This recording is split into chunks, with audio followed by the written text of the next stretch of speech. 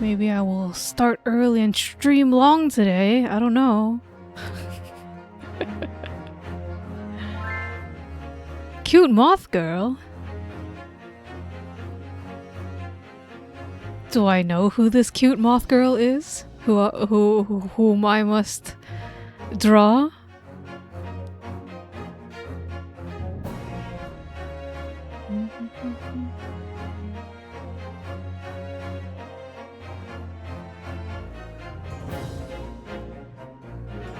Or do you mean for me to make it up?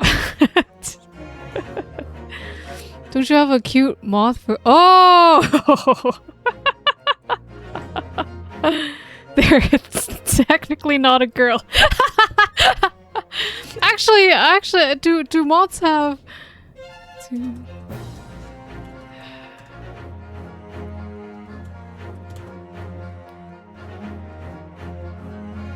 Oh, there are males and females.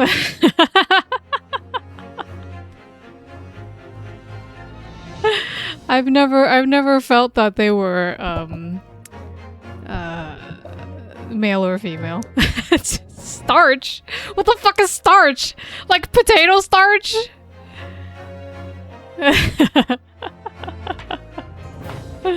But yes, I can draw. I should draw my cute moth. And I can also draw starch. Also, good morning, I suppose. Very important. We are starting the stream, and I am cute today. I've decided to be cute. Isn't starch what you get after killing a potato? Starch is what you get after grinding a potato and washing it. Isn't that how you get potato starch?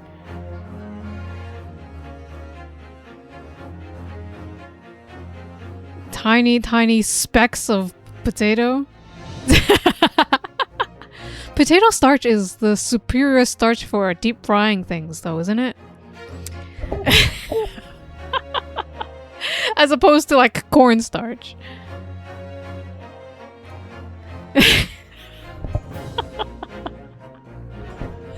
What is this violent creature on my screen? It's violent and absolutely adorable. Chibi model made by Andres Sky Compass. Our dragon. Are those laser eyes? I'm so bouncy. Yes, one day I will have redeems for it. Wait, should I make? I can make the redeem right now. Oh, don't press the button on the game. Thank you. I want to make at least the head pat redeem. I can totally do it right now. I'm sure with one cooldown. Holy shit! Maybe I can't. Oh no, Thank you very much, Potato, for that. Yes, Miss Sky Compass, our dragon Angers, made these chibis. Super cute. Newt redeem when? You'll have to ask Minha for that, our tiger. Only Tiger has the newt redeems. I do not know about the newts. Also, good morning, your waddleness. Or waddles, I should say. I always want to say the full name. It feels like royalty. Twitch redeem trigger hotkeys to the missing head pat affection. Okay. Whoa, wait. I can do this. I can do this. I can waste like half an hour doing this. But we will have redeems. This is I start the stream early today, and this is what I choose to do with my time.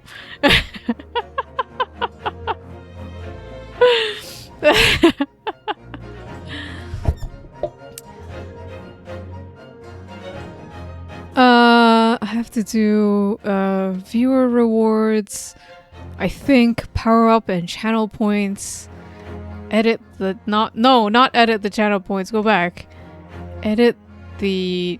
I have to edit these rewards. Okay. I can do this. Custom reward. Add new custom reward. It has to be head pat. I'll do affectionate first. Affectionate.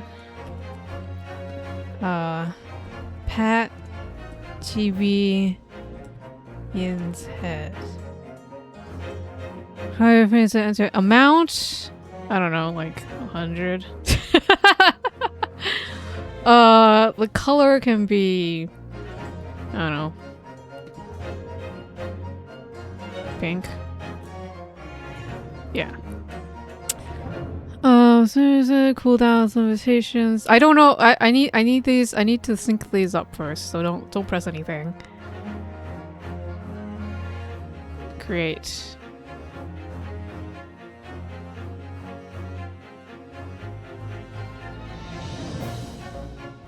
Did it create?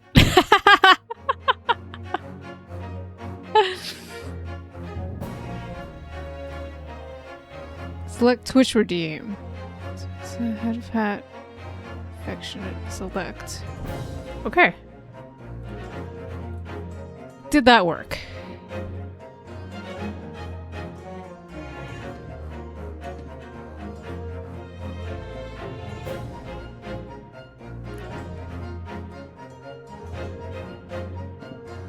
What is that?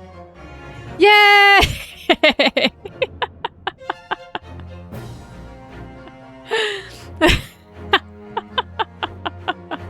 Alright, let's get the other head pat too. Thank you for trying that out, Ikaru. Oh, thank you for the head pats. Alright. Where's the... How do I do the other one? I need a head pat. Derogatory, I think.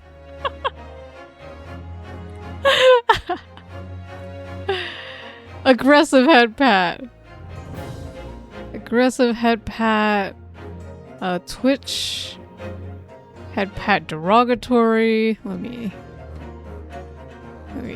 make new custom reward.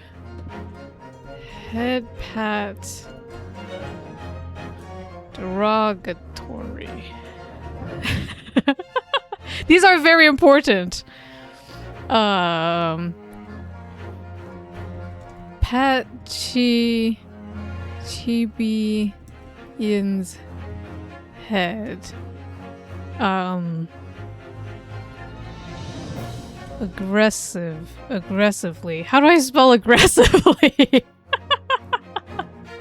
That looks right. Do another 100.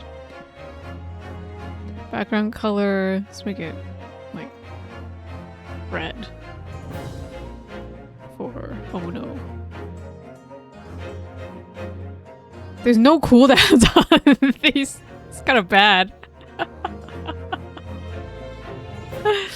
Alright. That should work. Oh no, wait, I have not linked it up yet. Derogatory. Select. Okay. Now it should work.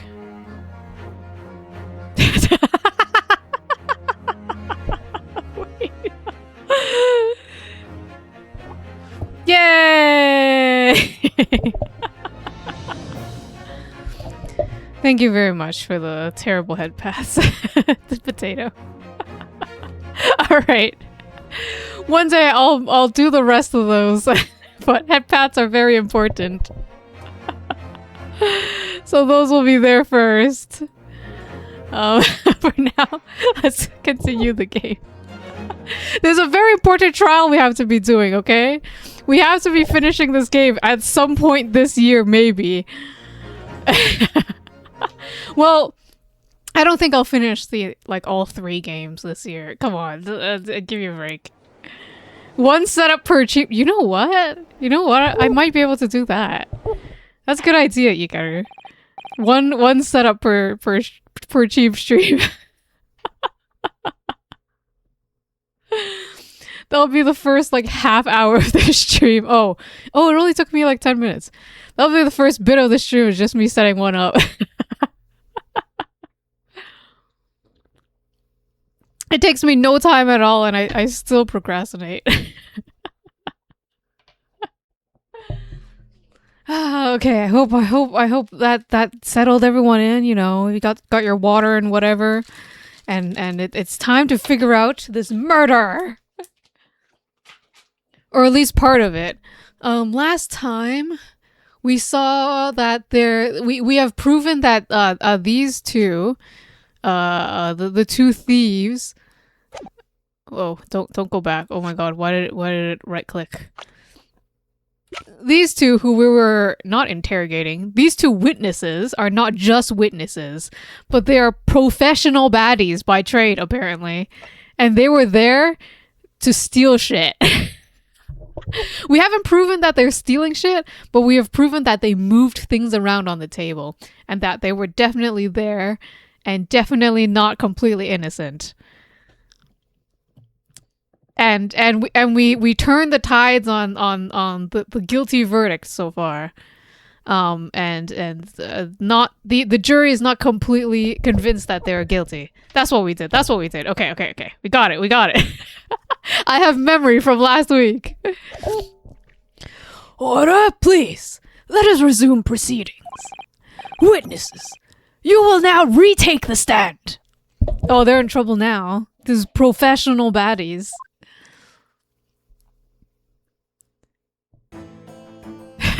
Like looking extra shifty. And Gregory is their third. They're totally their brother, right? That's his name, right? Gregory? The detective?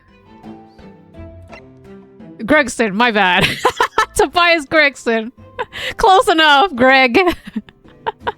Gregsy.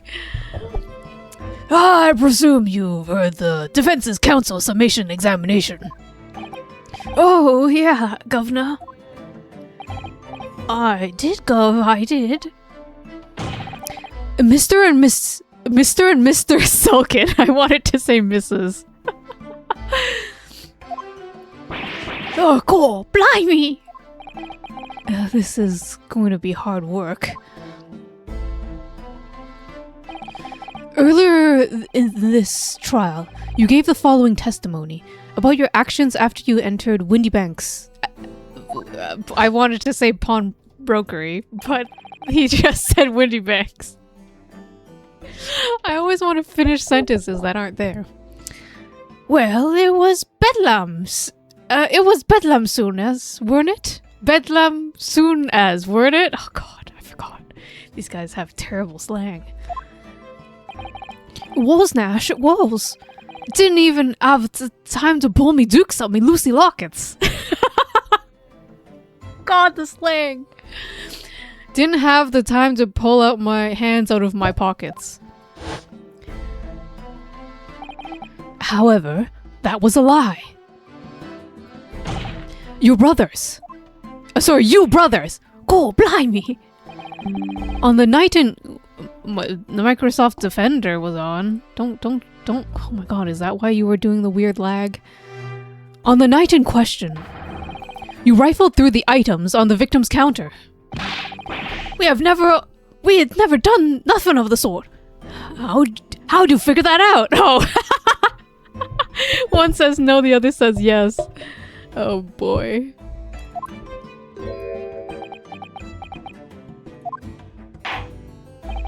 You will now give formal testimony once again.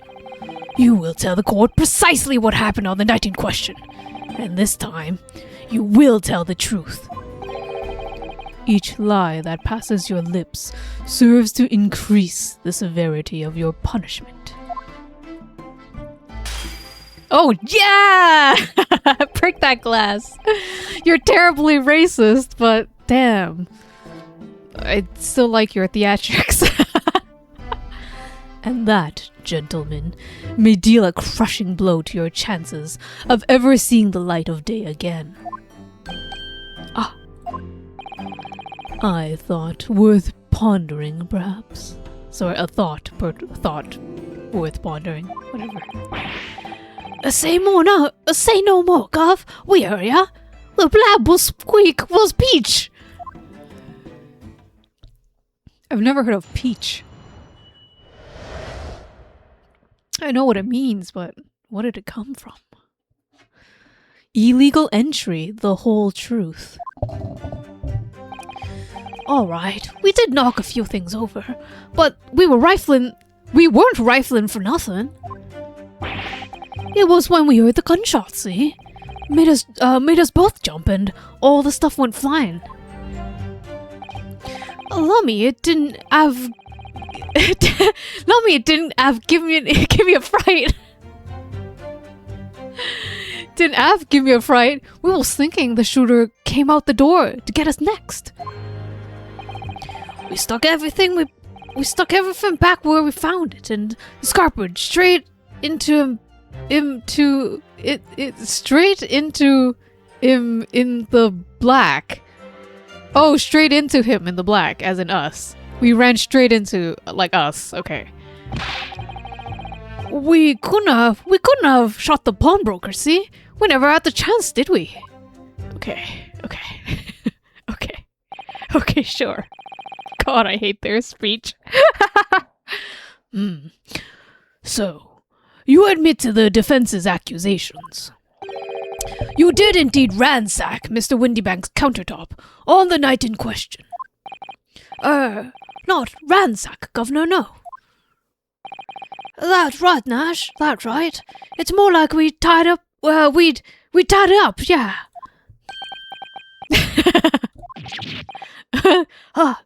Sorry. By their own admission, these brothers entered the pawnbrokery under dubious circumstances.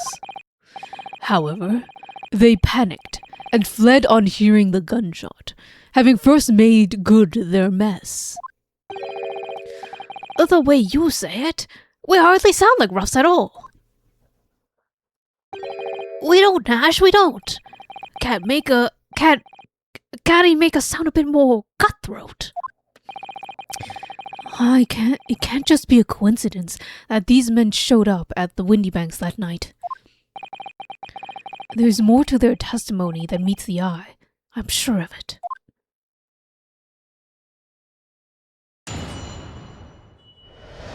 Cross-examination. Illegal entry, the whole truth. Alright, we did knock a few things over, but we weren't rifling for nothing. Hold it! If that's the case... Their accent. If that's the case, then why didn't you testify to that effect in the first place? Well, you know, we ain't exactly squeaky clean, are we? Wait, Nash, wait! If we admitted to something like that, people would think we was up to no good. Well said, Ringo, me old China. We only land ourselves in even more trouble. Good morning, Mew. And in fact now, as a result of lying in your previous testimony, are you enjoying that popcorn, Mew?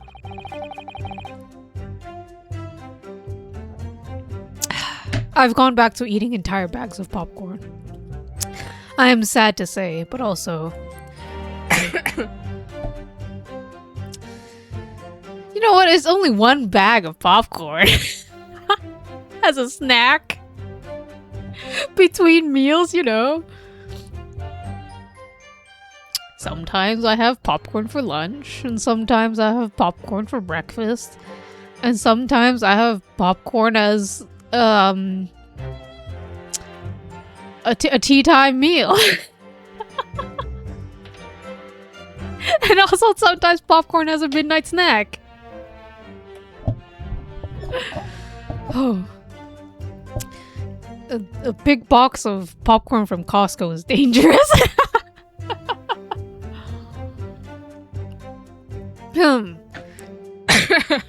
And that is why my cough will never go away. And that's exactly what you've done. Landed yourselves even more trouble by eating so much popcorn. That's rotten luck. Says the rotten apple eater. Witnesses. Explain your actions to the court. Why did you ransack the victim's counter? Why am I getting a ping that I'm streaming now? It's been 20 minutes. We never ransacked nothing. Right, Nash. Right. More like we tidied up the place.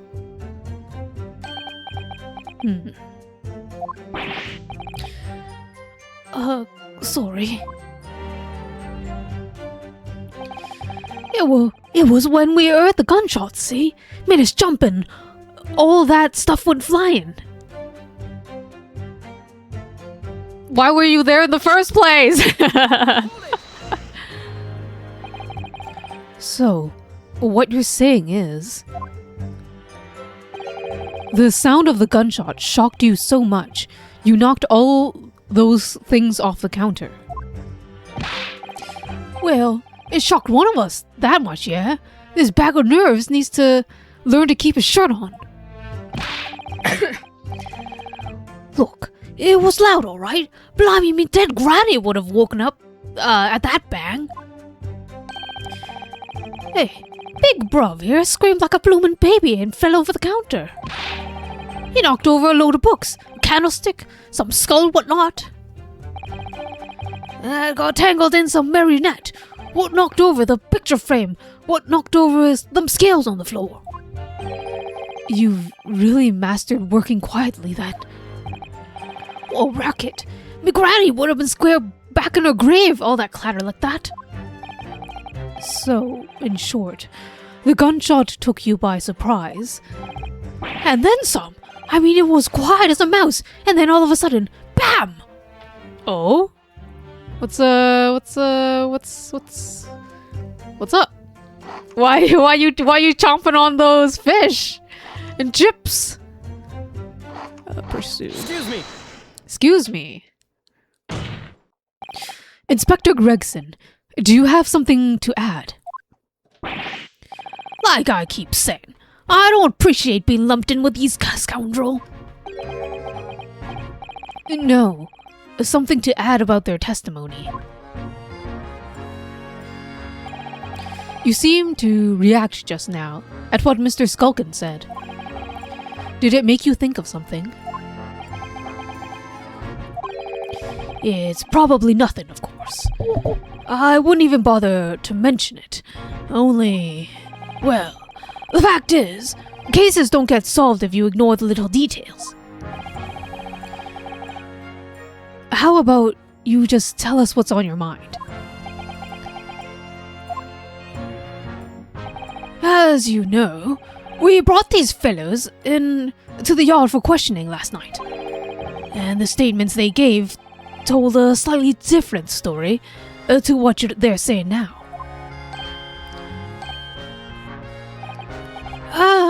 Did it? You claimed you heard the victim shout something out before the gunshot. Might have, Gov, might have. Does ring a bell now that you mention it. Granted, it's only a minor detail, but still. I can't help feeling that perhaps you've been a bit sloppy with your testimony here, eh, fellas? If I discover the witness's testimony has been any more sloppy than it has hitherto proven to be, I shall be forced to bring the very harshest punishment to bear against them. Easy, easy. We'll get it right this time. That's it. Yep, it's all coming back to me now.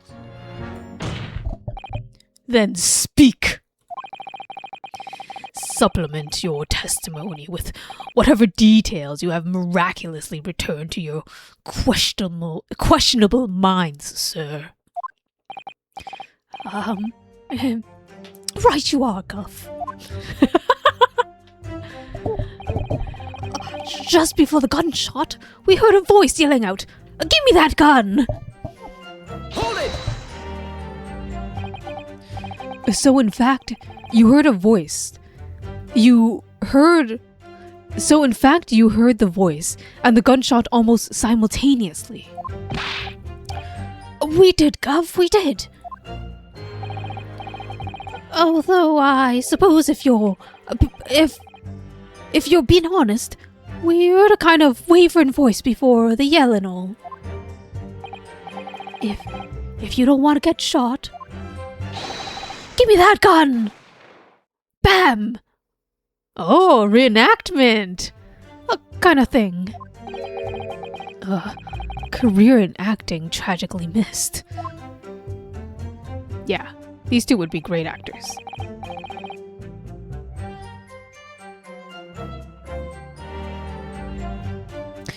And where were the voices coming from? Could you tell?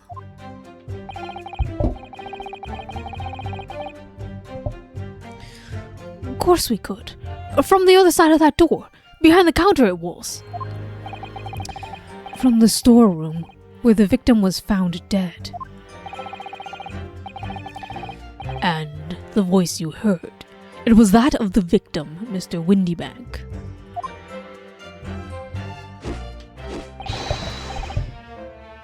On me granny's life, of course it was. On his granny's life, of course it was. Wait, why on his granny's life? I thought you guys were brothers. Don't you have the same grandmother? So, that would mean... Are they brothers in crime only, not in blood? That you both knew Mr. Windybank, and the sound of his voice. Eh? That would mean... what? What, Nash? What? Any ideas? Yes, Counsel. Indeed it would.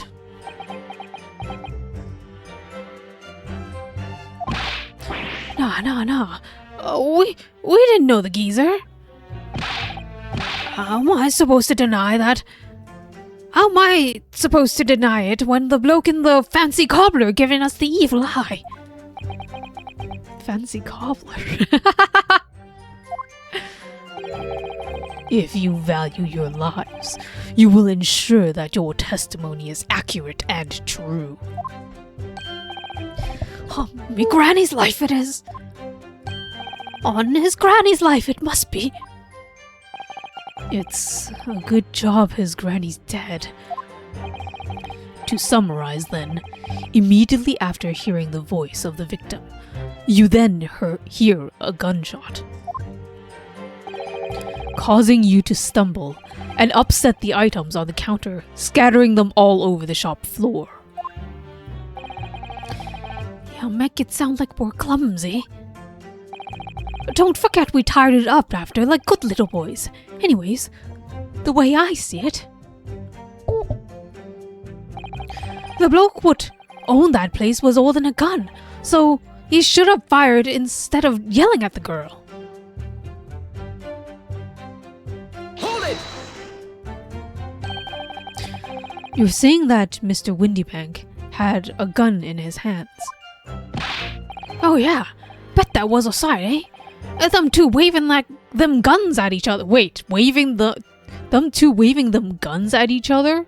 Must have got pretty heated. Why are there suddenly two guns? I mean, just before he shouted, we heard the geezer say, "If you don't want to get shot." That means he was holding the gun. Oh, we got you! Not our defendant. It means Mr. Windybank was holding the gun. It didn't really sound like he meant it, mind. More of an empty threat, you could say. Mr. Windybank was known to keep a revolver in his shop counter at all times. People say that to protect the articles in his keeping, he'd readily put a bullet in someone's head if required. That someone being himself, of course. Good grief! Extraordinary devotion, indeed, if alarmingly misguided. Well, he certainly sounded like he was ready to pull the trigger the other night. Only the person he was gonna shoot beat him to it. Cooked as a goose proper. Cooked his goose proper. Bet he wished he'd squeeze the trigger instead of wasting time shouting, "Give me that gun!" And it was directly after those words that you heard the gunshot. It was more or less the same time, Gov. Give me that gun! Bam! A kind of thing. Yes, a career in acting very tragically missed. Wait, they're terrible. They're terrible. The high five. They're so proud of it. Where they miss every single high five until the last one. Then we heard the sound of someone hitting the deck. Before everything went dead quiet. After that, we done a slapdash job tidying the place up.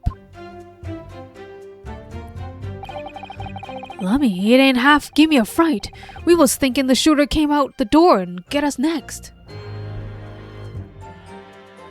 Hold it! There's something wrong with my eyeball tracking.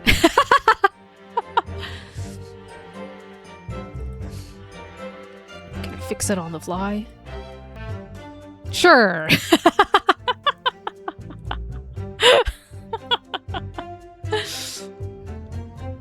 Oh god, they look crazy now. That's alright.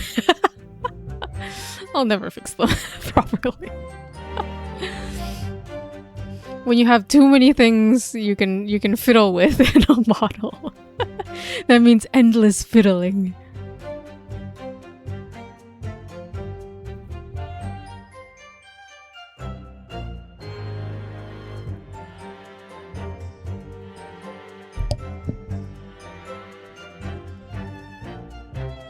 Huh. So, maybe I can calibrate. Wait, don't press the game. Shit! So, you didn't try to open the storeroom then? Not in your life! It went deathly quiet after that, it did. Put the wind right up me. Put the wind right up me? Okay. But anyways, the doors was locked, weren't it? No way that was opening. Yes, of course. It was locked from the inside, or so we've been led to believe. It was, Gov, it was! From the inside! Right. So we had no way of knowing what was going on in there, did we? Unless there was some other way to get a view of the inside of the storeroom. Like through a keyhole, or a spy hole, perhaps. Don't ring no bells, don't ring no lights. Oh my god, they're so happy. We had to cut and run before we notice anything like that. We're still cutting our teeth in the game, you see. But one day... We're still cutting our teeth in this game, see? But one day... we'll really cut the mustard! Hey, Gregson? Please, cut it out. But as we know, behind the door was the victim's lifeless body, with the accused not 2 feet away. Yes, unfortunately.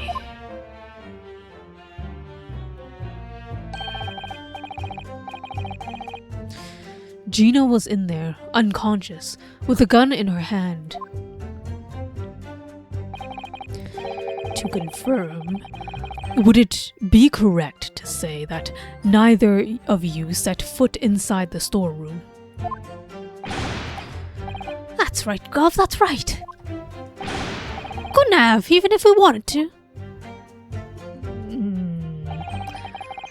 We stuck everything back where we found it and scarpered straight into it and scarpered straight into him in the black. I don't know why that's so hard to say. Yes, whereupon you fired a shot from your own gun at Mr. Herlock Sholmes. Oh, we was a bit hasty there. We was, Nash, we was. Truth be told, I was already shaking like a leaf when you lot turned up. If you're shaking like a leaf, don't put a loaded gun in your hand. Good advice, miss. Good advice. Truth be told, my mind went totally blank. Before your mind goes totally blank, make sure you don't have a loaded gun in your hand. Mental note made, miss. After that, we licked it down the street, but apparently we looked dodgy to the coppers or something. So they clapped the darbies on us like winking.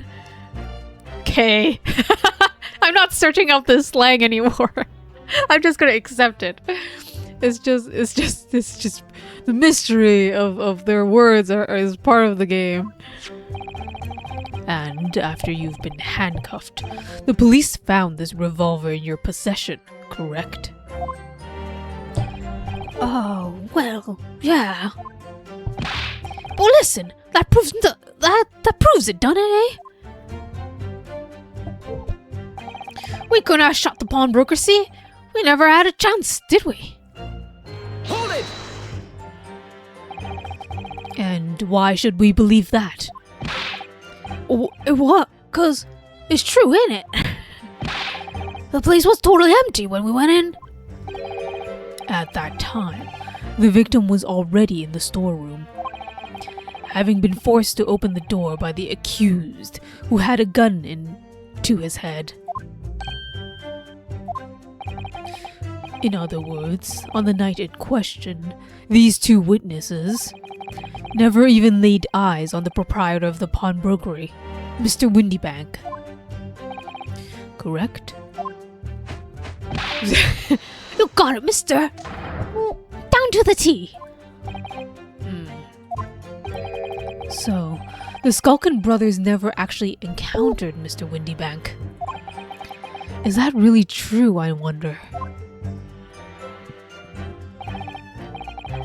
That's it? That's the full extent of their testimony? What is it, Reno?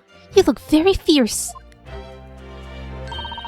I could pour you some herbal tea if you're interested. Oh, thank you, but I'm fine. Being such a logical thinker, you'll probably laugh. But I feel as though these brothers are still hiding something important. It's nothing more than a feeling, though. I have no proof to support it.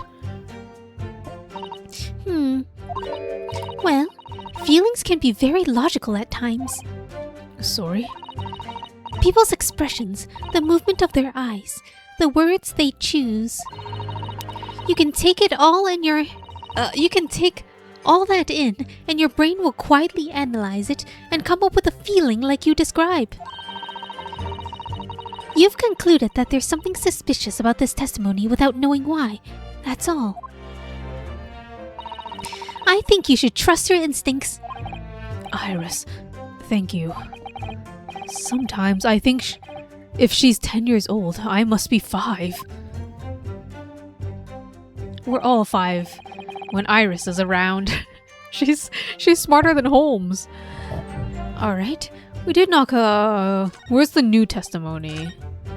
Is it this? The bloke what owned the place was holding a gun, so he should have just fired instead of yelling at that girl. The bloke was holding a gun, eh? Where does it say that Gina was holding the gun? Here we go. The gun belonging to the victim, Mr. Windybank, that Gina was holding when she was found unconscious. There are signs of a single discharge. So what's the other gun? Well, the place was holding a gun. Can I present this? Because I know it has something to do with the bloke who owned the place was holding the gun, as in Mr. Windybank was holding the gun. But we have to say that Gina was holding the gun. So it's either that or... what's the autopsy report? Or the scene of the crime photo. Do we have a scene of the crime photo? No, that's... we don't have a scene of the crime photo, but we do have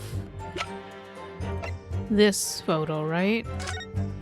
Which shows Gina holding the gun.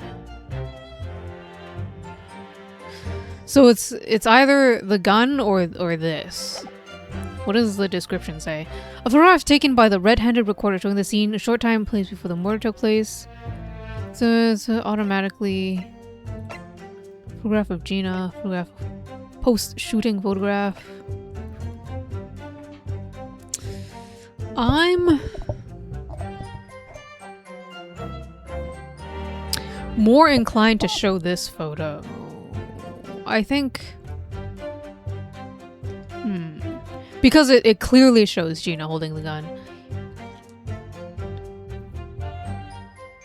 Okay. Objection! I'm so indecisive all the time. I'm always like second guessing myself. I want to be right. I just want to be right. You're saying that on the night in question, the victim, Mr. Windybank, was wielding a gun. Is that correct? That's it, Gov. You got the picture. I do have the picture, in fact. This photograph! Yes, now she has no question. And yet, the photographic evidence from the time of the incident clearly shows that Mr. Windybank was not in possession of the firearm of any description. Objection! You surprise me. Does the defense really intend to highlight evidence that compromises the position of the accused even more? How's that an objection?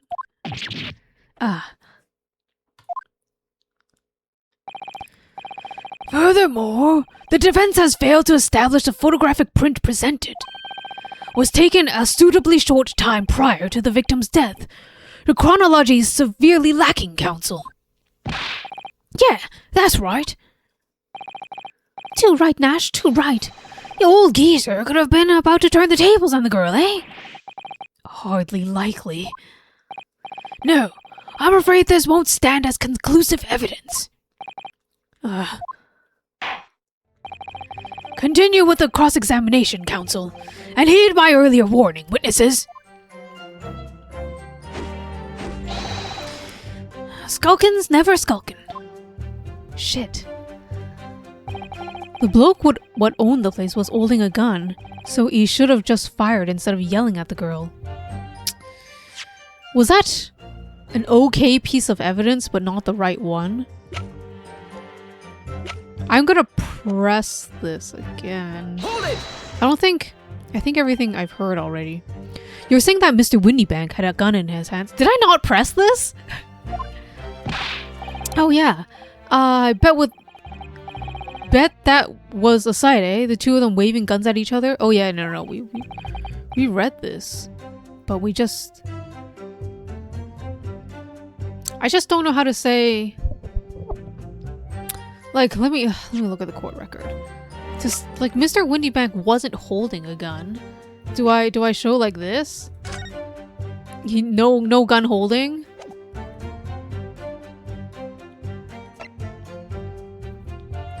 Sent death to a single bullet wound. Let me check. Let me recheck some of these details. Single bullet wound, upper half of the victim's back, no other visible signs of trauma. No other visible signs of trauma. Is the death from Rooster? Holy crap. I'm not gonna say that word again. Posteroanterior. Wound in the heart, as in the back. Bullet entered for the body from the back, gently rising diagonal trajectory.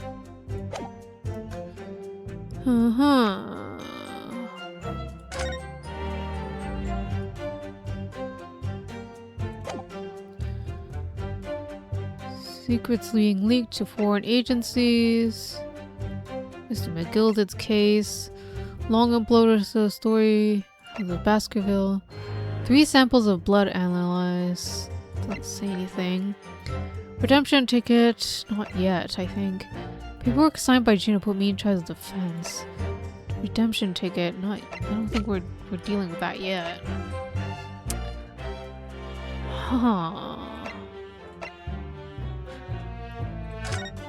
Do we find anything in this? So there's ammunition still loaded in 5 of the revolver's 6 cylinders. Yes, which tells us that only one single shot has been fired. Exactly. The bullet that hit Hurley, in fact. Yes. This is the brother's gun. Doesn't really say anything. Do I present the gun?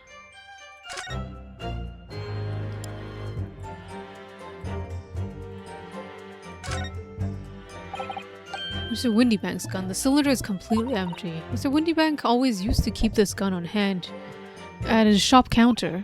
Yes, but only ever with a single bullet loaded, I understand. That's right. But his one bullet was fired that night. The poor man lost his life. Was he protecting his shop, I wonder? Trying to keep the articles safe? Man, I don't want to present a piece of evidence that's not there. That's not right. I just want to say that Mr. Windybank was not holding a gun.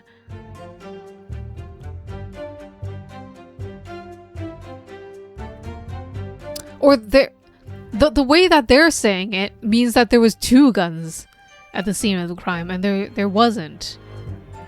There was only 1 gun. At least we only found 1 gun. I mean, just before he shouted out, we heard the geezer say, "If you don't want to get shot." Didn't really sound like he meant it, mind. More like an empty threat, you could say. Mr. Windybank was known to keep a revolver in his shop counter at all times. People say that in order to protect the article, blah blah blah. Being himself. Extraordinary devotion. Well, he certainly sounded like he was ready to pull the trigger the other night. Only the person he was gonna shoot beat him to it. Cooked his goose proper. Bet he wish he'd squeeze the trigger instead of wasting time shouting, "Give me that gun." He's the one who was shouting, "Give me that gun"?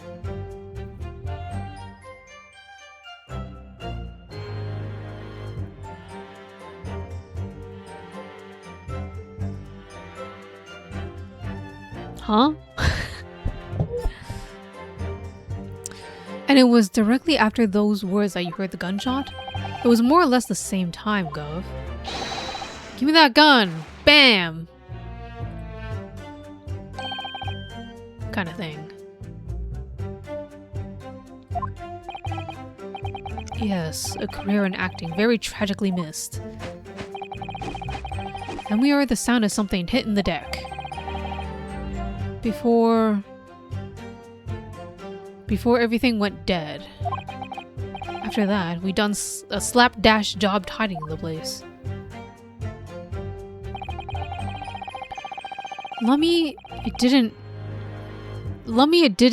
give me a fright. We was thinking the shooter'd come out the door and get us next. Wait, no, go back. The bloke with what owned the place was holding a gun, so he should have just fired instead of yelling at the girl. I think it might be the picture of the crime scene then, to show that he wasn't holding a gun. I don't know. I'm grasping at straws. And I'm gonna lose all my lives presenting evidence. Alright, let's just present this. Objection! So you're saying that on the night in question, the victim, Mr. Windybank, was wielding a gun. Is that correct? That's it, Gov. You got the picture? Yes, Nashy has, no question. And yet, photographic evidence obtained immediately after the incident clearly shows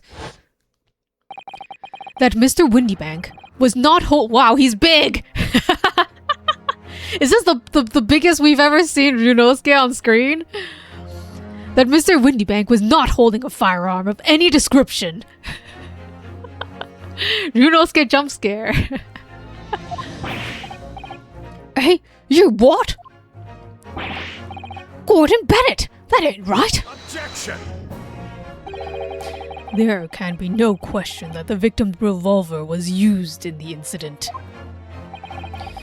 I would remind the court that Mr. Windybank's gun was found at the scene. Good morning, Gamley. Look at that! It's a gun! Oh, we got a big Van Zeeks too. Gamley, you came just in time to see this racist asshole magnetized. I am different today. I'm very bouncy.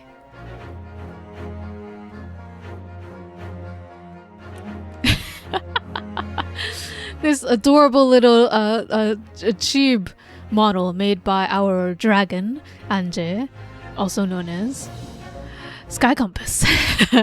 On VGen, please go commission them. Sky Compass. Not only was it identified as a murder weapon, but it was found on the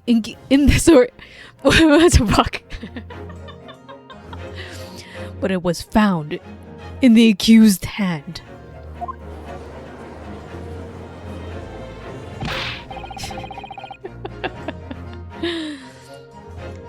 Yeah, that mole tooler used the victim's own gun to finish me off.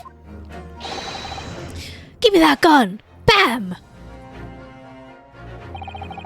Kind of thing. Hold it! Stay exactly where you are. Right there. Eh? If the crime had taken place as you so colorfully describe in your testimony, Gamley doesn't have commission money, that's why he has hand-me-down scenes. Oh, that's okay. You can still check out Sky Compass's VGen. You can enjoy this wonderful, wonderful cheap model. And whenever Miss Sky Compass, our dragon Anje, opens commissions for them, soon, maybe, sometime, you can help spread the word. Because they're so adorable.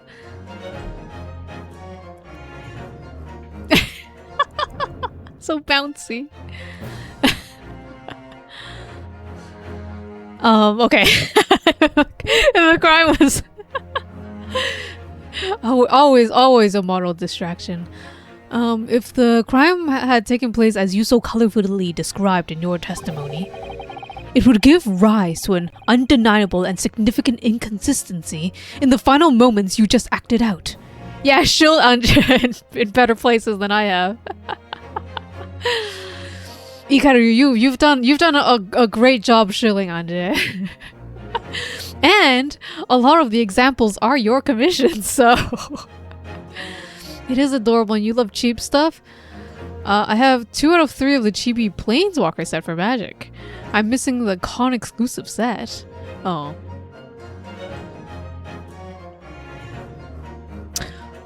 Are con exclusive sets difficult to get? Do they never reprint them? Because they are con exclusive. I do expect them to never reprint or sell them elsewhere. I shield her in Garden Circle Discord. As you should. There should always be a consistent ad in our Garden Circle Discord. If Discord had banners, maybe we should. Just an Anje Sky Compass ad. They don't reprint or re-release con exclusive. Oof. I mean, I understand why. They are con exclusive for a reason. It makes them special. Not with the same art, at least. Maybe next time then. Maybe next time. It would give rise to an undeniable. Okay, yeah, I read that. Goodness, are you sure, Counsel? You intrigue me, my learned friend, but let us see some evidence to support your claim. Where is the proof that demonstrates this inconsistency in the witness's portrayal of the victim's final moments? That's a good question. Where is the proof that demonstrates the inconsistency? The inconsistency that we are looking for is when they act out, the give me that gun and bam. It should be the fact that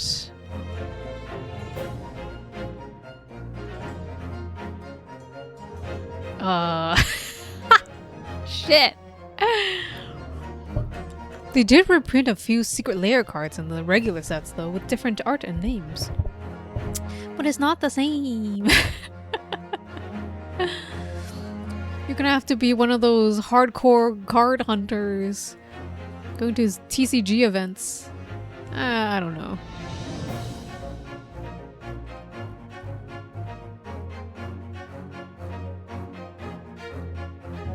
Ooh, 3 shrimp shriek! Congratulations. Is that Kirby? Is that a yellow Kirby?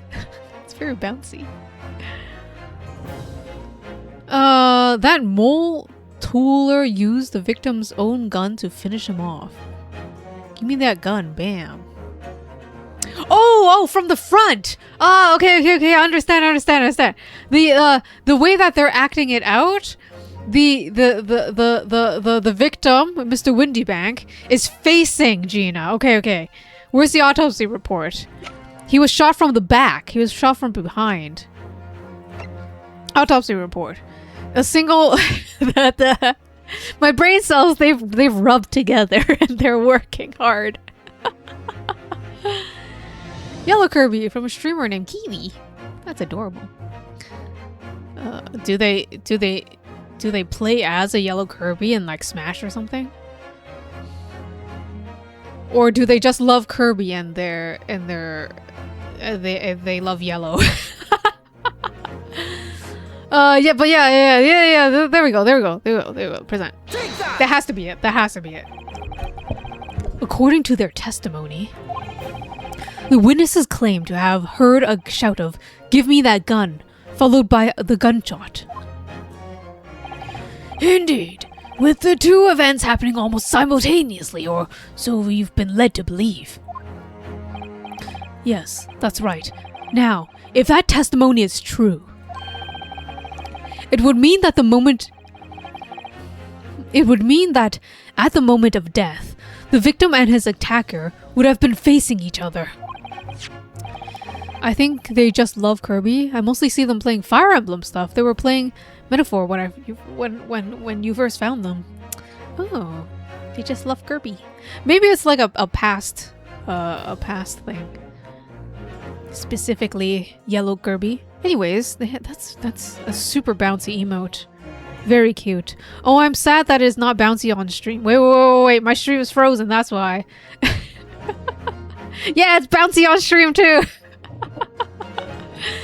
my stream, the monitoring of my stream on my laptop was frozen, so the Kirby was not bouncing. But now it is. Very, very important. Very important bouncy. Oh, I didn't read that. Now, if that testimony is true, it would mean that at the moment of death, the victim and his attacker would have been facing each other. However, in the autopsy report, it clearly states that the victim died instantly after being shot from behind.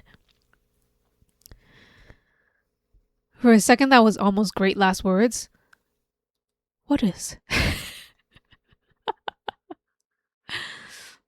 Was I dying? Was I dying, Ikeru?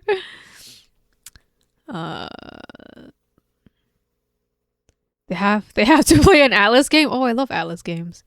Wait.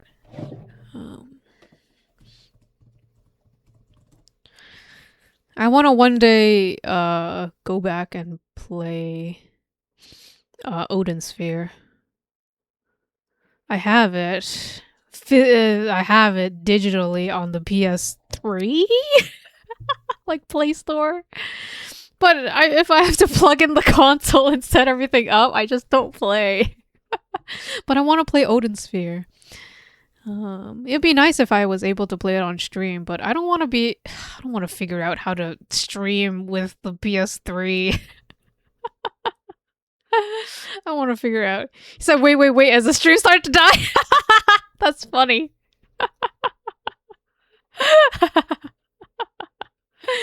Wait, and then dead. It was probably my internet doing a little blip. Oh, my internet is doing a blip right now. Is doing some strange thing. I believe in you, internet. It might be slow, but it works. Good enough. You picked up Odin Sphere that month? Ooh! Tell me how you think about it if once you start playing it. Because I remember it was like this is more than a decade ago when I was playing it. But I enjoyed it. I really love the art. It's super nice. They had the art book for free online somewhere. It's somewhere there. It's uploaded like officially. And I loved looking at it. I think they did somewhere. It was a long time ago though. But yeah. I think Odin Sphere is a good time. I think it's kind of hard to play. Picked it up on the PS4. Nice.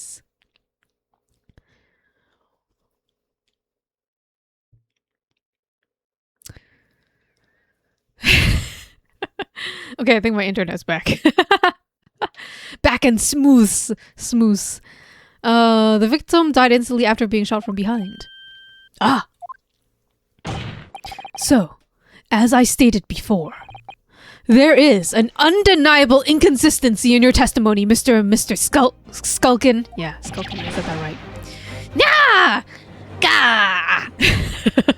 That's probably what they sound like.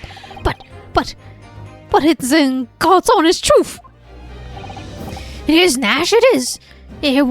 When he was shot that night, the shopkeeper had a gun in his hand and we saw it with our own bleeding eyes. Oh, you saw the shopkeeper had a gun in his hands with your own eyes? There's something there. Did I hear you right just now?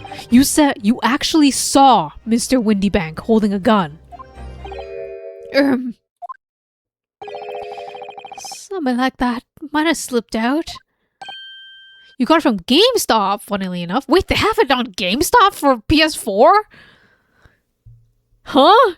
I didn't know that. They re-released it or something? They had a copy for $20 cheaper on eBay. Was only at GameStop. Got a free pack of magic too. Nice.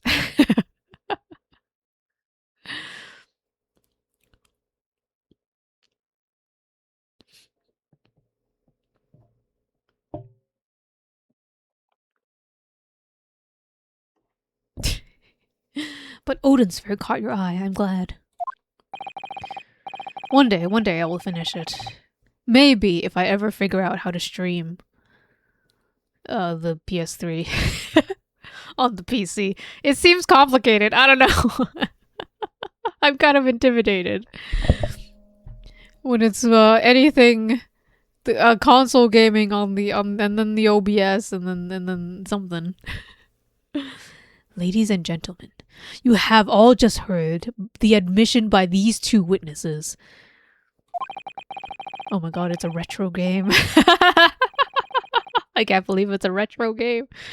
But not on the website, only in store. Oh yeah, it's probably because it's depends on store to store and it changes too many times. There's just too many.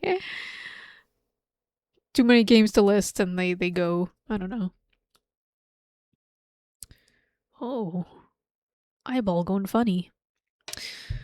On that night in question, they actually saw with their own eyes the victim wielding a gun. I want to say the victim wielding a gun. Which can only mean that despite their testimony to the contrary,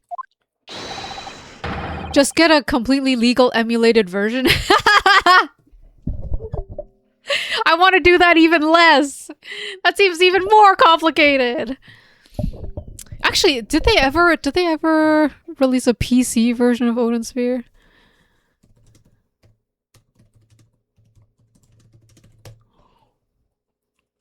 No, fuck.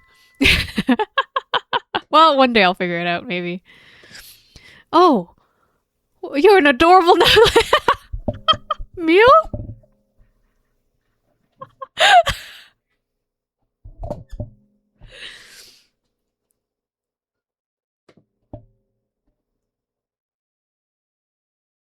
I forget what that what is that for?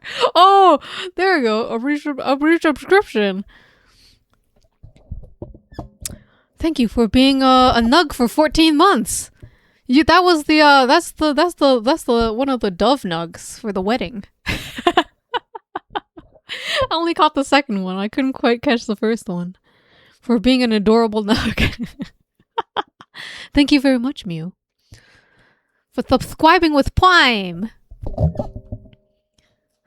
You are a very adorable nug. A very think-thonky nug. So glad that you have brain cells.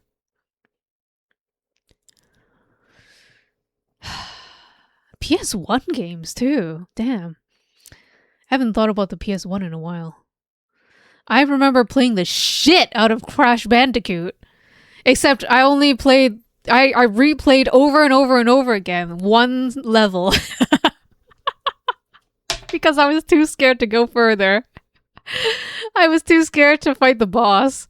So I kept playing the level in Crash Bandicoot where you ride the boar. I fucking love that level. That's it. That's all I played.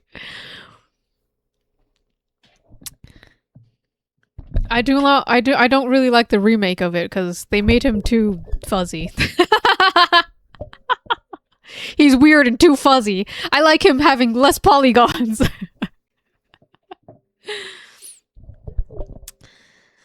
Okay. The Skulkin brothers must have encountered the victim in person. Wait.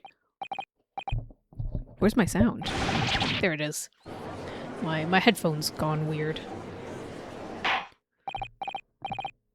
Did my headphones go weird? Or is it just lower volume?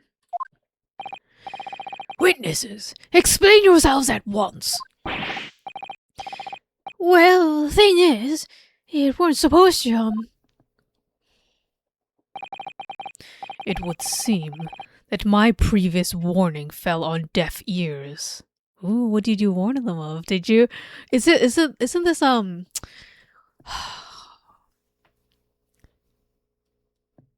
what do you call it when the lawyer dictates what the witnesses should say? It's not counseling. It's not guiding. It's something scarier than that.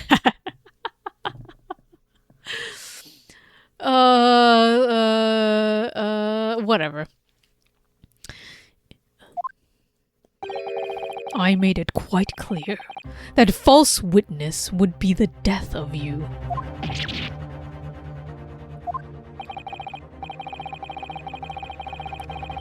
Oh, you have so many systems, Gamley.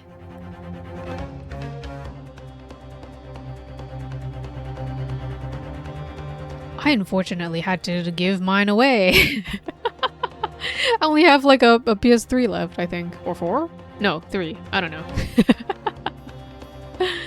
Probably 3. And my DS? Yes, leading the witness. But it's done before the trial starts.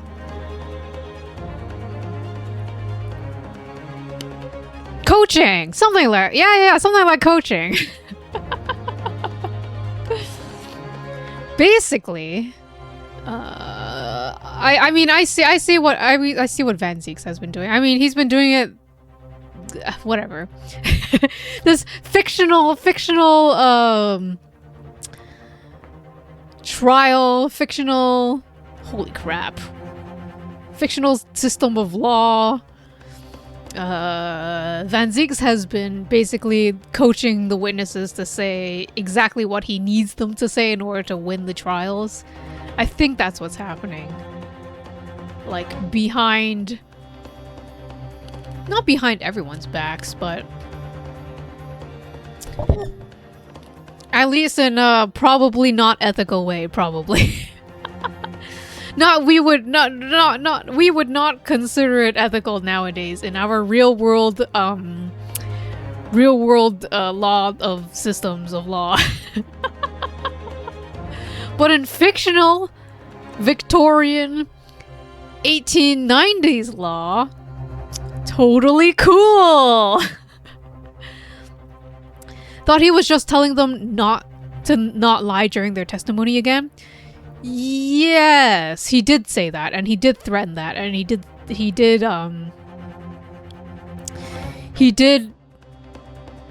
say that during the trial, but I'm saying that I think he's also doing that outside of the trial. Is that how real law goes? Because they've been Mr. Van Zieks knows who the witnesses are, right? He brings them in, and we don't ever get to see them beforehand. And I'm assuming that he coaches them into doing what they say. He like practices with them, and he goes like, you can't say that, or you should say this. I don't know, man. I'm a little skeptical of Mr. Van Zieks now that I know he's racist. He's not just saying Nipponese friend because he's being cute. He's saying Nipponese because he's racist. I had a better impression of Mr. Van Zieks beforehand. Before this trial. I was like, oh yeah, he totally wants to know the truth, and he's all about that. And he has some kind of outside trouble with like other people killing off his the people who he's prosecuting against, right? With like Mr. McGill did. But I don't know anymore. That's how it works with witnesses on both sides. Is that so? How come we never get to bring witnesses? You instruct them on what to say without them lying? Okay, I see. But I feel like Mr. Van Zieks is also telling them to omit details. I don't know, man. Now I'm skeptical about Van Zieks. Also, good morning, Sisha. I hope you're enjoying that popcorn. And I hope it's not an entire bag of it like I've been eating. Oh my goodness. I also opened... I want to talk about snacks. I also opened a new bag of Cape Cod chips, which I love. They are my favorite chips. Cape Cod is my favorite chips. I couldn't resist because oh my gosh, did you guys know about the Lay's poutine chips that they specifically made for the football, the soccer, whatever thing was happening, World Cup? Like they specifically made a poutine flavor of Lay's for Canada. That shit sucks. It sucks. And I've been having so much trouble getting through it, okay?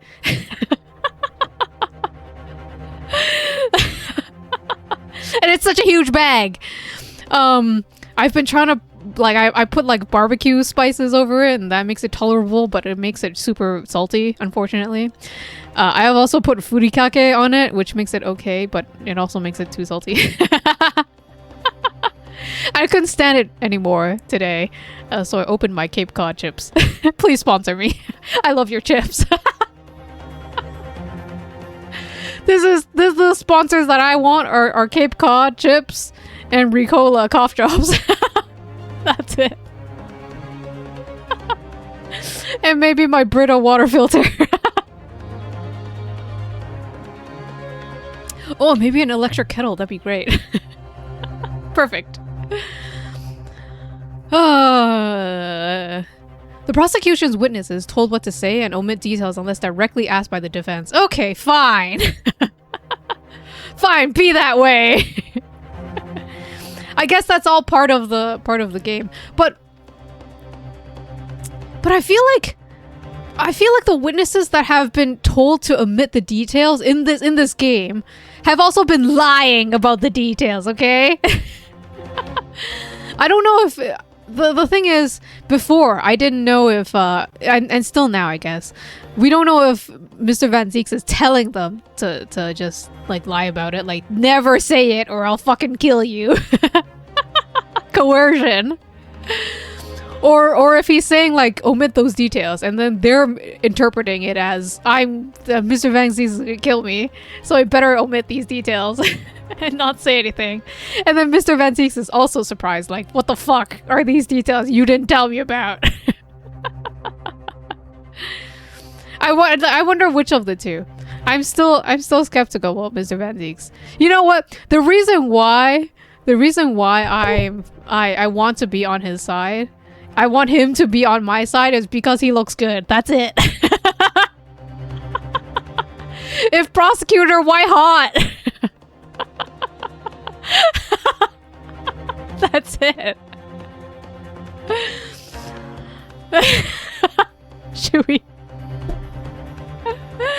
Should we get back from my snack tangent and my Mr. Van Zieks rant? Get back to the game. Okay. Am I to understand that you replaced the untruths of your original testimony with renewed lies? Ever so sorry, Governor. The truth is, see, we, Cut it out, Nash, cut it out! If we blab now, you know what he'll do to us. See why I'm so skeptical about Mr. Van Zieks? Wait! No! Maybe it's not Van Zieks. It's Mr. McGilded. It's Mr. McGilded. He's not dead! Mr. McGilded is not dead. He what do you call it? He faked his own death. Because that wasn't his body. His charred remains was so charred that they couldn't actually identify him, right? Mr. McGilded, he's not dead. It's Mr. McGilded. That's who the other blood was. No, wait, we already know whose blood is whose. That's why the blood is on the ticket. Because... Okay, you know what? This is too much for me. Too many brain cells are not rubbing together right now. But maybe it's Mr. McGilded. It might be Mr. McGilded, not Mr. Van Zieks. Okay, I want to believe that Mr. Van Zieks is hot and nice. This makes me think you'd love the coffee guy from Phoenix, right? Fuck. That guy, I think, was okay. I like Van Zieks more. The coffee guy was okay. I remember him. I'm not too into sci-fi, okay? That's why. That's the only reason why. I love the wine. I love the theatrics. I do not like Cyclops' eyes. Lasers, I'm not into lasers.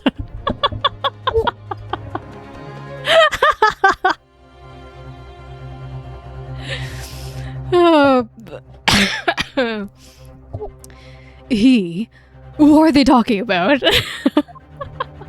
No lasers, Mew! No lasers! You know what I do love, though? More cough drops. Nom nom nom. Get more water. Let me make your position here perfectly clear. You will talk. There is no other option available to you. Bruv, come on. The game's up. But we'll have our guts for the garters. But he'll have our guts for the garters. In case it hasn't quite sunk in, no matter how hard you try to hide it, the truth will come out.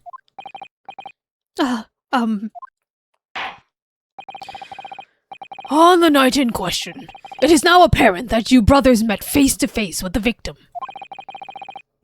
I demand that you testify again to explain the precise circumstances under which this meeting took place. Well, do we have to? On pain of death. Oh my goodness. I suggest you make yourselves fully aware that this is your very last chance to tell the truth. Witness testimony. Oh, fucking again. You must sleep now? Have a very good night, Gamley. I hope you dream of Atlas games. They are wild. Some of those Atlas games are wild. You're gonna have wild dreams, Gamley. Oh, thank you for the brain cell before you leave. Yes, 1 brain cell for the road. Thank you, thank you. Much appreciated. I need them. This is the final case. I need them. Encounter with the victim. All right. So we just got inside the gaff and heaved a sigh of relief when the geezer showed its mug. We just had got inside the gaff and heaved a sigh of relief when the geezer showed his mug. Okay. Give me that gun, he bellowed. And then he flew at us like he was possessed. I thought we'd had it. Wait. He attacked you? Wait, you had a gun to him? And then he said, give me that gun? He flew at us like he was possessed. I thought we had it. I thought we'd had it. Poor old geezer, the bloke was strong as an ox. He chucked me over the counter. Oh, wow. He pulled me gun in. I pulled me gun on him and then he legged it through that door in the back room.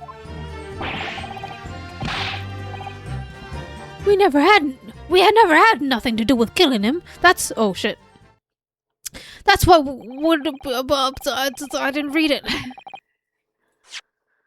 That's what happened, I swear. Okay. He swears this time. He swears, okay? This is really it.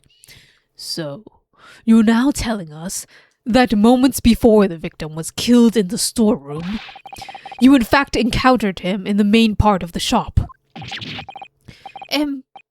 Well, yeah. Sorry. Well. We find ourselves in an interesting juncture. This changes matters considerably. But, honest governor, this time, Nash, this time, we ain't got nothing more to hide. Very well. Counsel for the defense, you may proceed with your cross-examination. Yes, my lord. This is it. The moment I've been waiting for.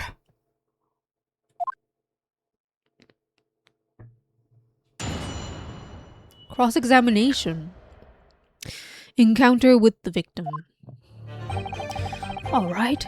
So we just got inside the gaff and Eve just sighed a relief when the geezer showed his mug. Wait, why did you heave a sigh of relief? Hold it! When you say geezer, I presume you mean the victim and proprietor of the shop, Mr. Windybank. Who else? Oh, sorry. I mean, that's right.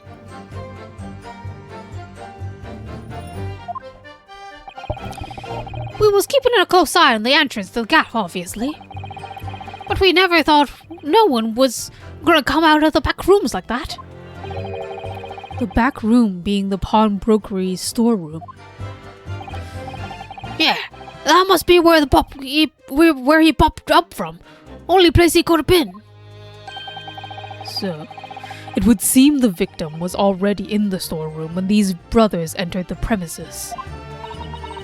Which means Ginny must have been there at that point as well. But that doesn't make sense, does it? If Gina had threatened Mr. Windybank into the storeroom with her at gunpoint... I didn't read that right, but you understand what I mean. Mr. Windybank was at gunpoint. And Gina had the gun. Then why would he have emerged from the same room all alone when the brothers arrived?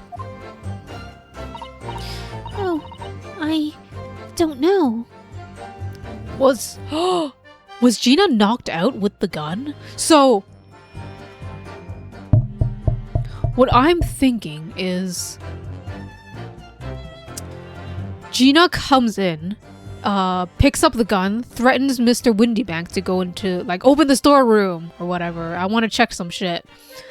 And then they go into the storeroom. Mr. Windybank is as strong as an ox, so he knocks Ginny out. But she still had the gun, so she's on the floor with the gun. And then Mr. Windybank comes out. No, but the gun was shot at some point.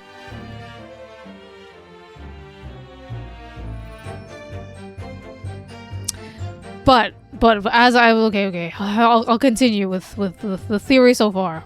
Mr. Windybank comes out then because he heard the two brothers, the two Skulkin brothers, and the two Skulkin brothers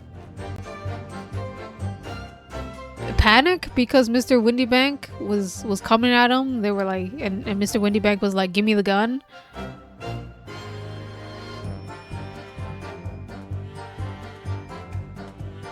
What? But then Mr. Windybank runs back into the storeroom?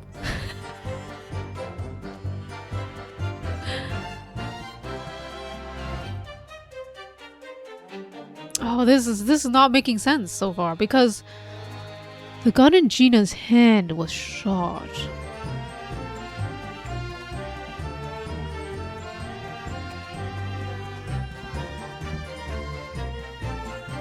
Oh, was it? Okay. No, that doesn't work either. Shit. I was thinking, okay, no, that doesn't work. But I'm still thinking, maybe Gina was knocked out by Mr. Windybank. I don't know. And that's why Gina was unconscious. But why would the gun have already been shot? And then Mr. Windybank was shot and Herlock Sholmes was shot by the brothers, supposedly. They haven't... Did they admit it yet? I don't know. They haven't said anything yet. Oh, no. Oh, no. I'm confused now. I'm confused. Oh, I don't know. Did you see the accused at that time? What? That motoler? Couldn't tell ya. No way, Copper. We had bigger fish to fry then. I mean, the old geezer just lost it. Give me that gun, he bellowed, and then he flew at us like he was possessed. I thought we'd had it. Hold it! You mentioned that Mr. Windybank shouted those words in your previous testimony, too. However, you claim that you heard him yelling. You claim that you heard him yelling them on the other side of the storeroom door. Did we? But the truth is, he was shouting those words at you, wasn't he? Yeah. Was the victim, Mr. Windybank, wielding a gun at that time? Was he ever, blammy lummy? A great ugly barrel he had, point straight at me frontispieces. Huh. So Mr. Windybank had the gun? Was it Mr. Windybank that shot Sherlock accidentally? Like maybe they were all in there at the same time, right? Because we can't have Sherlock's testimony right now because he's in the hospital. So okay, this wait. Yes. Okay, this is what happened then. If Mr. Windybank had the gun. Gina went into the pawnbrokery to go steal the manuscript or just to see if the manuscript was there. Okay, not necessarily steal the manuscript. Mr. Windybank came out of the storeroom. Gina panicked, picked up the gun, pointed at Mr. Windybank, and she's like, "Open the storeroom. I need to check something, okay? Nobody gets hurt." Or whatever. Who knows what she said? She probably didn't say that. She probably just said, "Open the storeroom. I'm stealing shit." Mr. Windybank goes into, unlocks the storeroom, goes in there, with Gina, and then knocks Gina out because Gina's weaker than Mr. Windybank. Mr. Windybank picks up his gun, goes out, and then encounters these two, and then he points a gun at them and goes like, give me your gun. Because that's dangerous. Give me your gun. And then these two panic. I don't know. And and they also point the gun at Mr. Windybank. And Mr. Windybank shoots at them. But he misses and accidentally shoots Sherlock or Herlock. And then these two run after Mr. Windybank and shoot him. And then they go, oh fuck, we accidentally killed a man. They look in the storeroom. How did it lock though? I don't know. And then they frame Gina, somehow lock the storeroom, close the storeroom door, which auto locks. A magical 1890s auto lock. And then they run out, and then that's when Mr. Junosuke comes in and sees these two running away after killing Mr. Windybank. That's how it is. That's it. And these two are employed by Mr. McGilded, who was there to who were employed to steal back a musical something. the music disc. The music box disc. That's what it is. That's it. Yin got it. Yin did it. Yin's so smart.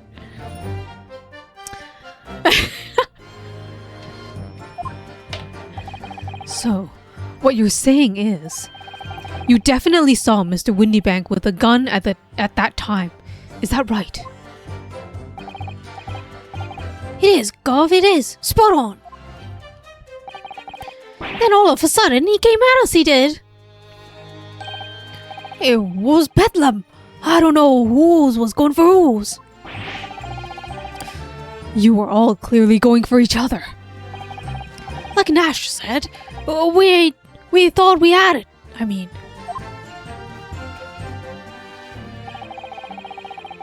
For an old geezer, it was... The bloke was strong as an ox. He chucked me over the counter.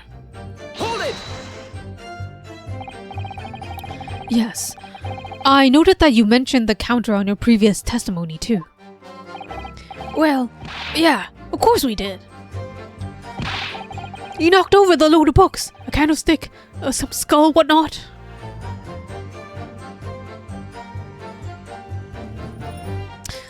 Oh, yes. So they did take time to arrange the crime scene, basically. They had time to arrange the crime scene. But Herlock was there, but he was injured. Was he just watching them?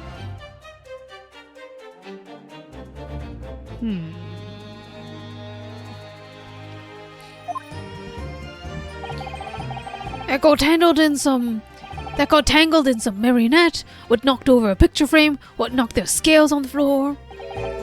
So in fact, it wasn't the sound of the gunshot that shocked you and made you knock those things off the counter. Well, Big Bruv went flying over the counter like the gunshot. Like a gunshot, I can tell you. Then the old geezer pinned him. Wait, then the old geezer pinned him?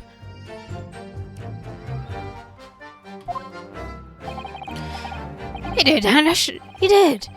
If you hadn't been there, the bloke would have flattened me like a bloomin' pancake in seconds.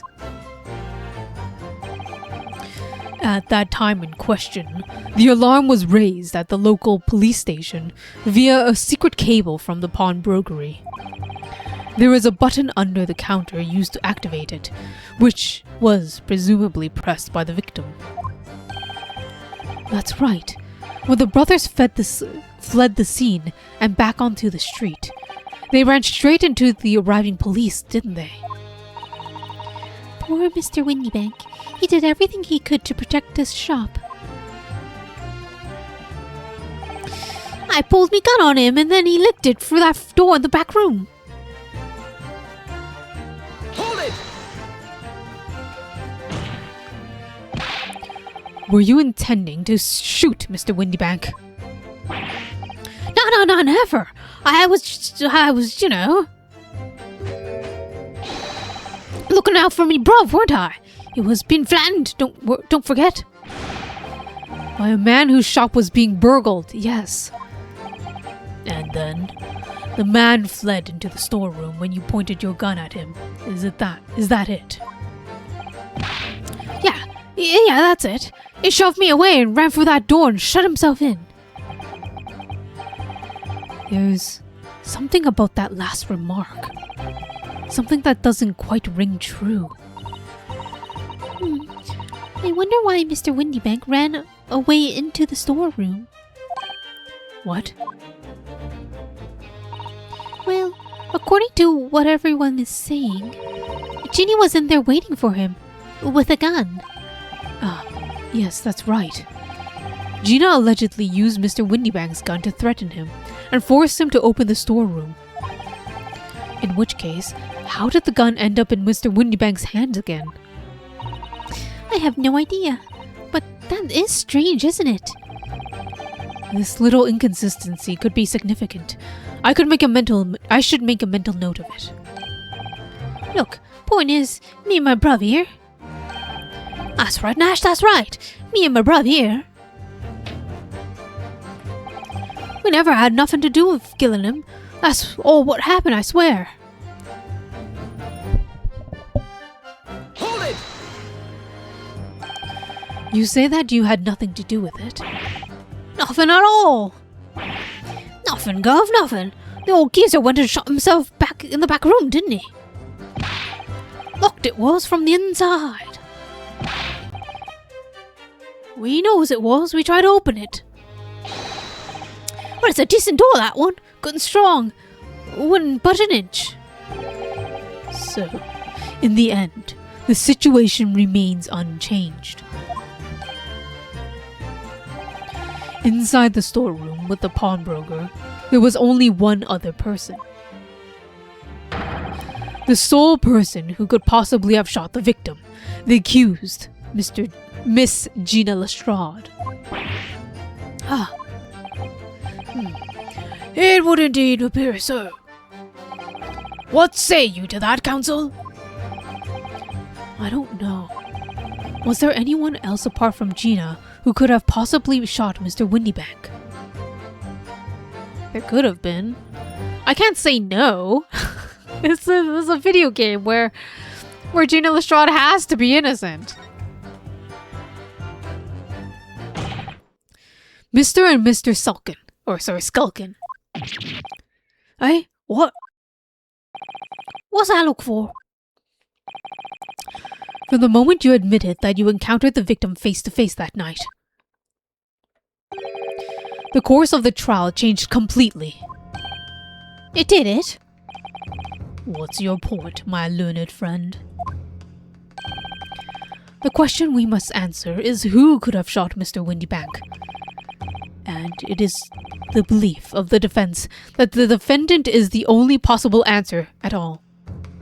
Sorry, whoa. The opposite of that, the opposite.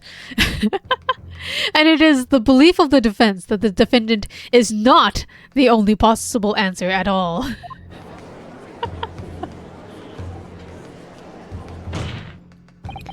You have my attention. In that case, let us return to the plan of the premises. The victim was killed in the storeroom, which was locked from the inside. Those are the facts. So pray, what other possible answer to the question of who shot the man could there be? Counsel, you must now provide answers to the court in respect of two conundrums. Two, my lord? Twice as many chances to be right, maybe. Indeed. Namely, from what location did the culprit shoot the victim? And furthermore, where was the victim at the time? Understood, my lord. Are you alright, Reno? I'm not entirely sure, but there's only one thing I am sure about. If If I can prove that there is a credible new alternative to what happened, it would change Gina's prospects hugely. So now, time for some clarity. Show the court on this plan the answers to the questions posed by his lordship. If you believed someone else could have attacked the victim, indicate from where that person could have fired the gun. Here? That's crazy.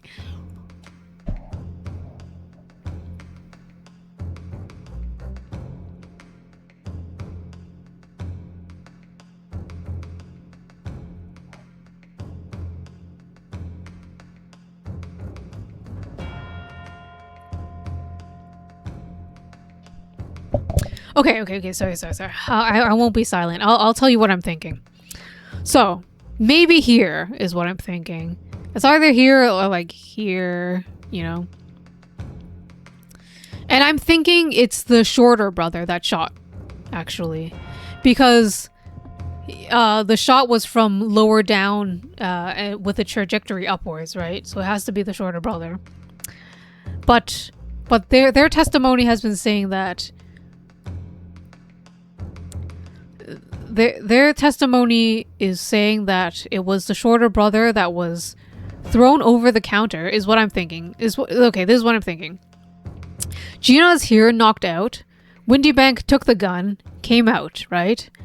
And then over here is the two brothers, and they're you know, ransacking the place or whatever the fuck. Mr. Windy Bank rushes them and goes, "Give me that gun." And then throws the taller brother over the counter or something, I don't know. And then has him pinned down over here. I don't know. And then the shorter brother shoots him. As he's running into the storeroom. Maybe. And that's how he ends up in the storeroom. I don't know why the storeroom's locked. That's the problem for another day. But it has to be like somewhere here, right? I'm not like 100% sure.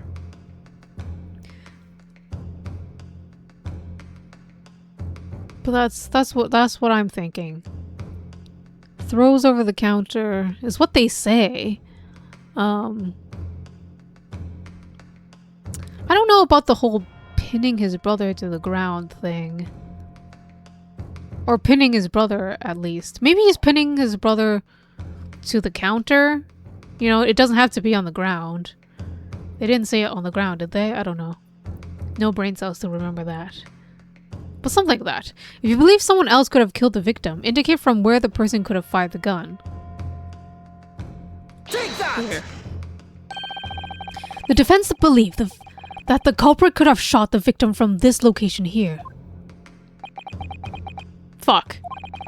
And the answer to the second question. Assuming the culprit fired from the location indicated, where was the victim at that time? Like here? Heading into the storeroom? Maybe I'll say like just outside.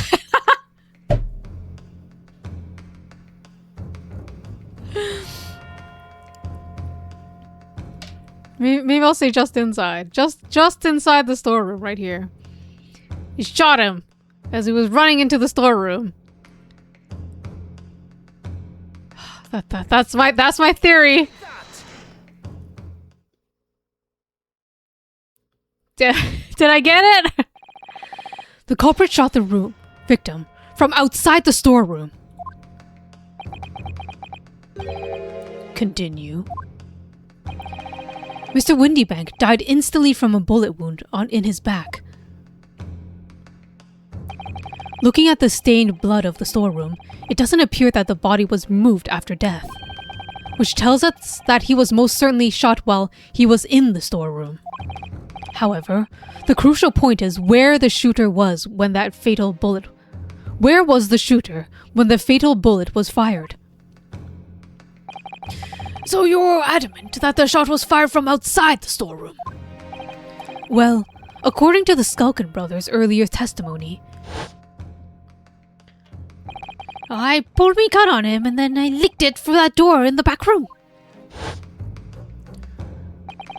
if Mr. Windybank ran away through the door, we have to assume that the door was open at that time. Ah, It was at precisely that moment when the victim was fleeing for his life.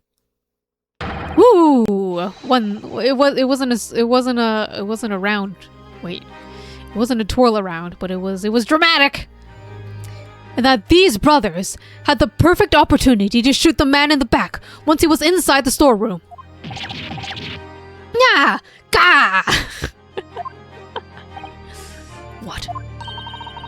Come to think of it, do you remember what the prosecutor said at the start of the trial? Moving on to the findings of the Scotland Yard coroner. His report states that the bullet entered the body on a rising diagonal trajectory. It means the victim was likely shot by someone significantly shorter in height than himself.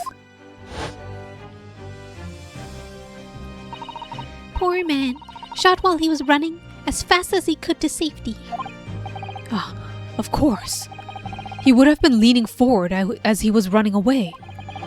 So even if the bullet was fired horizontally, it would still have entered his body in an upward trajectory. Oh, I thought it was just a shorter brother, but yeah, okay, that also works.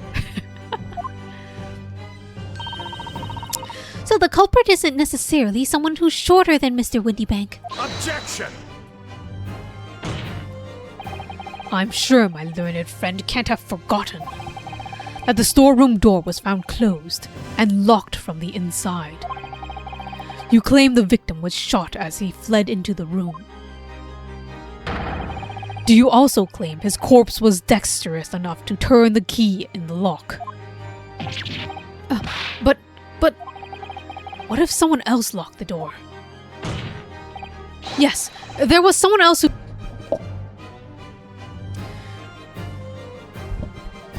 No, I went for a break. I'm guessing you did not hear me at all. But I decided, since my entire house had a whole, like, power off and then on, like, flash. So I just went for a break. Is stream working? I just went to get more water. It was hard to... Well, the thing is, OBS said it was connected already, so I just assumed people could hear me.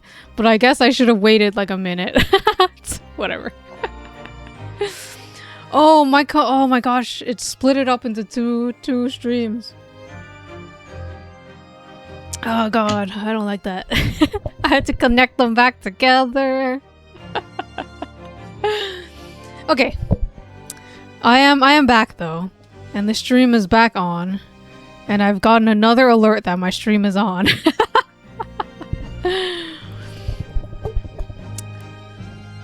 But I got more water. No snacks. Because we can't eat while streaming. But let's go back to the game. We're back! To more... murder. I want to say, oh, thank you, I guess. Oh gosh, that rattled my brain cells. I'm not sure. I'm not sure what's happening in the game anymore. Yes, good morning once again, Ikaru and Mew.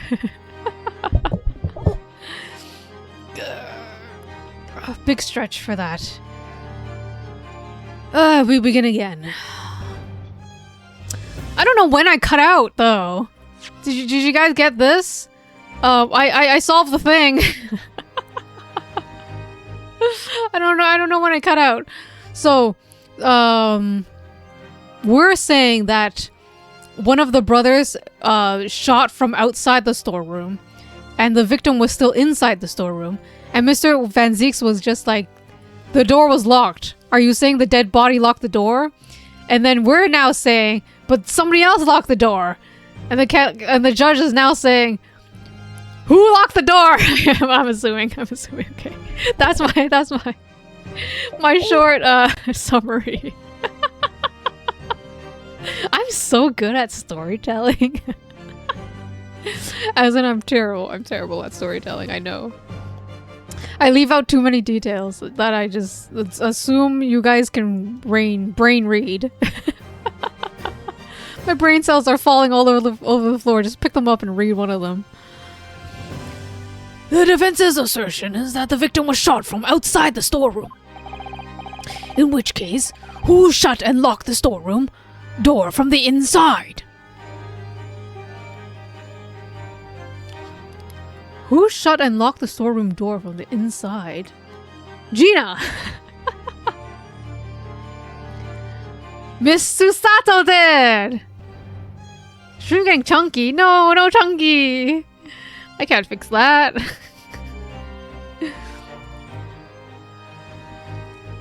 Oh wait, let me check the my Wi-Fi settings real quick. I don't think I can fix anything though. Let me check my Wi-Fi settings real quick. If it's getting a little junky. Oh, that's the wrong button. I don't know I don't know who the fuck. Because who shut and locked the storeroom door from the inside? The only person who could have shut and locked the door is Gina. But then why was she unconscious inside?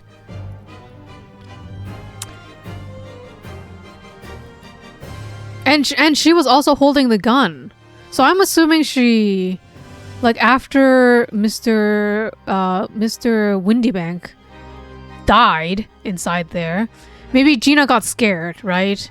And then she held on to the gun in case, you know, people out there were threatening. Oh no, that's not right. No, the angle's not right. What I was thinking was that my Wi-Fi should be fine. That's what. Maybe it's just getting. It needs some time to catch up. I don't know. I can't fix anymore. But what I'm thinking is. But what I was thinking was like. The two brothers, one of them shot Mr. Windybank.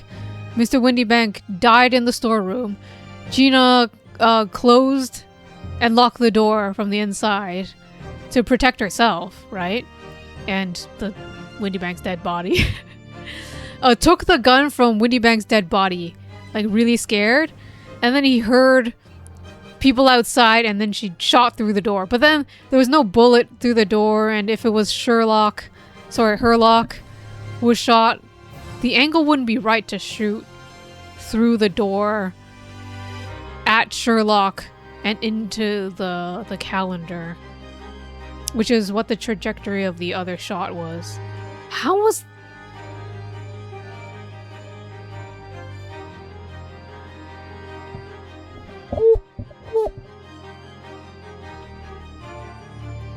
Because it had to have been Gina. But then who did she shoot at then? Or was it shot? Was it ever shot? Was it Windybank who shot first? And then maybe Gina just held the gun for safety? But no. Gina was knocked out inside the storeroom. I'm assuming. It might not have been. Maybe Gina was not knocked out. But why would she be unconscious? Why is she unconscious? Did she just faint because of all the blood and there was a dead body? Who shut and locked the storeroom door from the inside? It had to have been Gina. Because who else was in there? Right now we can't say that we can't say anybody else was in there but Gina. Alright, okay. Take that!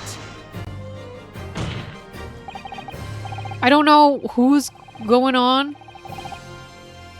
I don't know. I don't know who's going on. I don't know what's going on, but it's I'm just take it one step at a time, okay? One step at a time.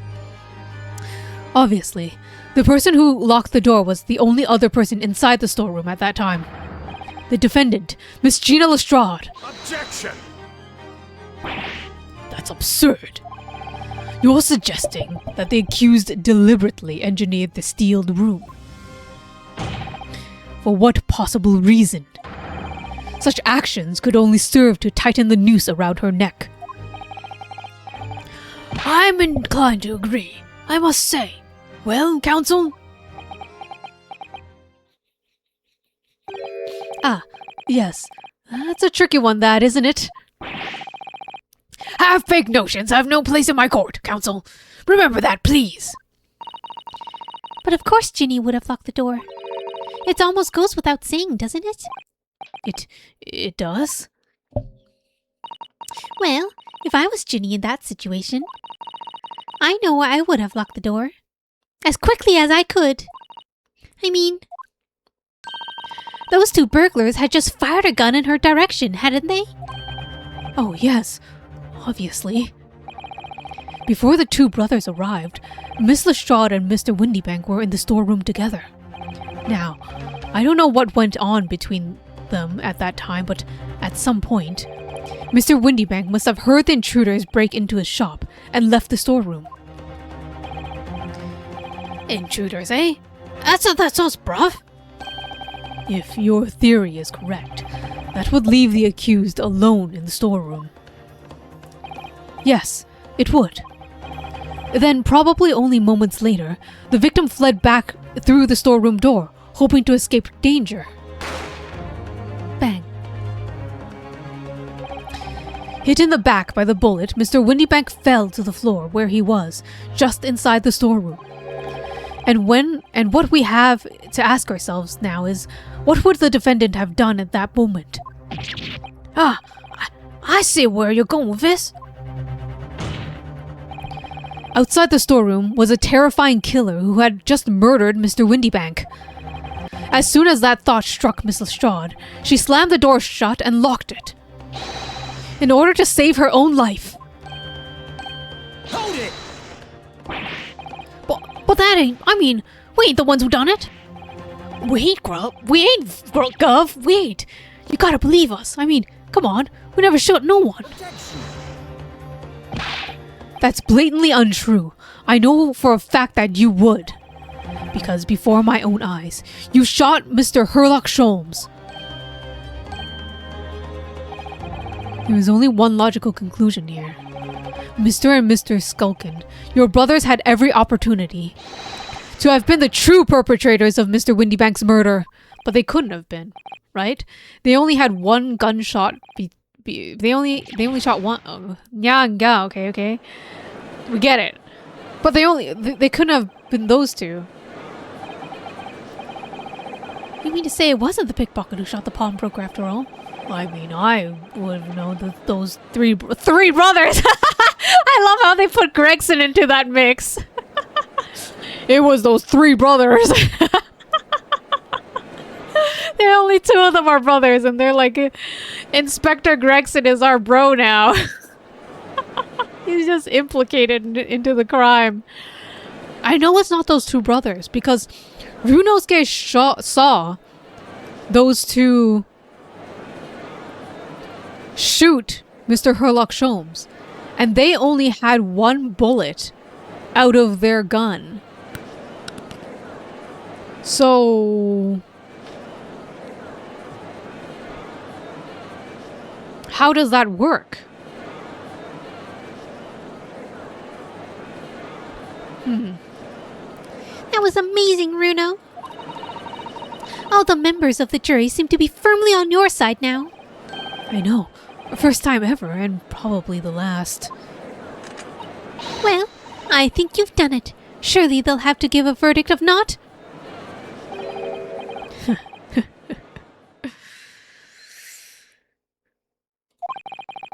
An admirable effort, my learned friend. What's this now? He's laughing? You find the situation amusing, Lord Van Zieks? I find the defense's argument most persuasive.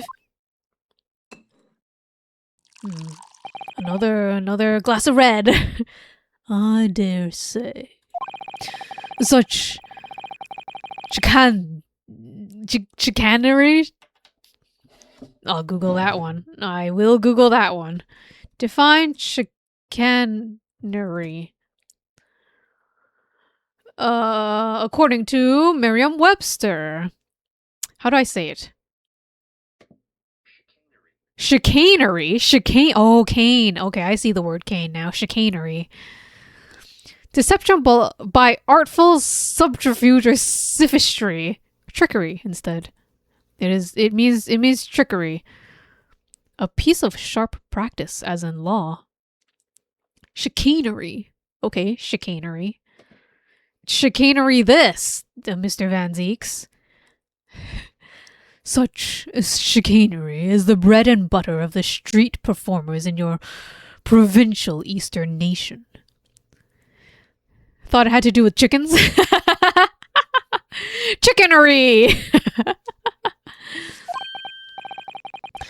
But such blatant malicious conjuring tricks amount to nothing more than inexcusable pettifoggery here. Wow, you're using so many words, Mr. Van Zieks. Pettifoggery. Pettifoggery, according to the Cambridge Dictionary. How do you actually say it? Pettifoggery. Okay, sure, whatever. The fact of giving too much attention to small details that are not important. The use of by lawyers or of methods that may deceive people. Oh, okay. Well, shit. I am pettifoggering all over the place, okay? This is how we play this game, Mr. Van Zieks. What? The hypothesis you put forward is so ostensibly credible. Credibly cannot. What? The hypothesis you put forward so ostensibly credibly cannot. Oh, and will not stand. I should have read the rest of the sentence. I was like, that doesn't make sense. Because, you see, it contains a fatal flaw. A fatal flaw? Do you mean to tell me that you are unaware of your logic's failing? I say, Lord Van Zieks. Might be an idea to explain this bally conjuring trick or whatever it is you troops on the ground. The fatal flaw in my learned friend's argument is really very simple to understand. Yay! Assuming you are not too dim-witted to count bullets. Yeah, that's exactly what I caught. By George, count bullets! Oh dear. He noticed then. Huh? What's everyone talking about? Counsel. Oh, counsel! Yes, sir. Tell the court how many bullets were found at the scene of the crime. Two bullets. Correct. The first, that which hit the victim in the back, ending his life. And the second, which struck the detective, Mr. Herlock Sholmes, on his arrival at the scene. Indeed. The defense presented a picture showing the damage caused by the second bullet earlier in the proceedings. The bullet which injured Mr. Sholmes appears to have passed through his body to strike the calendar.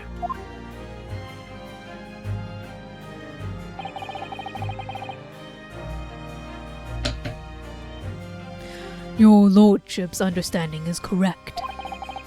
Furthermore, we know there are 2 firearms involved in the incident.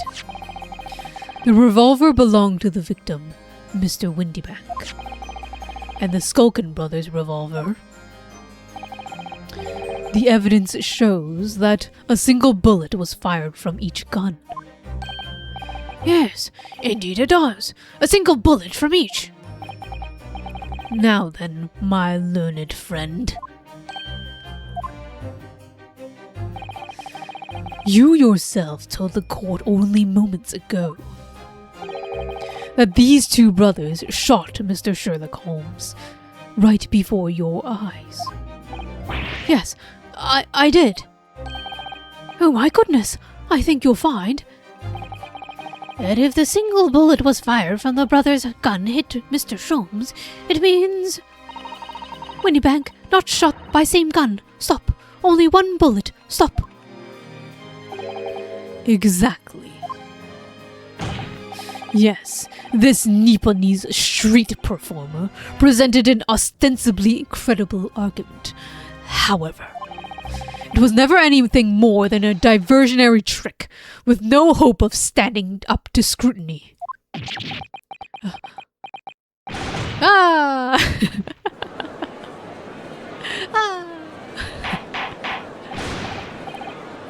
Order! Yeah! The whole bottle! Pray, forgive the discourtesy of flinging the dregs of this hallowed nectar into the public gallery. Do you think anybody collects those? Do you think Mr. Van Zieks has hurt anybody with him throwing bottles and cups at the gallery? Like this, it has to have like splash into the gallery. The cup throwing into the lamp, and the bottle has to hit something.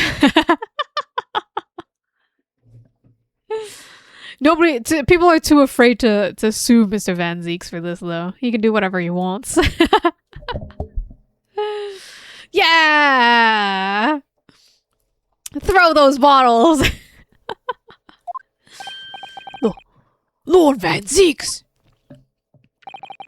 But this court needs to open its eyes. The accused, Miss Gina Lestrade, is no ordinary little girl.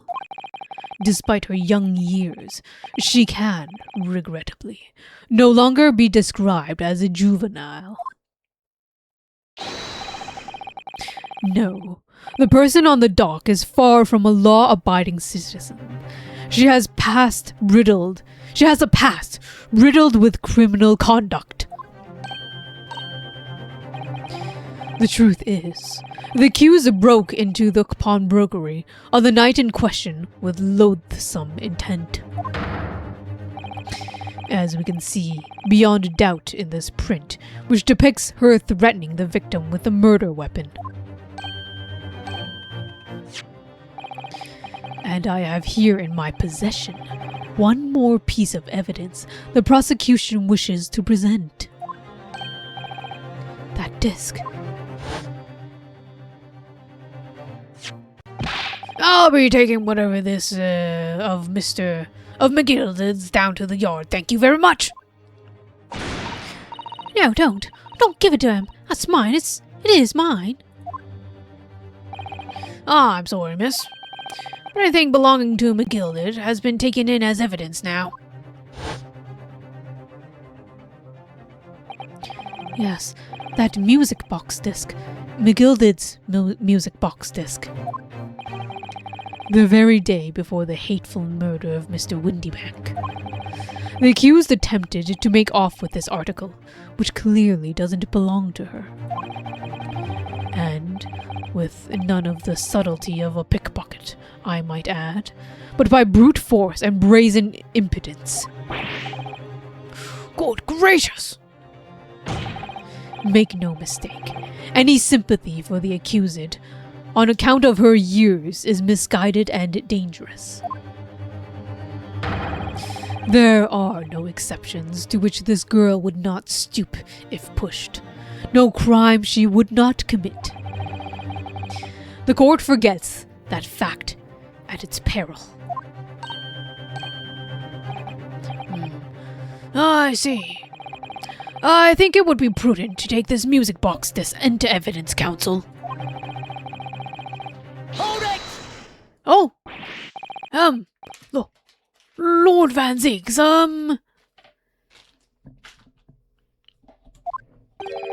Inspector Gregson? What? Yes, Inspector.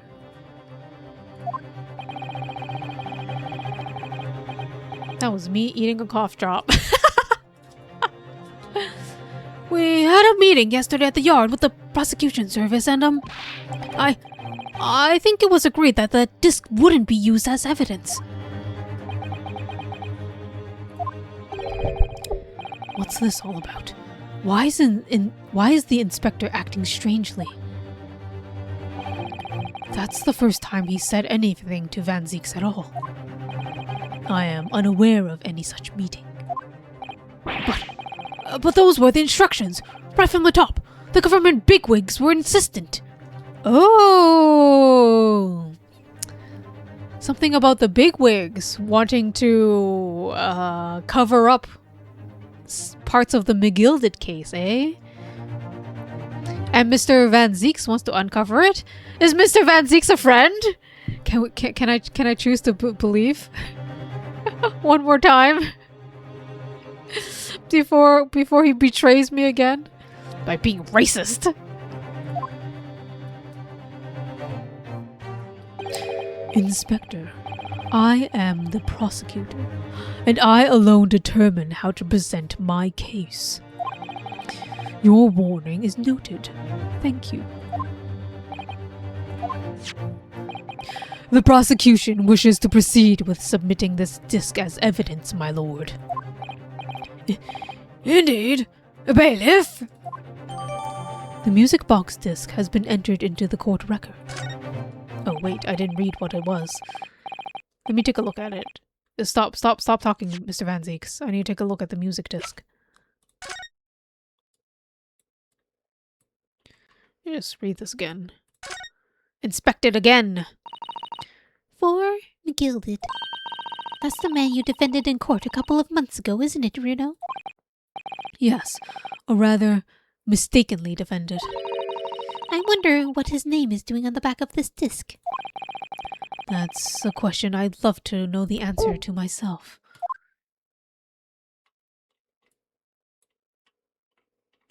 Oh, can we use the blood device to determine whose blood it is? Oh, Runo, look! This is blood! Yes, you're right. Just a small smear, but definitely blood. Actually, I feel as though I might have noticed that before. Aha, then it's my time to shine again. I thought I'd been waiting forever. I thought I'd be waiting forever. All right, hold still with that disc, Runo. Can we get this done quickly, Iris? In a flash. Hey! Whose blood? Drumroll! Oh! Sherlock's? I mean, Herlock's? Oh, a lovely bright shade again. Wait, that color. What is it? It's just that green. It's not the first time we've seen that color, is it?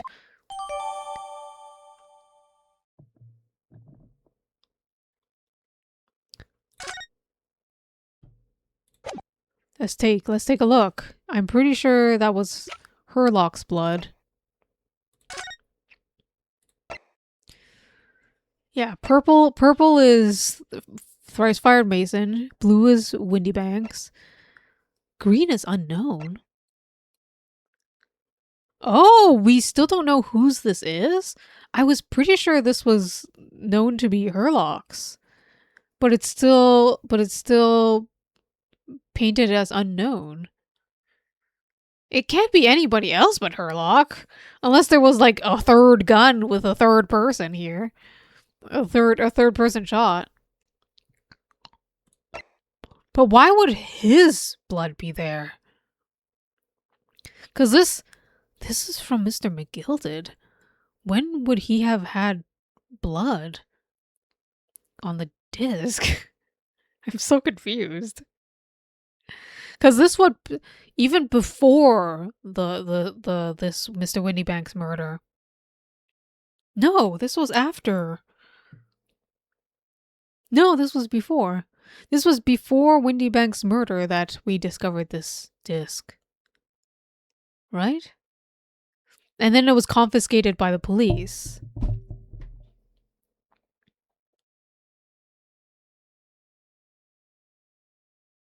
I'm thinking too hard.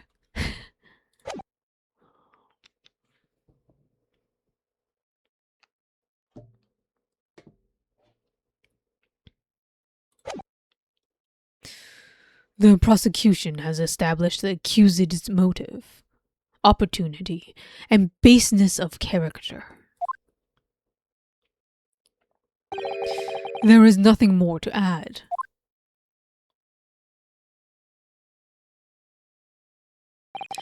Ladies and gentlemen of the jury, I await your informed decision and rest my case. Do we have to do another summation thing? I don't believe it.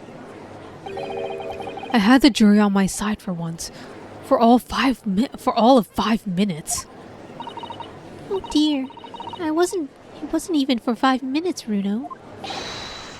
My lord, I wonder if I may say something to this point.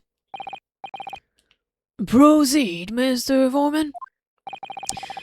I've been stumbling about in a bit of a fog up until now, if truth be told, but all of a sudden... The answer is bally obvious to me and my men. There's only one thing for it. Oh no. Very well. The court will hear from the jury. Ladies and gentlemen, you will present your leanings as the defendant's culpability. Guilty. Guilty. Guilty. Guilty. Guilty. Guilty.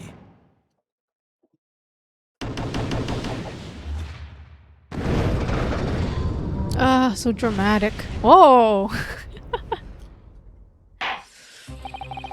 We have a consensus among the jury, it seems. When you have eliminated the impossible, whatever remains must be the truth. That's my line. I wrote that for Hurley. How dare he use it against us? Don't worry, Iris. I don't think we're finished yet. There's still more to this case than we realize. There must be, because there's one thing that I'm absolutely certain of. Gina didn't shoot Mr. Windybank. That's beyond any doubt. Very well. We will proceed with the second summation examination of the day. He doesn't even need me to say it. He's like, I assumed you're gonna do a summation examination. Mr. Foreman, are you and your jurors ready? Garrett Squadron is primed for the ready for action, sir. Whatever. I did not say that right, but fuck it. Very good. So, ladies and gentlemen of the jury.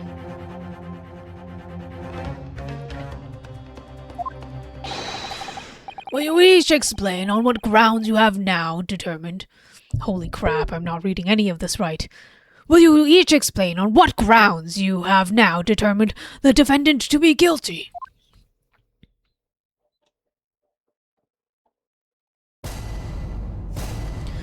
Judicial findings. The jurors' contentions.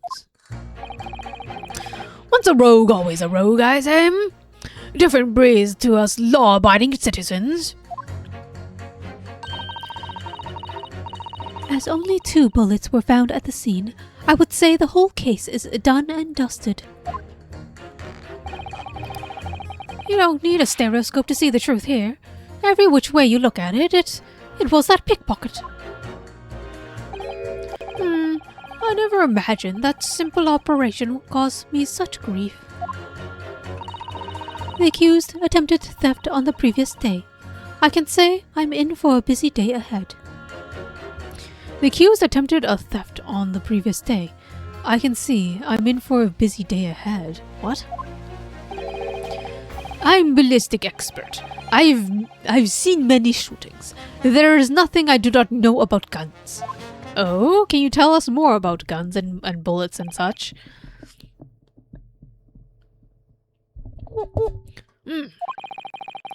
It would seem there is little remaining room for doubt. That's what you got from those jurors' explanations. I felt like half of them didn't have to do with the case. I have to admit, I was rather bowled over by the argument put forward by the chap in black. But when that fell apart like a house of cards, I saw that I'd jolly well been hoodwinked. Well, no more. The whole courtroom is turning against me. It's not fair. Iris? That prosecutor's being mean. Just because Ginny's done some things that she shouldn't have done in the past, doesn't make her a murderer.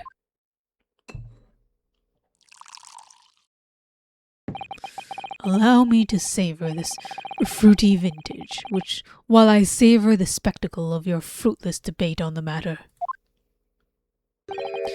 Here's to the truth coming out. Eventually.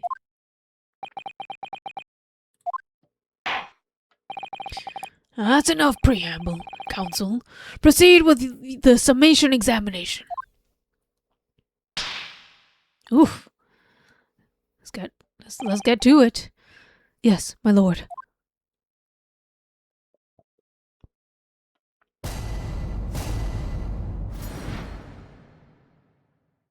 The defense's rebuttal. Once a rogue, always a rogue, I say. Different breed to us law-abiding citizens. Hold it! Law-abiding citizen, eh? Just because Miss Lestrade has a history of pickpocketing, she must be guilty of murder. Is that what you're saying? Well... Are all the members of the British Army so quick to judge? I beg your pardon? Are you mocking Her Majesty's Armed Forces, the greatest military organization in the world? No, I'm simply illustrating my point. Making assumptions about people just because they're a soldier or a pickpocket is wrong and dangerous. Well, yes, you might have a point there, I suppose. But let's not forget the girl has already shown that she had it in her from before. She's clearly a criminal sort through and through. Can't deny it. When you say that she's shown she had it in her, are you referring to this? Exactly. Tried to swipe that only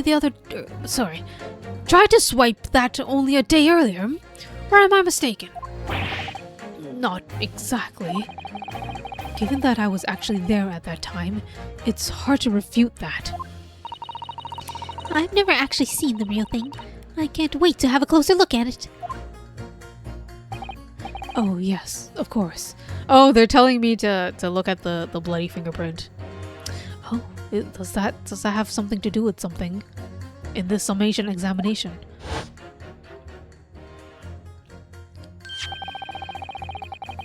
Mr. Sholmes did use his caramel bars to make a copy of the disc, didn't he?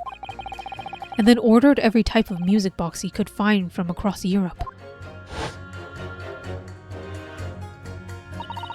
We still don't know what tune it plays though, don't we? Do we? But I'd love to see how the original compares to Hurley's copy. McGilded's disc.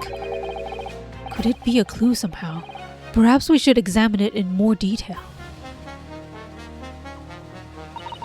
As only 2 bullets were found at the scene, I would say the whole case is done and dusted. Hold it! It's the number of bullets that has you convinced.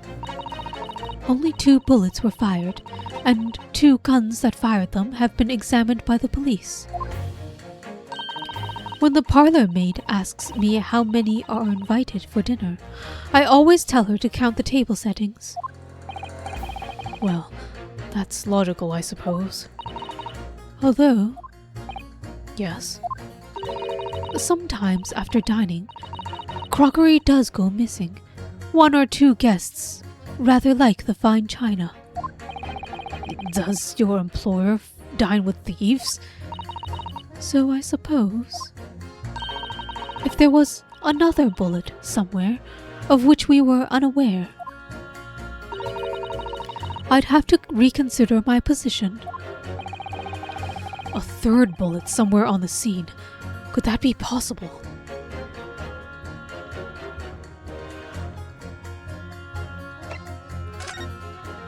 I probably can't prove it until I speak to the last juror. Allow me to show you then. The 3rd bullet! I want to present this. But wait. This might get me. Oops. This might. This might have been a bad idea. Take that! I don't suppose this would pass as a 3rd bullet. It passes for a bullet as much as you pass for a lawyer, my learned friend. Coming from you, I'm going to take that as meaning not much. In no way does it resemble a bullet, if that helps your understanding of my last remark. Counsel, at the very least, I would expect the evidence you present to be of the correct form. Yeah, whatever. It's been a long day. Let's actually try to find the 3rd bullet before we attempt that again, Runo. I can't just go randomly presenting shit. You don't need to. You don't need a stereoscope to see the truth here. Every which way you look at it, it was that pickpocket. Hold it! So, if I've understood correctly, you need 2 pictures. One left eye and a slightly different right eye. What? Right eye one. Whatever. Exactly. And as you can see, then you can see this scene in 3 dimensions, like this. So, if we have 2 bullets, I don't suppose you can see anything useful with them. I think you'll find that no matter how much you squint, the truth of the situation always looks the same here. The only person who could have shot the victim is that girl on the dock. How can you be so sure of that? Think about it. The Skulkin brothers shot the great detective, didn't they? Yes, that's been mentioned once or twice. Well then, surely it's coming into focus now, isn't it? This is a waste of time. I'm not going to change this man's mind anytime soon. I never imagined that simple operation would cause me such grief. Hold it! Would you please stop muttering about things that have nothing to do with this trial, sir? The defendant's life is on the line here. Well, the thing is, I couldn't really say that has nothing to do with this trial, to be honest. Huh? I mean, there's no question that that man was shot, but that bullet had simply vanished from his stomach. Huh? It's quite inexplicable, don't you say? Don't you think? I almost don't want to ask, but this surgery you've been muttering about all this time, you were operating on... What was that fellow's name now? Eric? No, Airlock? No, Hairlock? Herlock Sholmes, by any chance? Yes, good lord! It was that Hairlock fellow! What? You're the surgeon that operated on Mr. Sholmes? That's right. Using the very latest anesthesia techniques, I might add. It was a fairly major op, I can tell you. This is crazy. Let me see. The fellow was brought in not long after midnight, if I remember correctly. They said he'd been shot by some criminal or another, So I opened up like a shot.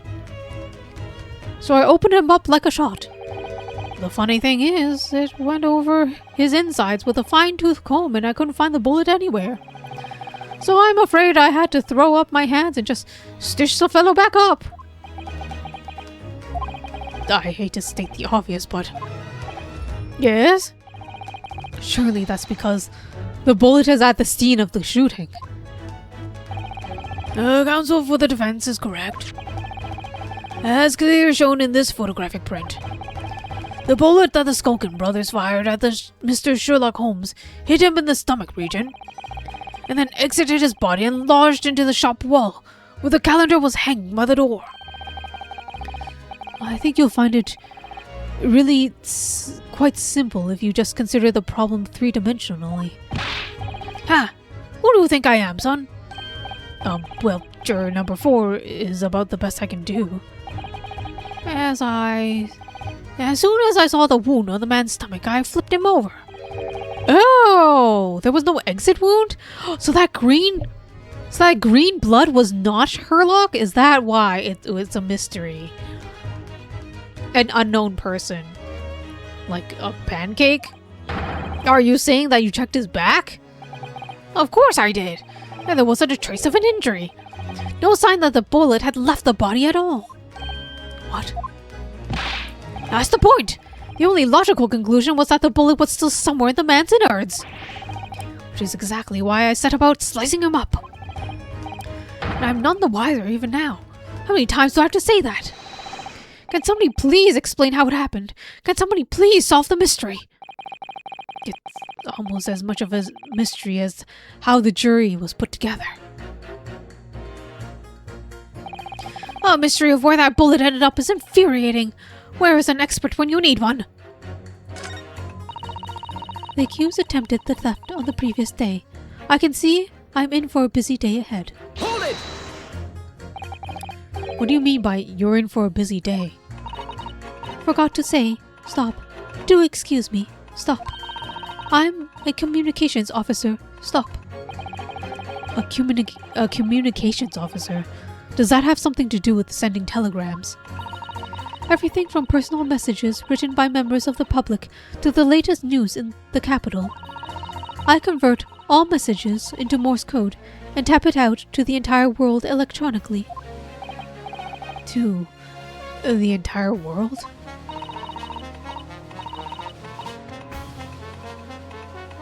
Is she actually saying anything? I don't think so.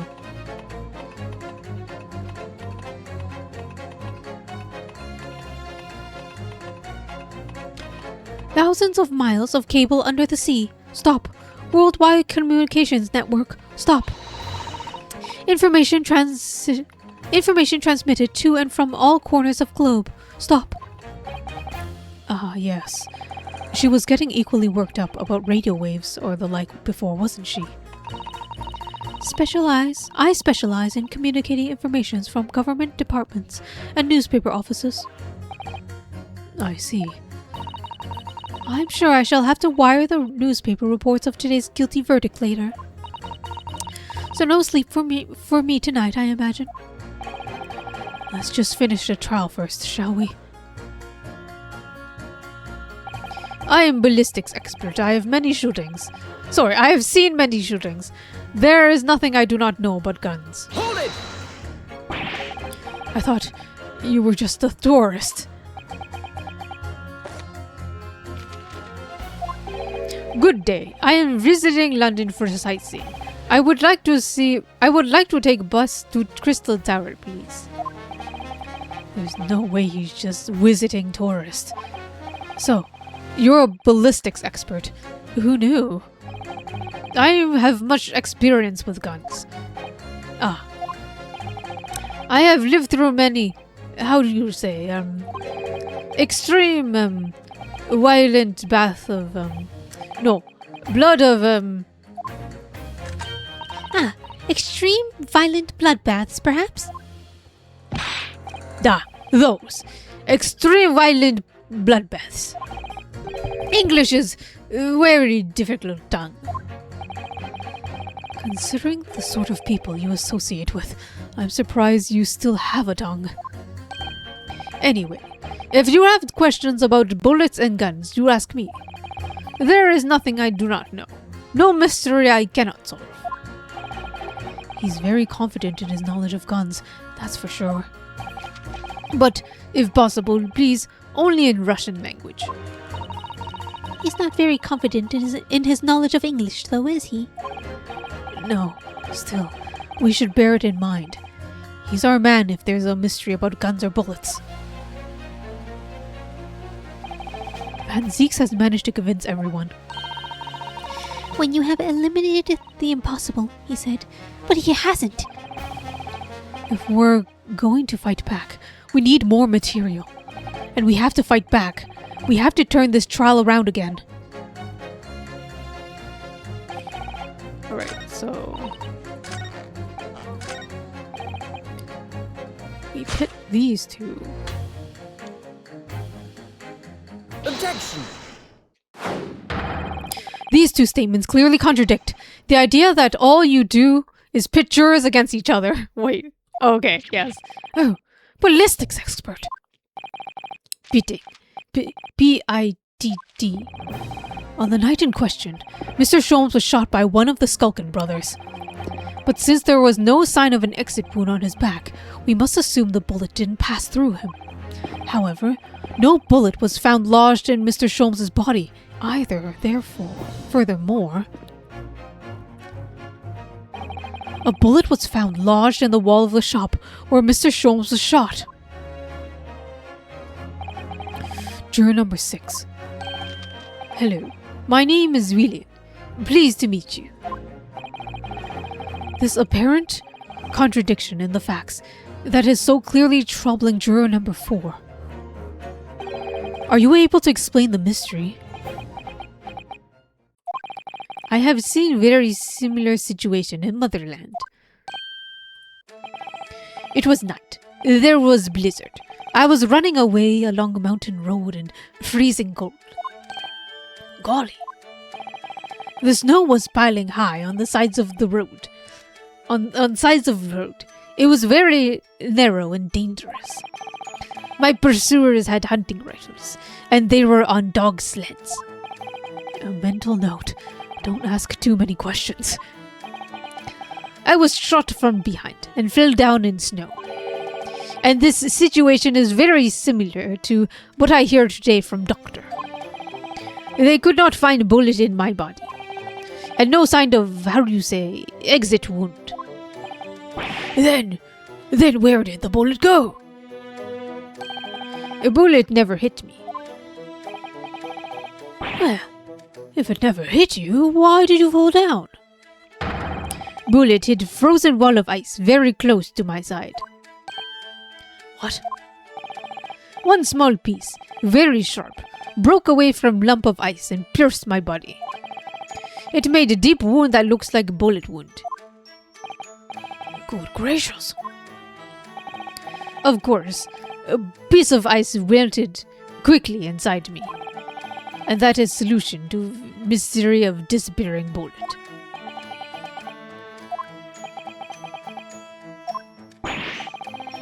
But that doesn't answer the question at all.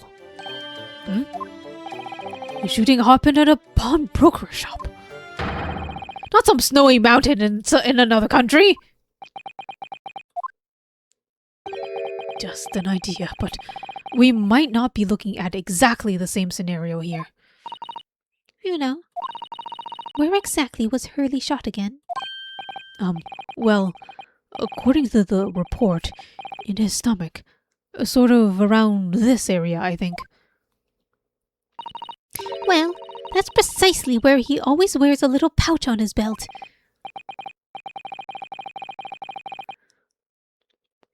A pouch? Actually, I might have noticed something like that. Yes, a pouch.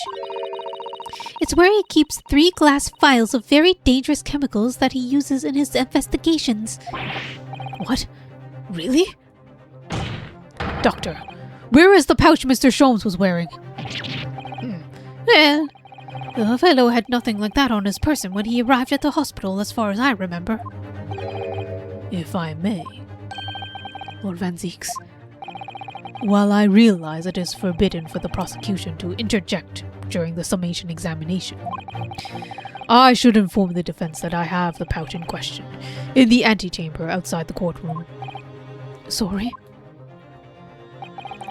As I understand it, when the police arrived at the scene and found Mr. Sholmes injured, they removed the pouch in order to assess the wound. Ah, thank goodness! I thought I was being forgetful for a moment. Since then, it has been in my safekeeping along with all other evidence relating to the case. I can personally vouch for the fact that it has not been touched since the incident occurred. Very well. While extremely unconventional during the summation examination, I must demand the prosecution present the item in question with all speed. Bring forth Mr. Herlock Sholmes' pouch.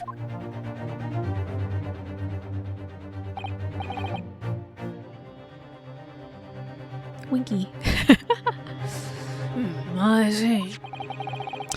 So, this is the pouch worn by Mr. Sholmes on the night in question, yes? Look at that. One of the files is broken and the leather around it is scorched black. It's almost as if the file exploded. Exploded.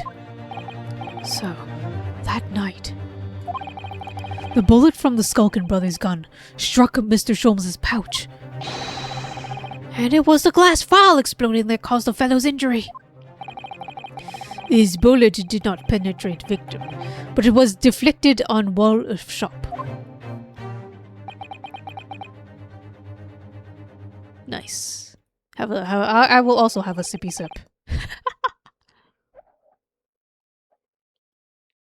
Unfortunately, not red wine or whatever that is. Does he ever actually say that it's wine?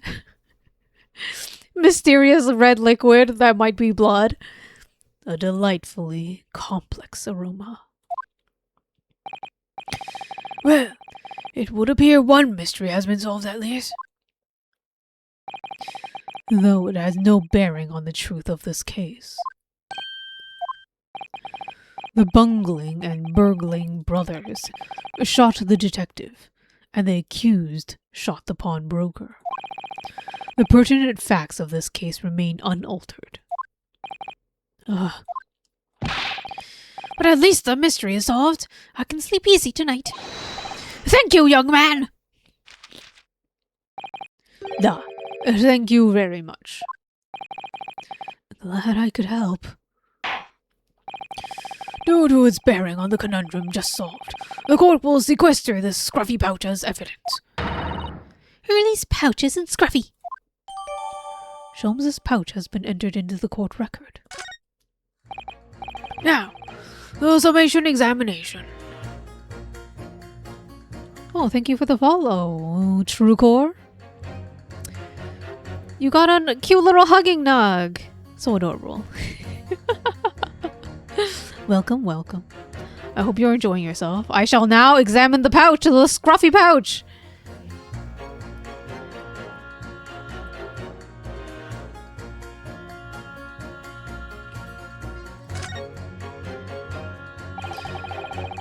It's really scorched badly just here. Oh, the strap is broken, look. This must be where the bullet hit then. Let me see. Oh, the bullet! Wait! If the bullet is here, what bullet is there? We found the third bullet. Oh my god, we fucking found it. Now I don't have to be punished for presenting my evidence.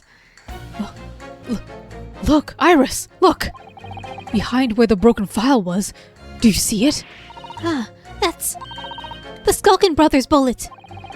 What a stroke of luck that it hit his pouch. This is an amazing discovery. What this means is there were 3 bullets fired in Windy Banks that night. He found exactly what that juror was talking about. The third bullet. It's time to press that juror again, I think. Yes! I learned that I should not say yes to everything. The The projectile we discovered lodged in Mr. Sholmes' pouch. It caused one of the files to explode, injuring Mr. Sholmes. Perfect. What file was this? This file has been smashed to pieces. Presumably, this is where the bullet struck. As soon as the bullet hit the chemical in that file, there would have been a really big explosion. A big explosion? Well, Hurley's potions and chemicals are amazingly useful for investigation work that he does. But they're also quite tricky to handle. Safely, at least. They're very dangerous. Oh. I'm sure that when this file broke, the chemical inside would have ignited. Note to self. Always walk on the right-hand side of Sholmes in the future. The left is a danger zone.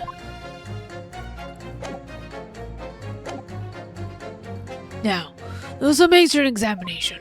It would appear the defense is somewhat struggling to alter opinion, Please, my lord, a little more time. After all, that new piece of evidence. It could be a valuable clue, and you can't afford to overlook anything here, Ryunosuke. There's still a way to turn this around, somehow. I'm sure of it.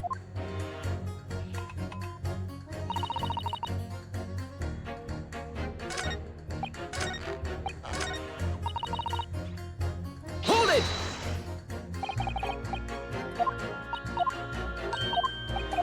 I shall present a third bullet now! I'm super sure this time. Super sure.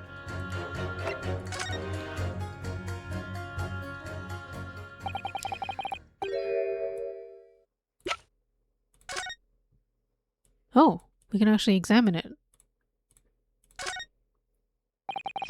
This is the bullet that was fired from the Skulkin brothers' gun the night of the incident. Yes, so it turns out it never actually entered Hurley's body at all. Thanks to the thick leather of the pouch he was wearing, it saved him. Hurley's always lucky like that.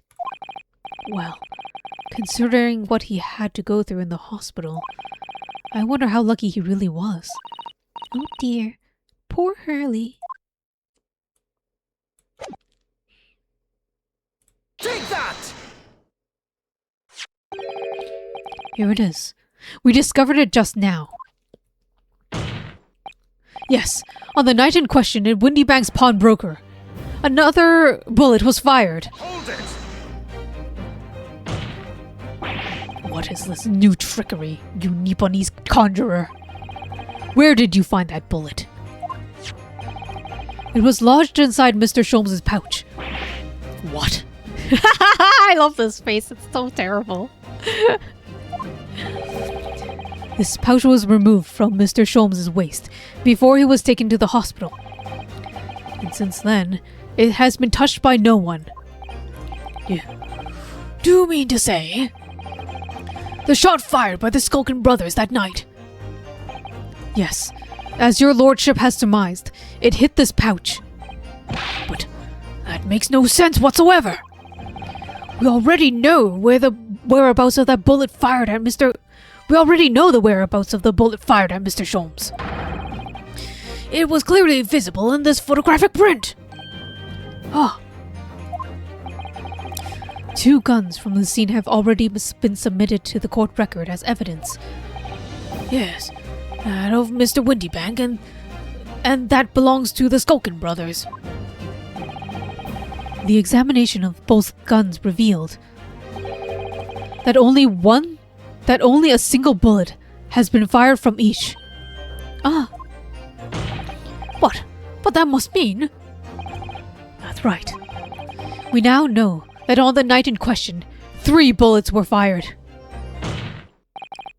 However, only 2 bullets were fired from the guns recovered from this crime scene. And until the uncontrovertible inconsistency is somehow explained, we cannot and must not pass judgment. Ugh. Oh, he's been shot! Order! While the summation examination remains incomplete, the court has been presented with new facts. Facts that would appear to shake the very foundations upon which this case against the defendant has been built. as my prerogative in this situation, I hereby temporarily suspend the summation examination. By Jupiter. What? Bailiff, bring the witnesses back to the stand at once.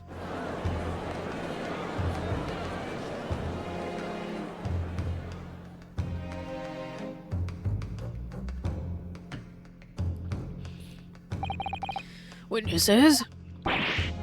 Governor! Were you listening to the proceedings while the defense carried out the summation examination? We was, Governor, we was. Perhaps we can dispense with the tedious preamble. Simply answer this one question. A third bullet has been identified at the scene of the crime. What do you make of that? Make of it, Gov? I done nothing of... Is it one of yours? Go blimey, Gov. Oh, go blimey, not a chance. In that case, did you have an accomplice? What? Hey, what? Never! The Skulkin brothers work alone. It's just the two of us. That's our trademark. How soon we forget poor Sulky. Only 2 bullets from the crime scene originated from the firearms we have in evidence. The third bullet was fired from another gun. Where is it? Lummy, that's an end scratcher, eh? Counsel for the defense? Yes. I should like to hear your thoughts regarding these new developments. The third bullet, and the mysterious missing firearm from whence it came. Thinking back over all the testimony we've heard and all the evidence we've seen, I think I'm starting to form a picture of what really happened that night. My lord, I think it's clear that what the third bullet tells us about the Skulkin brothers, they had a secret accomplice, is what I want to answer.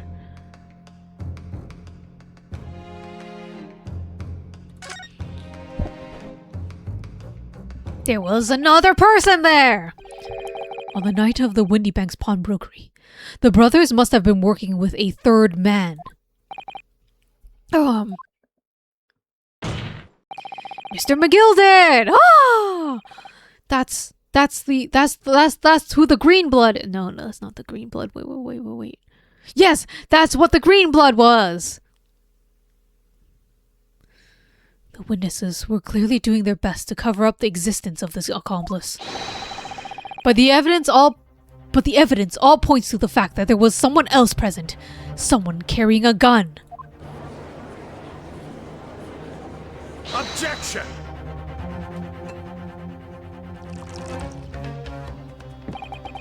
An accomplice, you say? Pig's will.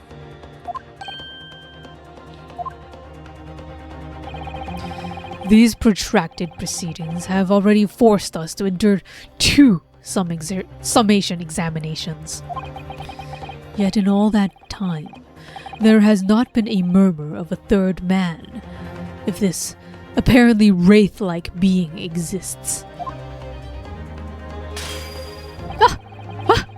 There goes another glass. God, how rich are you? How many of these do you have?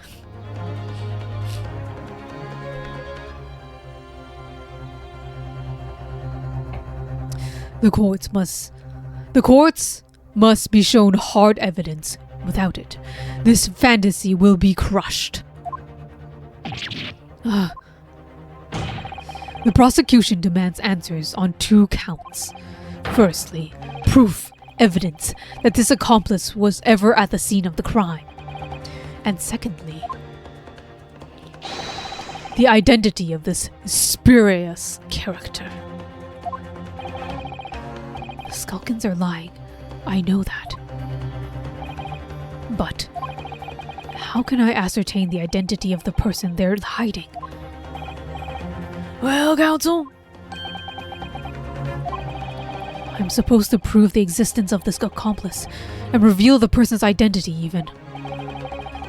In response to the prosecution's demands, my lord, The defense is... Oh. Do we say we're unable to present answers? We can definitely prove that somebody else was there with the blood samples, right? But we just don't know who these blood samples belong to.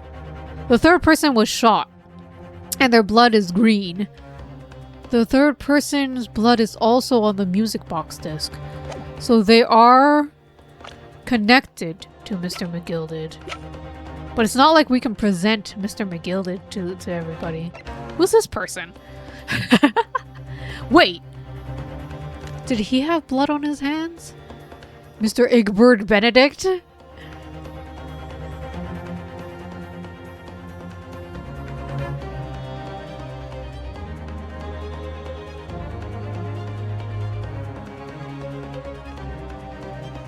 I don't think so. Because he just stole the coat. And the coat had a music disc in it. But he wasn't... Was he injured? I don't remember. Fuck.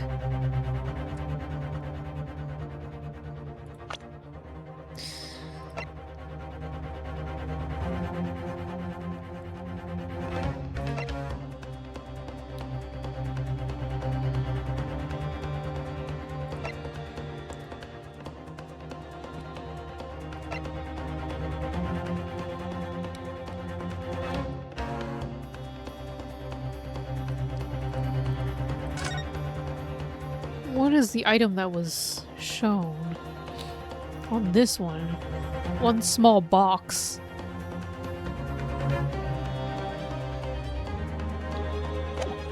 They were fighting over the one gentleman's overcoat. And that print was Mr. Mason's. Right? Yes.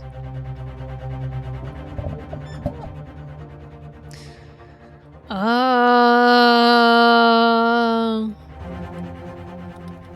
don't want to say no, though. That's gonna be... I don't want to say no, because we have one of the pieces of evidence. I just don't know... I just can't identify who. It's whoever the blood belongs to. And I don't know. I don't know who the blood belongs to. But I have one of the pieces of evidence, so I want to say present it.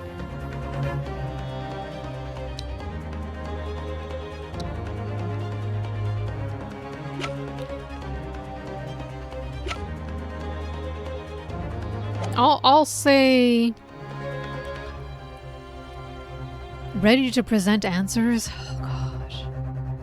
Oh my god. Okay. The defense is ready. I believe I can provide all the answers the prosecution demands. So, my Nipponese friend, despite the swimming eyes, you seem to think you have something to say. This promises to be interesting. I have to push forward now. There's no other option. I need to use every single piece of evidence available to me, if it will make a difference. In that case, counsel, I would ask you to present the evidence without delay. On the night in question, the moments leading up to the death of the victim, what proof have you that there was a third intruder present at the scene? Take that! The evidence is right here, in this portfolio. By Jove, that portfolio again, is it? Do you expect that the court to rifle through your papers itself? Be more specific. You claim one of these blood samples proves the presence of this third intruder. Well, which one is it? Take that! What am I looking at here? There appears some sort of green paint or such like around the bullet hole in the middle of the calendar. That's a bloodstain, my lord. A bloodstain? Green blood? Curious. Even for you. Is the court to understand that the intruder was some unhuman creature? Wait, there's one thing I want to check real quick. Is there blood here that we can check? I don't think so. Okay, well, just... We don't have Herlock's blood. Oh, look. There's a hole here in the back. It doesn't look like much like a bullet hole, but clearly something's ripped through the leather with great force. Something must have pierced it somehow and left this hole behind. Yes, it looks that way. Mr. Sholmes and his pouch both took a beating, didn't they? Yeah, there's no blood here for us to analyze. Okay, I'm not missing anything yet. Not yet! Is it the court to understand that the intruder was some sort of inhuman creature? It's something developed by Mr. Herlock Sholmes. Oh, by the great detective! New invention. Stop. Not yet appeared in stories. Stop. It's this, you see. It doesn't have a name yet, though.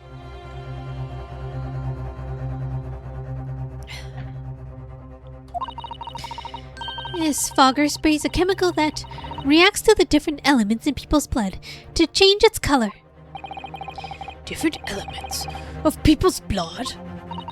Yes, everyone's blood is slightly different, you see, because it's made up of different elements. So, by seeing what color it changes to, you can tell in a flash whose blood it is. Ew, that brings a whole extra dimension to looking at blood. Talk of blood in courtroom. Stop. Very exciting. Stop. As an example, this one shows the blood of the victim, Mr. Windybanks.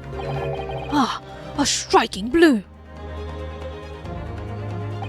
Yes, so you see, the green color of this bloodstain on the calendar. It shows that somebody else was shot in the main part of the shop. Now hold your fire there, young man. Could it be from some unrelated incident, couldn't it? No, it's not unrelated. Eh?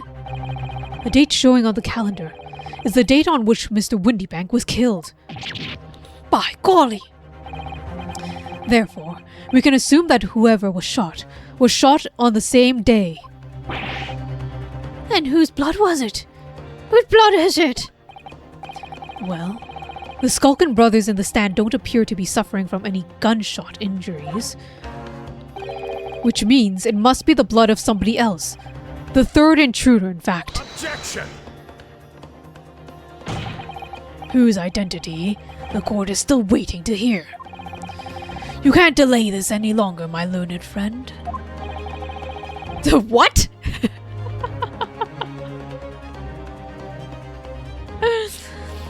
Good morning, Vince. And what about the Jetsons? Who is this alleged third intruder? Oh god. Oh no, it's Mr. Van Zeeks! This is what I was afraid of. I have no idea who the alleged third intruder is. Susato, was it you?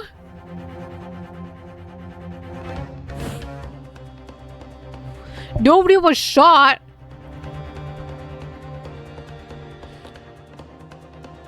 On the day of the murder. We saw her that night, didn't we? No, I don't know.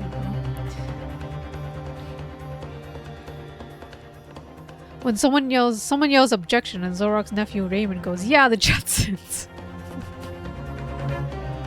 Why? Because it just sounds similar. I feel like I'm missing a whole bunch of context.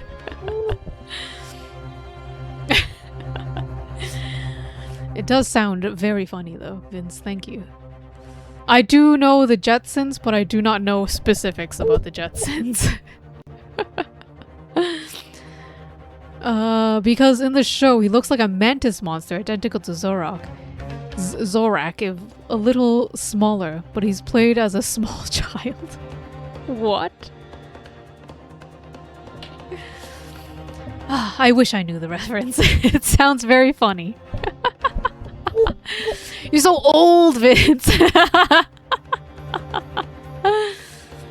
I'm sorry. Instead of cartoons, I was watching anime. I can't believe how surreal it is to explain Space Ghost. I'm sorry. But I'm happy for your explanation. Always happy to know more random shit. That is the beauty of the internet. I love learning about random stuff.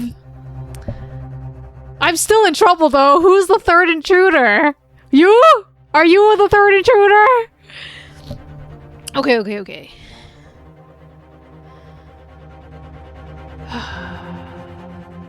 So it can't be any of the first 5 people, obviously, right?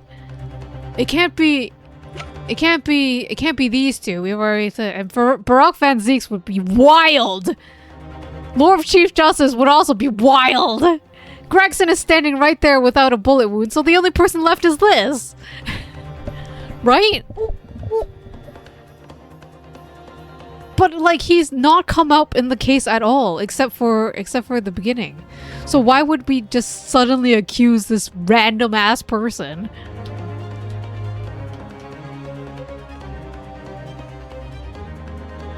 He did want to steal like stuff, but the disc was already taken by Gregson. But did he know that it was taken by Gregson? I don't think so. I think he left after the coat was claimed by Gina. So he might have wanted to go back to the pawnbrokery. But wouldn't he go straight? Wouldn't he go after Gina?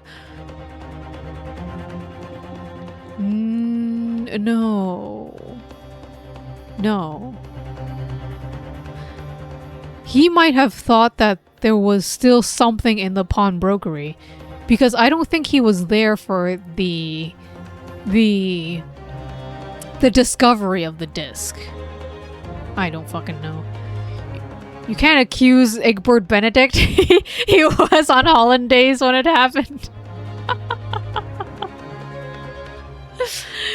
I love his fake name too, Egbert Benedict.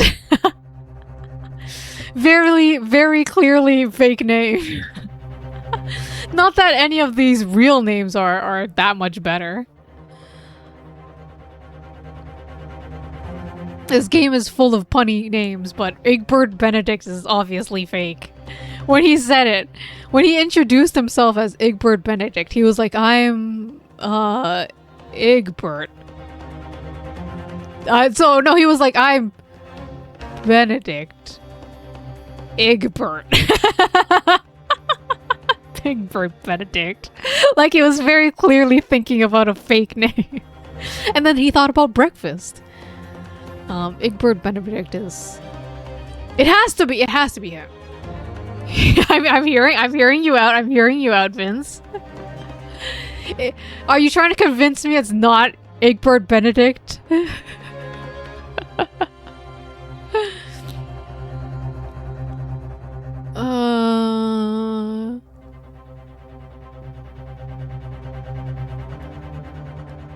Cause through the power of elimination, if these are my choices, it can't have been anybody else.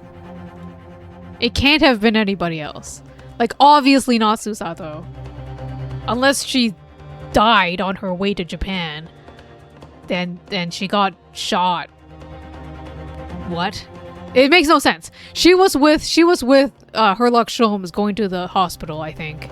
No, she stayed there. No. She stayed there to what do you call it? To answer questions from the police at the scene of the crime.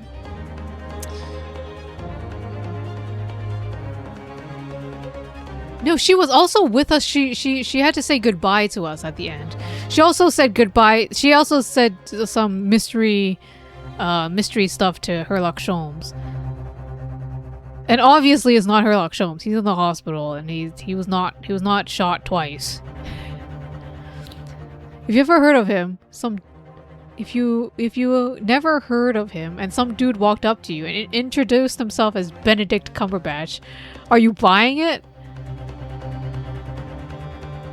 Sure. Benedict Cumberbatch does not sound as fake as Egbert Benedict, okay? Because there's obviously a thing called Eggs Benedict. You know what? Now that you say it, okay, you know what? You've convinced me. I would so believe that some parent out there thought it would be fucking hilarious to name their child Egbert when they have the last name Benedict. So Benedict Cumberbatch, but Egbert Benedict is too far. Egbert Benedict is a little too far. Unless the parent is fucking crazy and wants their child to be bullied. And his brother Arnold?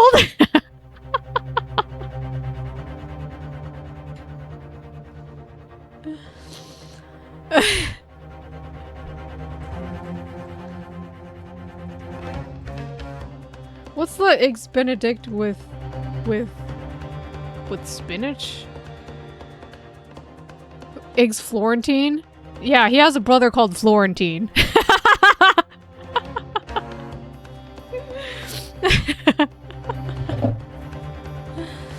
Or a sister, who knows? That's a pretty... I feel like Florentine is a gender neutral name. Okay, it has to be Benedict, okay? I've eliminated everybody else. Besides this guy, that would be fucking crazy, though. The Lord Chief Justice? What a goddamn twist!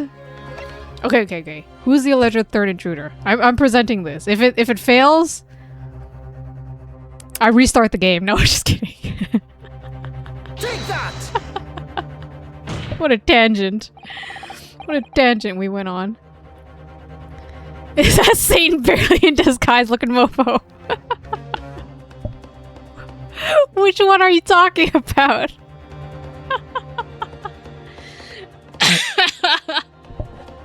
Barely in disguise. The justice guy?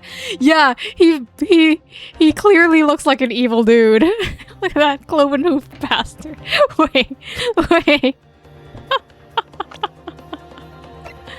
You know what? I think it's the shadow, okay? The shadow is doing him no justice here. He's being backlit, okay? His name is Male Strongheart. Dye his hair red, boom. I don't think you need to dye his hair red. I think you just give him a couple horns. It's pretty devilish looking man. I agree. I definitely have some suspicions about him. He's definitely, for the Lord Chief Justice, he's not a very morally straight character. His name is Egbert Benedict. Imagine saying this shit on court. You're not making him up? Are you fucking sure you're not making him up? You sound like you're grasping at straws, man. You're very clearly grasping at straws. Egbert Benedict? Who on earth are you talking about, counsel? He paid a visit to Windybank's pawnbrokery on the afternoon before the incident took place. When the accused attempted to deceive the pawnbroker into releasing this article into her possession.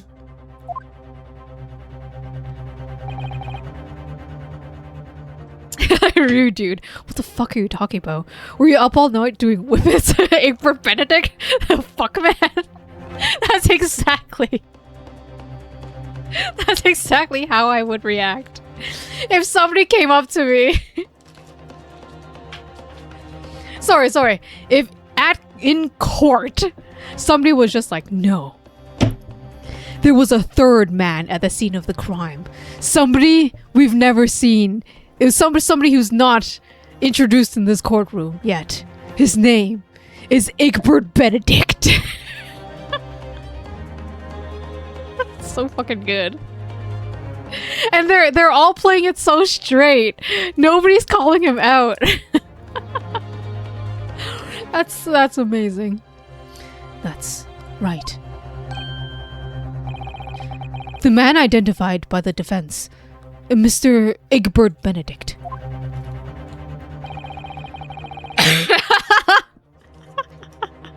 The actual gunman was none other than Mayor McCheese. Oh dear.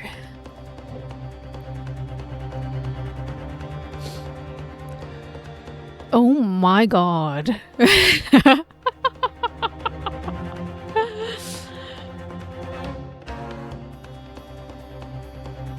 I was like, Mayor McCheese sounds very familiar. I was like, oh my god, this is Mayor McCheese. I just looked him up. I would say that Mayor McCheese. No, I don't want a real. I would think Mac tonight. Okay, wait. You know what? Mayor McCheese looks like he would be a murderer, though.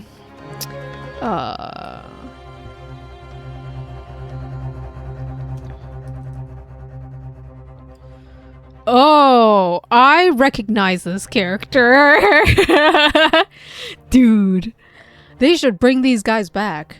I think it's been enough time that the whole Ronald McDonald crew can absolutely make a comeback. I believe. Who thought that was the thing? I believe the kids these days would love that shit. They would eat it right up, the absurdity of it all.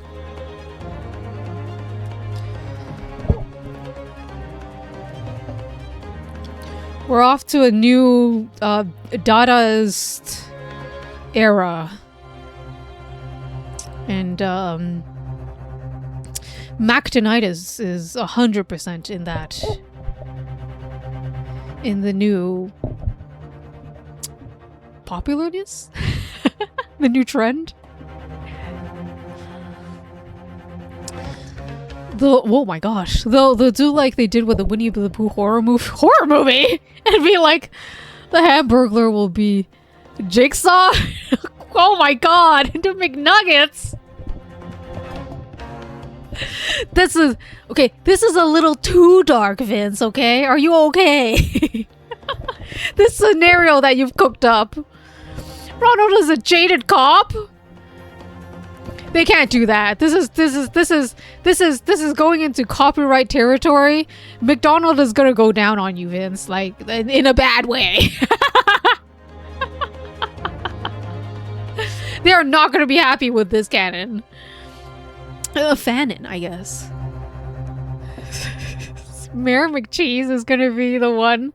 I think Mayor McCheese is gonna be ends up. The twist is that he's one of the accomplices. Okay. Pissed off that McDonald's have gone from 139 to 379. Yeah, it's pretty crazy. McDonald's is no longer like affordable. You can't buy shit now. Alright, let's get back into this game before we're all depressed by capitalism and the recession.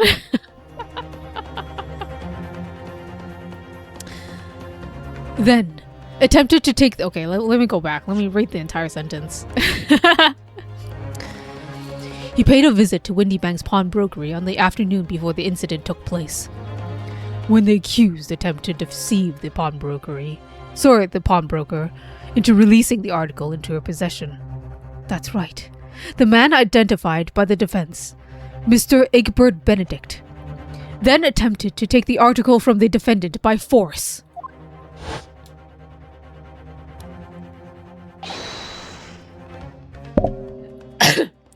Broker? Yes, sir. I believe this filthy pickpocket has just redeemed an article from you, no? Yes, the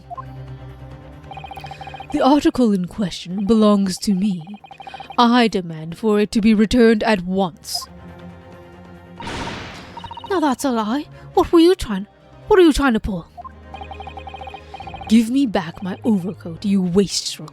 And needless to say, any music box discs too. Do I play any action games more often? Very often. Not very often. But I do play them.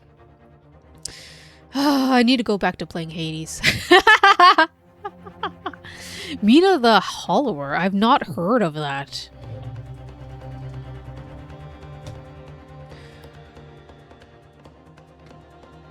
Is it so good? That looks like a very difficult game to play. Whenever it's this style of game, where it's like, yeah, like retro, I want to say the top down. Is it 64 bits? How many bits is it? Makes me feel like it's a very difficult game to play.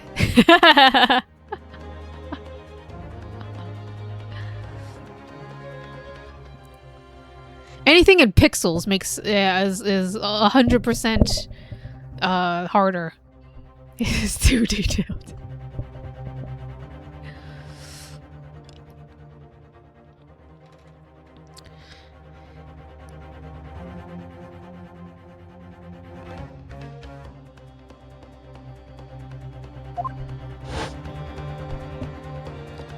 "16-bit capabilities? Wasn't the last one Hades aside the game where V lived?" What? The game where V lives? Why? Yes, it is absolutely. V always lives in my heart. The last action-y game that I played, was it actually Devil May Cry? I played Final Fantasy 15! That's an action game! It does...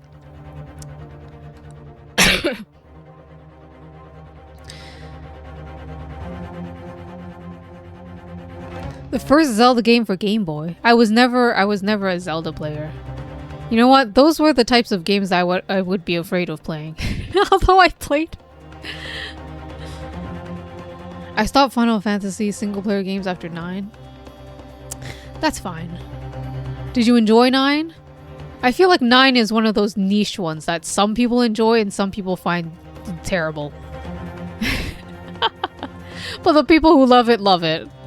I'm glad you love it.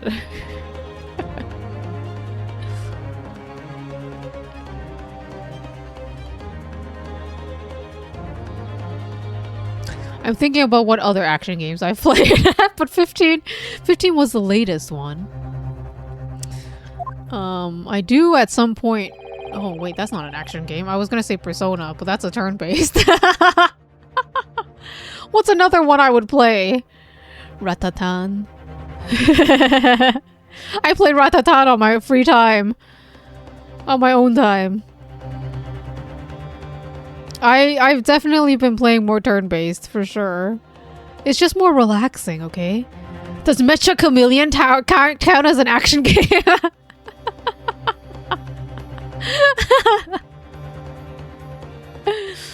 Oh well, I'll think about it later.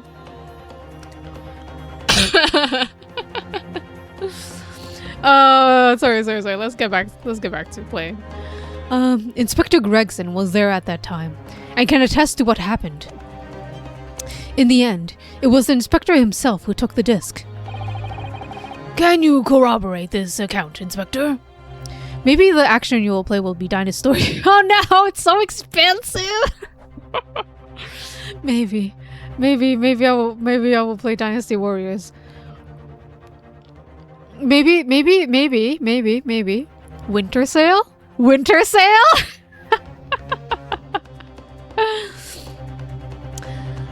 Can you corroborate this account, Inspector? Yes, my lord. That's more or less what happened. And in the interest of being thorough, I asked Windybank for a print showing the fellow. Taken from one of his red-handed recorder gubbins and gubbinsies. Gubbinsies. Yes, that's him talking to Mr. Windybank that morning. And you claim this man is the brother's accomplice? Well, Mr. and Mr. Skulkin. Never seen the geezer before in my life. Geezer? On my life, Gov. On my life. Never seen him. Well, somewhat unsurprisingly, it appears our witnesses disagree with the assertion. I'm sure your lordship agrees. Sorry. I'm sure your lordship recalls my learned Nipponese friend's actual assertion, which was that he could prove the identity of the alleged accomplice. Yes, and I can. Then show us the evidence. I agree. We must see proof that the clean-cut gentleman in the photograph is the filthy criminal you say he is.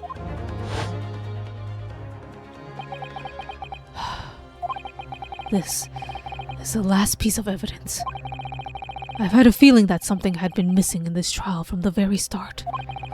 But now, I'm going to drag it kicking and screaming into the courtroom. Are you ready to present your answer to the court then, counsel? To be honest, no. I have no idea where the fuck this game is going. Yes, my lord. The defense will present the evidence now.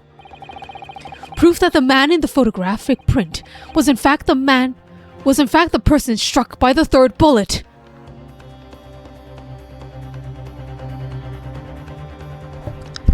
What the fuck do I present? What in the fucking fuck do I present? Is it government leaking secrets?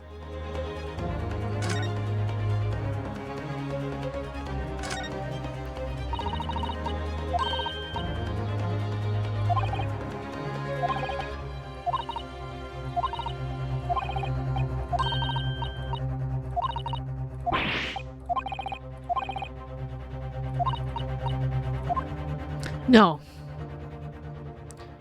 What piece of evidence are you talking about? The proof that the man in the picture in the photograph was in fact the person struck by the third bullet.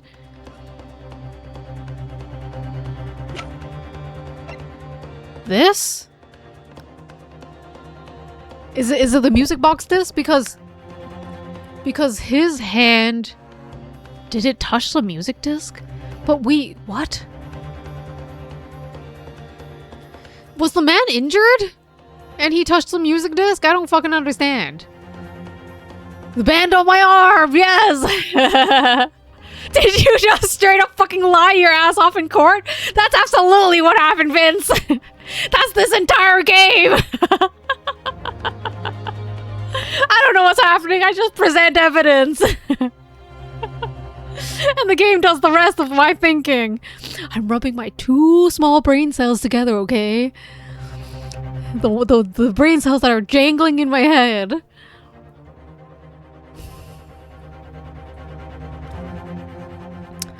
Let me examine this. Maybe this maybe.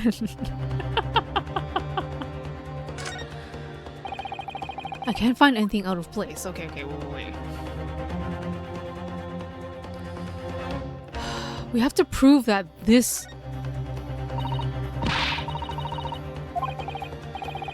Not just somebody's fingertip. Mr. Benedict's fingertip. Okay, so this is very clearly Mr. Benedict's blood. How does that prove that he's...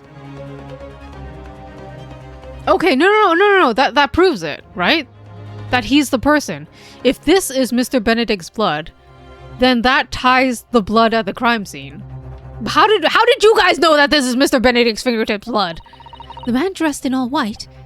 Yes, it happened that afternoon at Windybank's. Gina tried to snatch this disc out of the man's hands, and the sharp bumps cut his thumb. Is that what happened? That was like a month ago, okay? It's not my fault that I forgot this. Okay. So this is the evidence that we present. Okay, good. Or we present... Do we update the file? I don't fucking know. You sexy bastard, take off your shirt. We already did that. Vince, you missed it. The very sexy Mr. Benedict was wearing an overcoat and we made him strip it off because it was not his. We already did that. So, the lesson is, if somebody tries to grab a music disc from you, let go quickly. The lesson is, don't snatch things, surely. Okay, so that is very clearly Mr. Windybanks. Sorry, not Windybanks, holy crap. Mr. Benedict's blood. But we haven't updated this to be Benedict's blood. So we present the music disc. Proof that the man pictured in this photographic print was in fact the person struck by the third bullet. Okay, I'm presenting this. Take that! Ah, okay. That sounds right. That's the music stopped. It sounds right. As I mentioned before, on the afternoon of the day in question, the defendant attempted, deceitfully admittedly, to reclaim this disc from Windybanks. Which is when the aforementioned Egbert Benedict appeared on scene, I believe.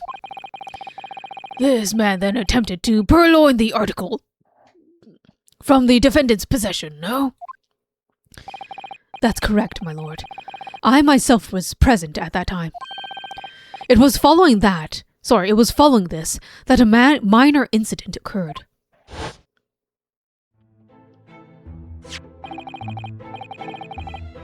What are you referencing, Vince?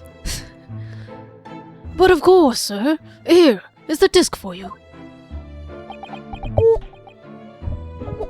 Him with his stolen coat. Very well. Then I shall bid you farewell. Say goodbye to style. Wait a minute. That disc is mine. Ah, what do you think you're doing, little tramp? You've drawn blood, you filthy animal.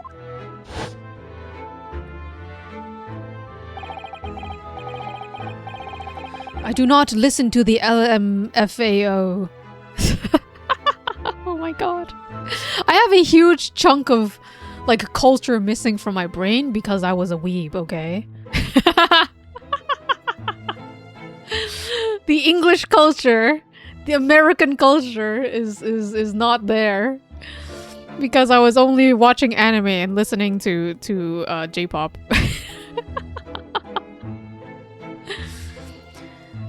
Being a music box disc, it has countless small but sharp metal protrusions over its surface.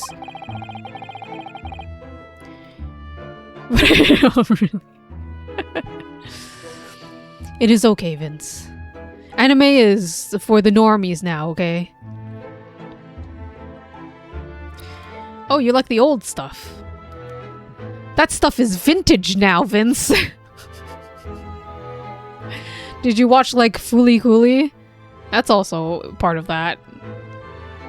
The classics that people recommend. Super Narrow.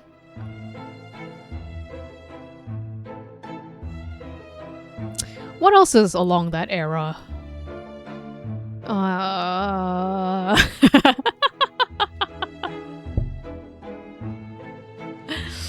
Astro Boy is way too old! Speed Racer.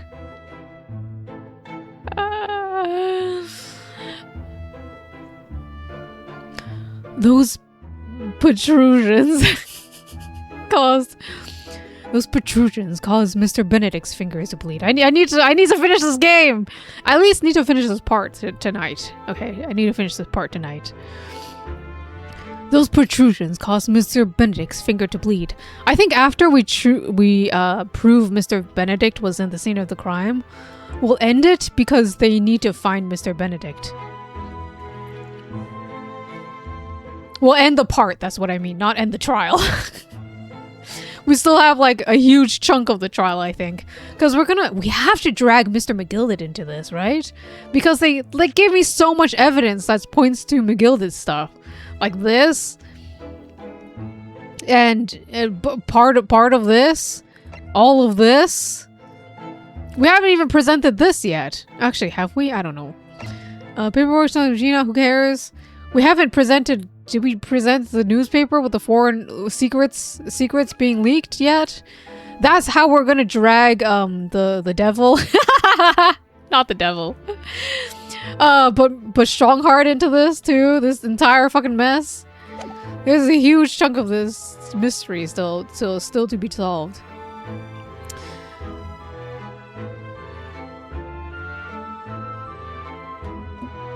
What was Samurai X? That was the English name. I watched that. Ronin Kenshin. That's one of the old ones. I would place that along with Ranma 1/2.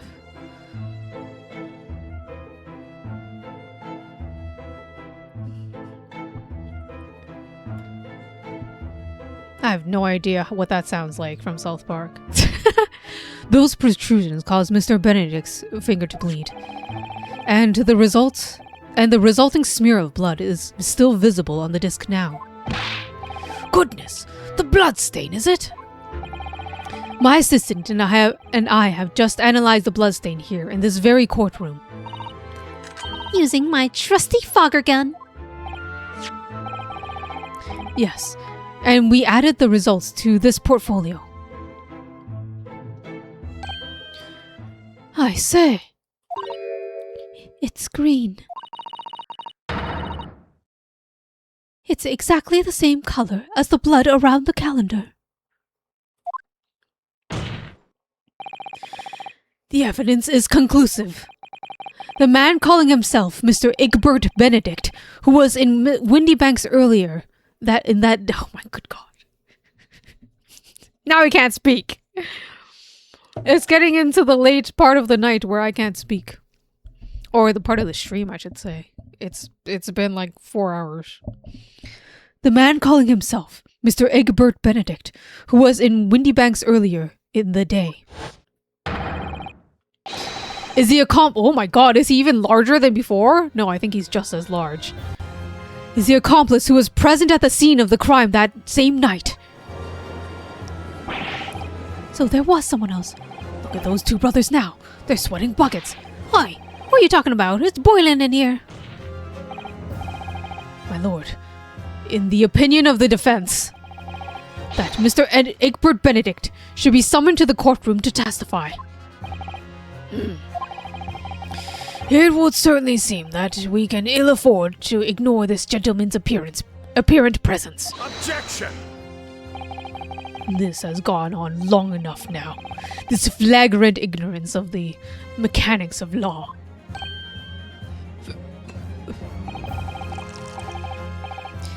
They are copyright distinct, Wario and Waluigi, okay? Excuse you, Vince. We are not ready to be quite... Actually, isn't this a Nintendo game? We're not ready to be sued by Nintendo just yet. By their own IP. Herlock Sholmes, you say? Yes, I've heard the name. The protagonist in the series of short stories for the vulgar classes. A god of deduction or some such. And now you employ chemical substances devised by this fantastical persons in the highest court in the land. Do you expect us to take you seriously?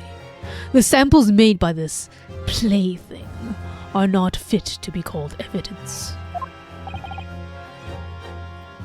Nintendo suits of law! Nintendo loves their suits of law! They might even suits of law themselves! Also, good morning, Giselle.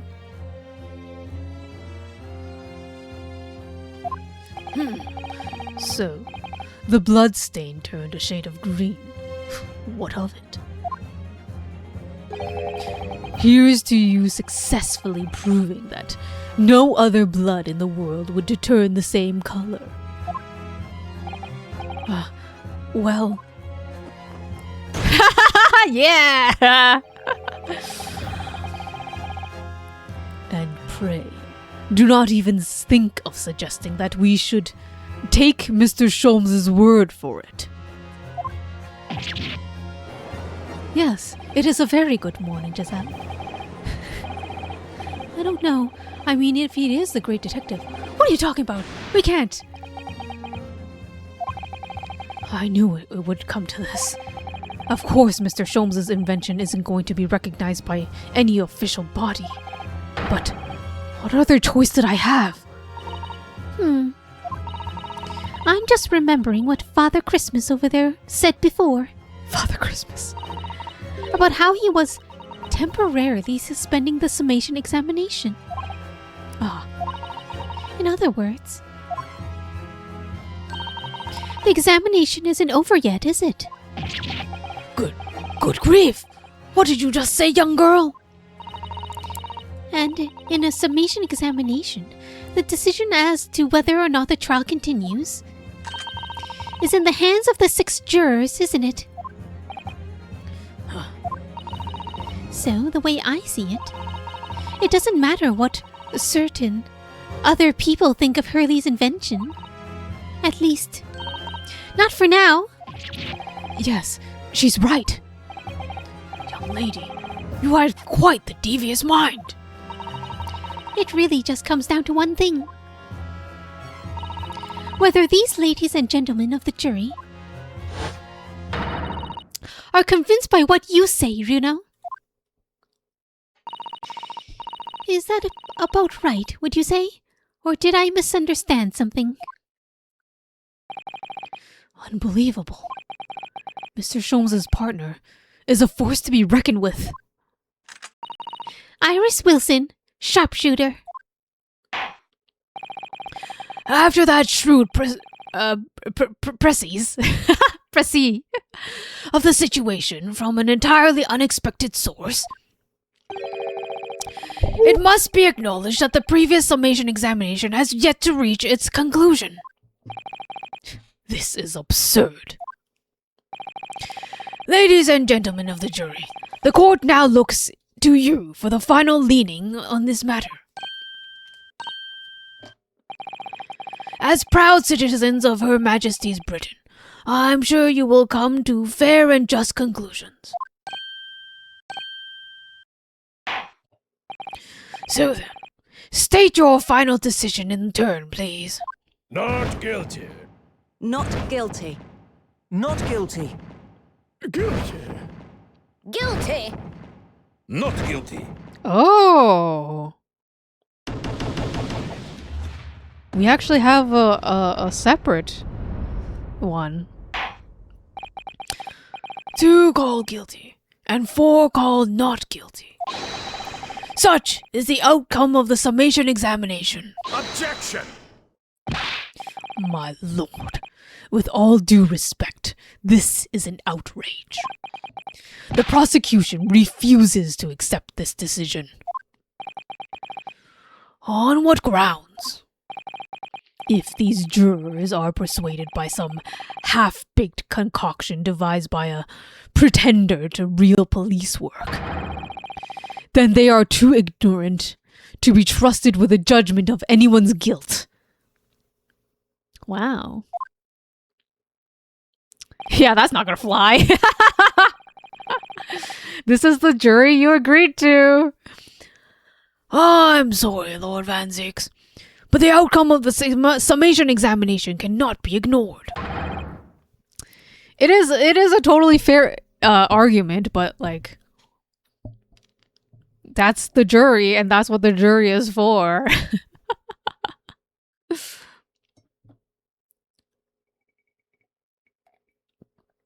This trial will continue. He's been shot.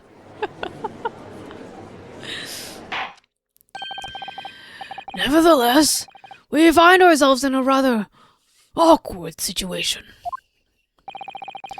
The defense has very reasonably requested a subpoena of the new witness. But sadly, I fear that will be impossible.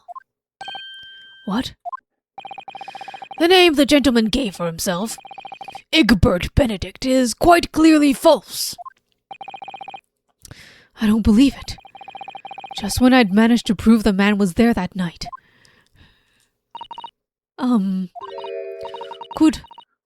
Could I say something? Who was that, please? Who spoke? It was me, my lord. Juror number 5. What have you to say, madam?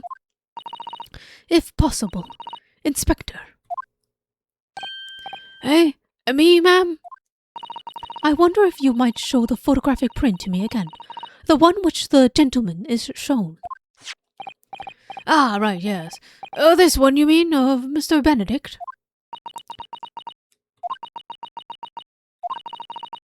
Yes. There is no doubt in my mind. Juror number 5. You don't mean to say you know this man? Yes, I know him. What? No. Good gracious! Order! Juror number 5. How on earth? I'm a communications officer. Stop. As we can clearly see...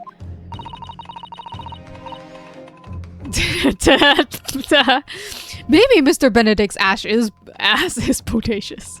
Look at her eyes! Maybe bodacious. The gentleman in the photograph is... Stop. Also a communications officer. Stop. He works in my office. Stop.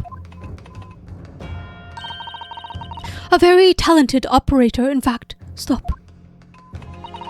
He should be in the communication station now. Stop. Tapping away on a telegraph. Stop. Wait, doesn't he have a bullet wound then? No. Okay. I was actually, before this, I was assuming that they would try to find him at the hospital. Because he clearly has a bullet wound. Why would he be at work? Oh, capitalism. This doesn't seem right somehow. I can't put my finger on why, but it doesn't feel right. I suppose we all imagined the accomplice would be some sort of hardened criminal. But it's a bit unexpected to find that he has a respectable job by day, whatever he gets up to at night. Yes, I suppose that's it. I suppose that's why I felt something was wrong. If the gentleman is at the London's communication station, we should be able to subpoena him within the hour. Lord Van Zeeks, if you please. Yes, my lord. Everyone be super classes now, don't be shy. Well, they already were. This is 1890s London, England, okay? The classes is everything. They were already ready to like, without even starting the trial, ready to say that our defendant was guilty by basis that she was a fucking homeless orphan that had to pickpocket to get her to live life. Okay? Everybody was already classist. Yes, my lord. Make the necessary arrangements with all haste. As your lordship bids. Yeah, so deplorable, even our parents abandoned her, oh no! The court will recess for 1 hour. When the new witness arrives, we shall reconvene to hear the gentleman's testimony. Inspector Gregson. Yes, my lord? I should like to hear from you specifically about the events at the pawnbrokery on the day in question. Come to my chambers during the recess. Yes, sir, my lord. Very well. Court is adjourned until 1:40 p.m. Ooh, to be continued, I think. All right, I think this is where I'm gonna end the game portion, and then have some drawing to do. Save my progress. You can stay and hang out if you'd like, or you can fall asleep to my tunes if you'd like. Oh, and thank you for the follow, Giselle. I will, of course, be trying to finish this game at some point this year. And hope to see you there the next time. Hopefully only one more stream for game 1. Really? I don't think we're that close. I think we're at least 2 streams away for game 1. I don't know. Okay, MewTuber, you go to bed. I will still be drawing for a little bit. Maybe for another hour. But you can fall asleep to the cool copyright-free tones of Zuki Suzuki. All right, let me set up for drawing, okay? Oh my goodness! But speaking of the trial, though, before I be right back, I still want. There's still stuff. Like there's still so much stuff. White noise to fall asleep to. I'm so glad. I feel like I yell too much on stream for people to be falling asleep to. Oh my goodness, speaking of. Okay, so I like listening to audiobooks when I fall asleep. But the thing is, I also really like listening to murder mystery audiobooks. There are certain murder mysteries that I have downloaded that in the middle of their dramatic reading. Some of my audiobooks are like full like radio drama types where like different actors play different roles. Anyways, they fully act out their role, right? In the middle of at least 2 of my audiobooks is a woman screaming because somebody has just died. So several times, and I keep forgetting which audiobook it is because of my murder mystery. I've woken up several times in the middle of the night because of this. And the thing is, sometimes when I wake up, I don't know that I accidentally woke up to screaming because I wake up after the scream and then I'm not fully conscious. So sometimes I'm left like wondering like, what the fuck did I just wake up to? Why was it's like it's like 3 a.m. What happened? Or it's not 3 a.m. Usually it's like 5 a.m. I sleep at 3 a.m. But it's a terrible thing, okay? So I don't know how relaxing my VODs are for sleeping. I feel like I speak very loudly. But you know, just turn down the volume. I try to equalize my videos as best I can. But anyways, gaming portion over. If you need to sleepy time, have a very good night. And I hope you do not dream of bloody murder and wake up in the middle of the night, as I have. And I will be right back while I set stuff up. Okay. I am back. Hello. I didn't remake a Discord command. Oops. I'll have to do that later.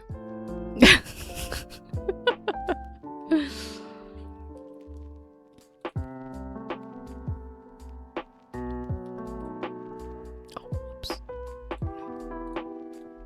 Let me write that down, actually. What do I have to write? Not that one. Not that one. Discard command.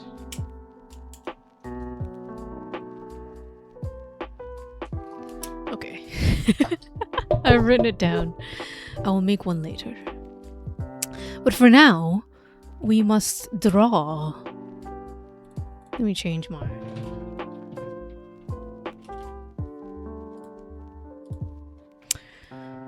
Change my category, and we shall relaxedly draw for a little bit. Before we must... part. Or something. I feel like I haven't drawn in a while. But it's only been, what, like a week? Did I draw last time? I don't know. Ikaru has redeemed Cute Moth Girl, of which I have informed them that they are Cute Moth They.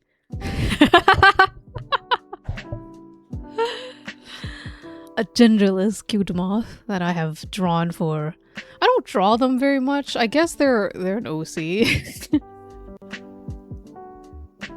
I really don't draw them very much. They don't have like a story or anything.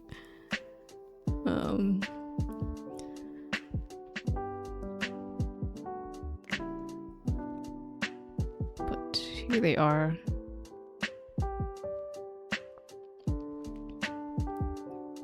I did draw a rat last stream. Oh, you're right. I drew a rat last stream. Thank you for reminding me.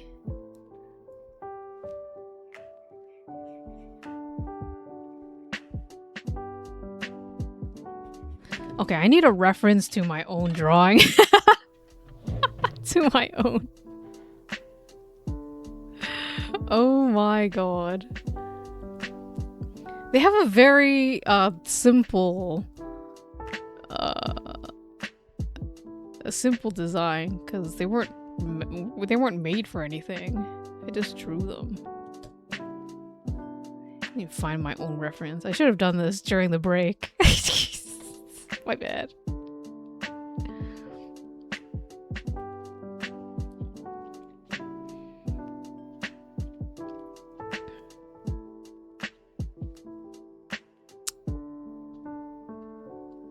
Here's to me having very few drawings of them. So that means whatever I draw is canon.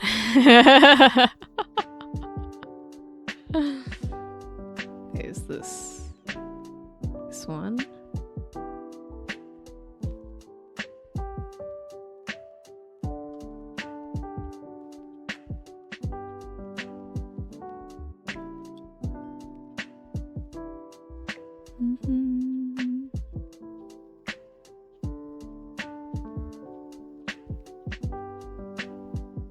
And this one.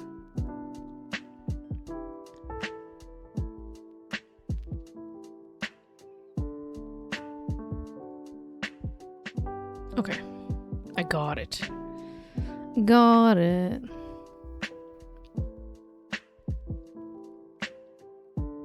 They're actually a very pale blonde.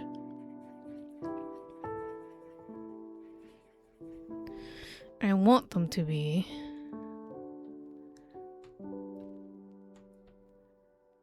sleeping.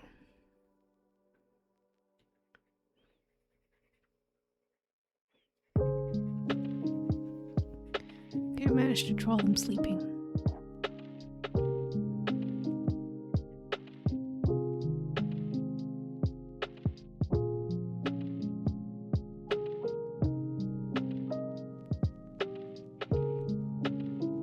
They're watching the moon or something.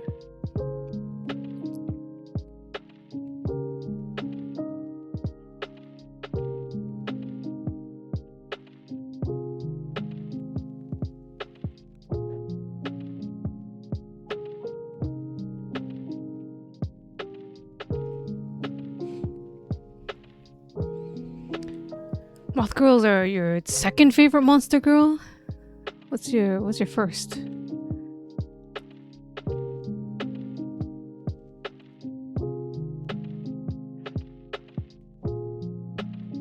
Spiders, damn.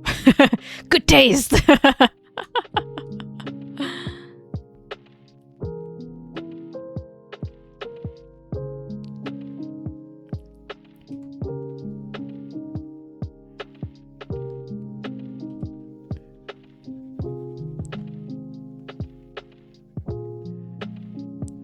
They have to be perfect because I never draw them.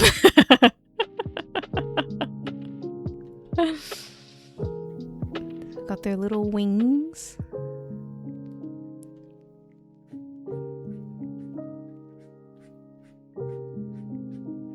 Maybe I'll...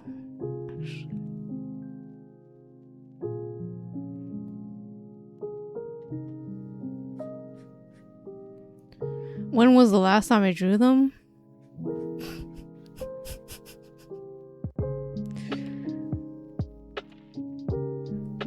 166 weeks. 2023. 2023. 3 years ago. Nice.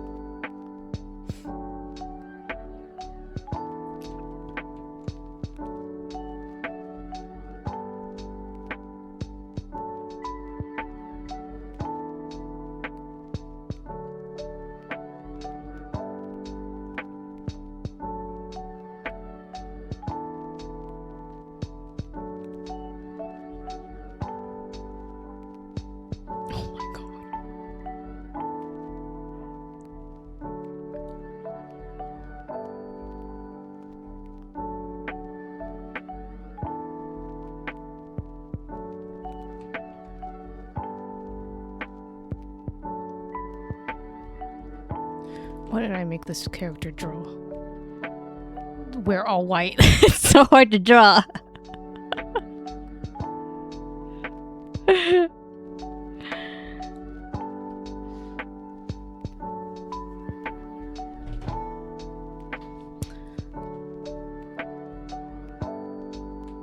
This character was terribly designed.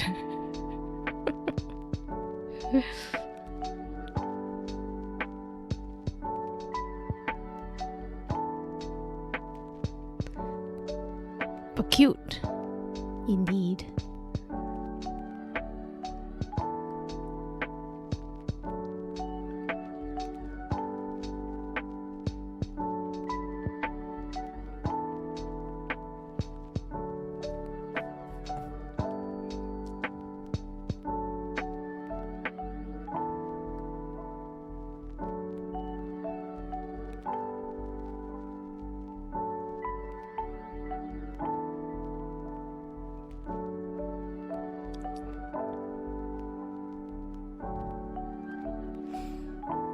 I should draw them more. They are cute.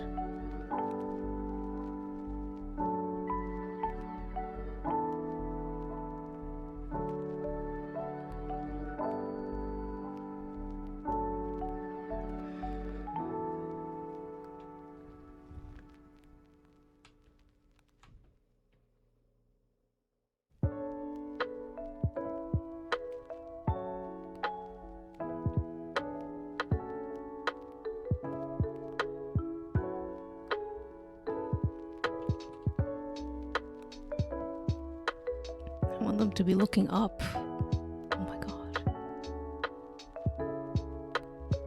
Good enough.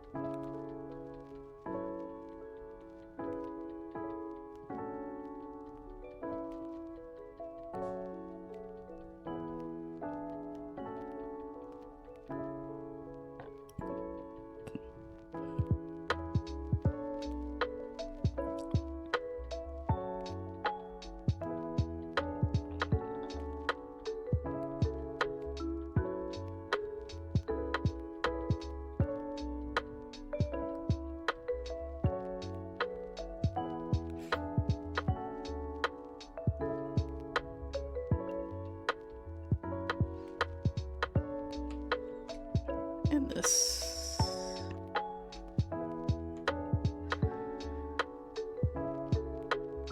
This moth has a best friend. Who's a daisy.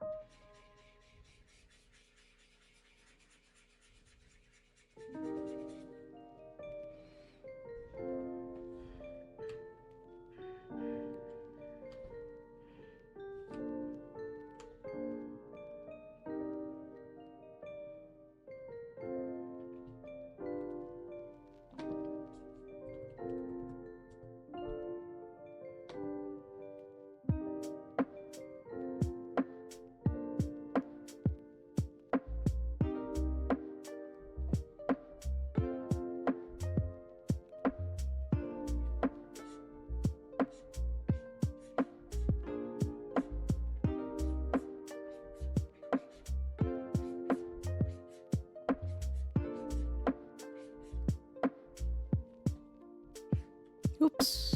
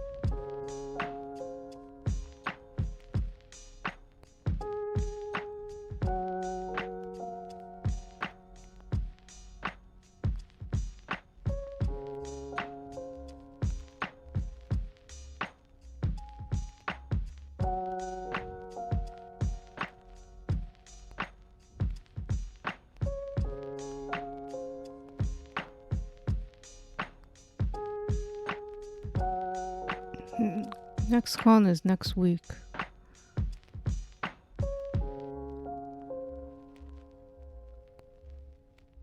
I should be doing stuff for it instead of streaming. But here we are.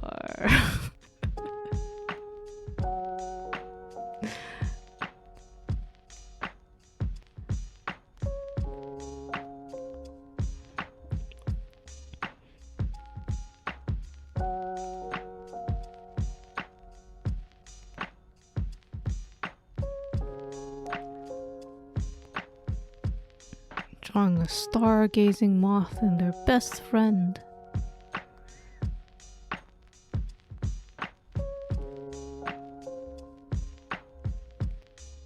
As one does.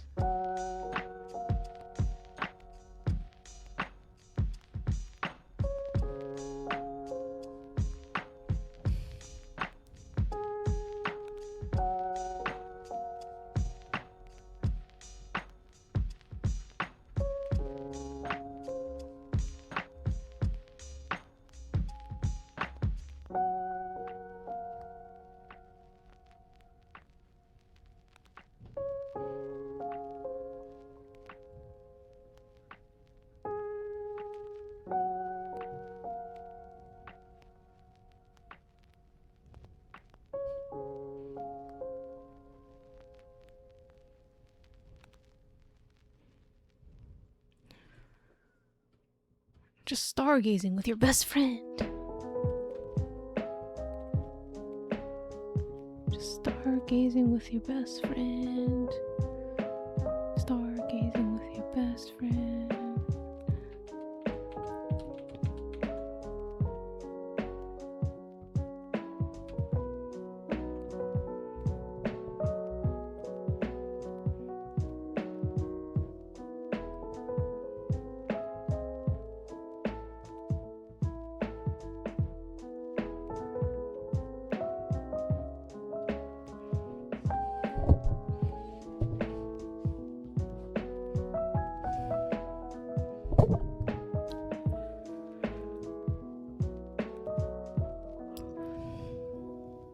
Oops.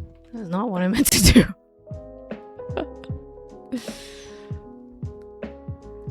Your face disappeared. Oh no.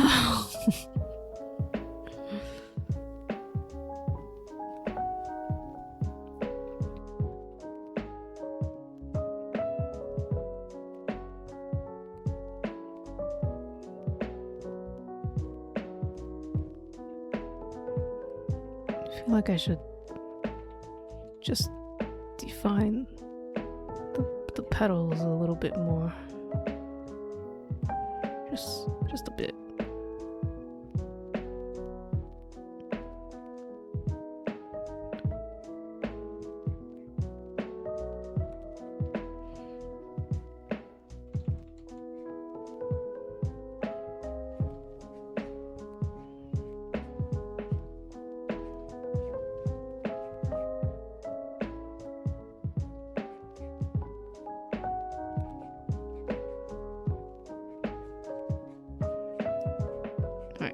That'll do. That will do. One more thing. What layer is this? Oh. That's important. There you go. One more thing. Green.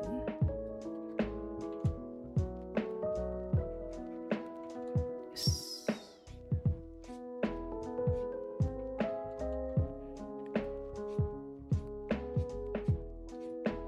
More grass. A stargazing picture is never without more grass.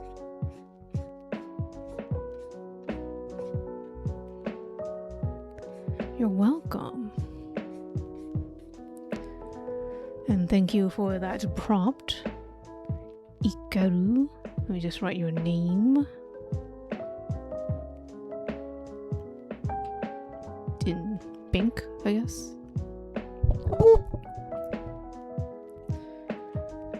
I guess you will have to go into the sky.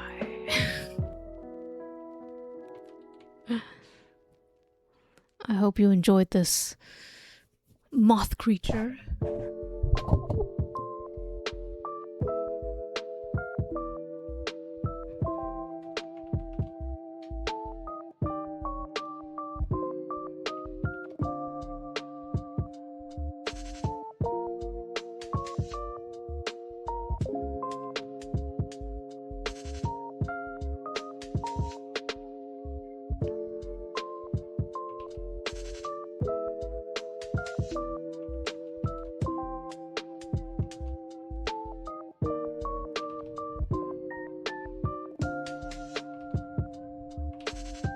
There you go.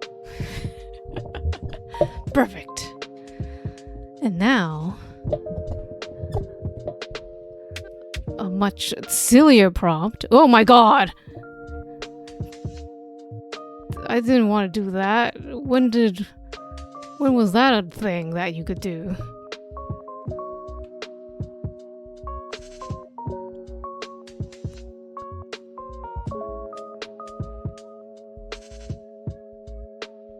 My window turned into 6 different sections. I don't want that. Okay. Next we have a wonderful prompt from Potato. Just starch. Okay. I can do starch.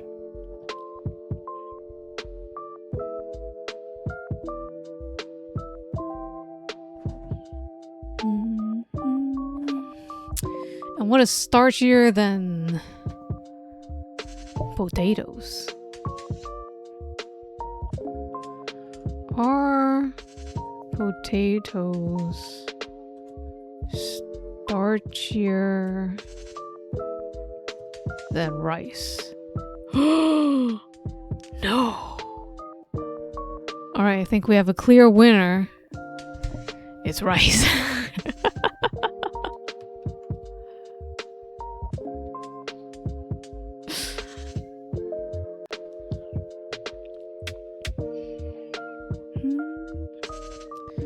gonna be a very, very starchy meal.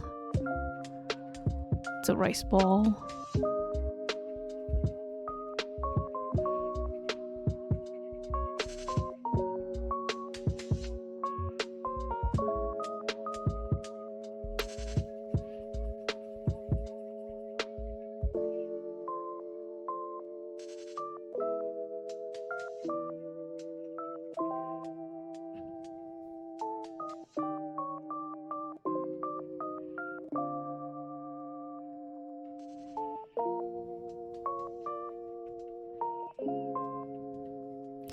Of course, it's not just any rice ball. It's filled with nug filling. Does that mean that it's chicken? No, it doesn't mean that it's chicken. You would be very mistaken if you think that nuglets equal chicken. Should I just put one? No, put several. Wait. Before that.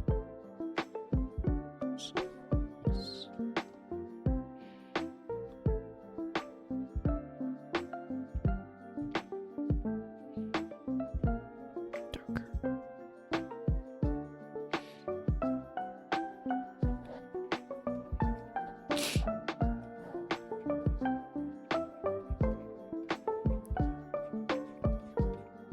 Gotta have my nori.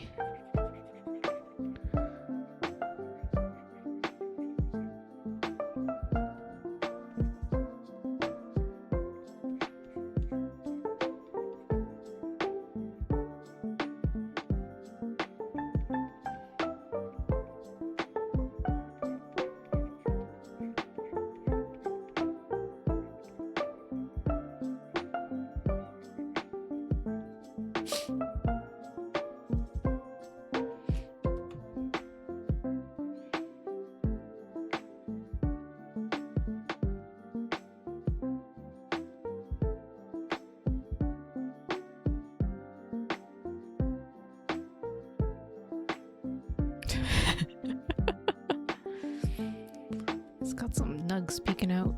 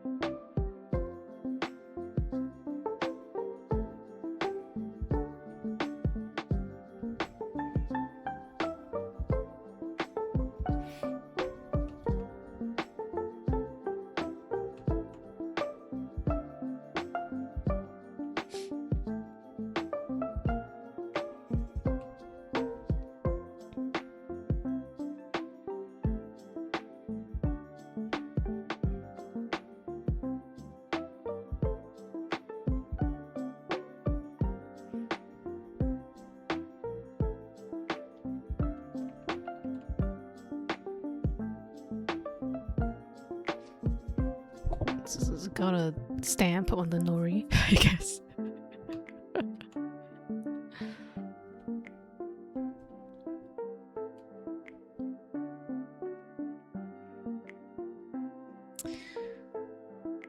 Can I move this a little down?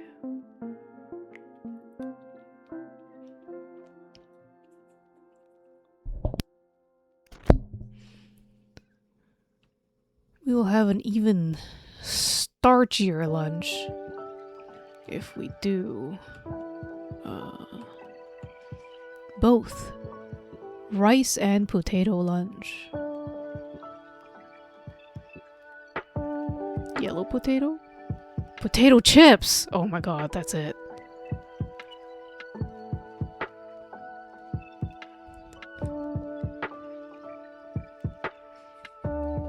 Who's having rice balls and potato chips for lunch? I am. That's literally the perfect lunch. How do I make that flippy shape? this. That's not it.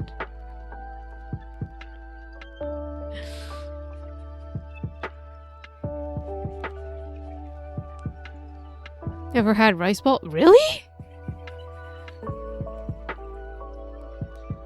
It's such a like a nothing.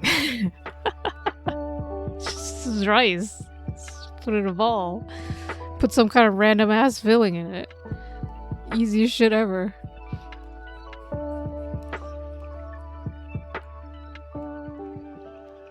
As easy as a sandwich.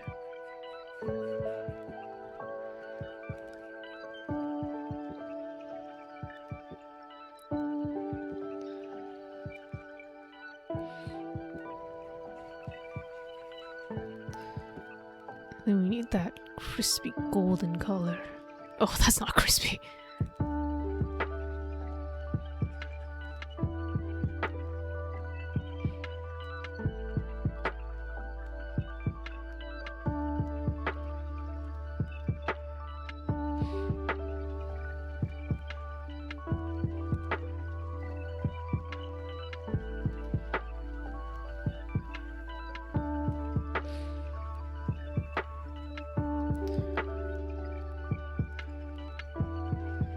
Were you gonna say something about balls? Because if that's it. Yeah, maybe you shouldn't.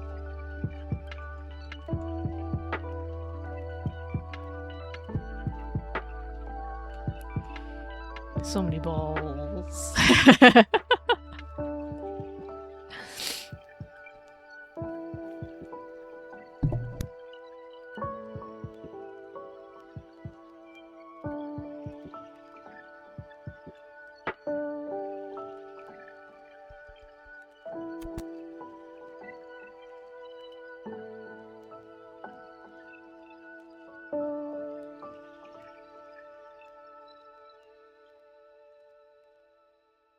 Sure that you were gonna say something worse? How dare you, Ikaru? This is a say-so stream. And I am a say-so streamer.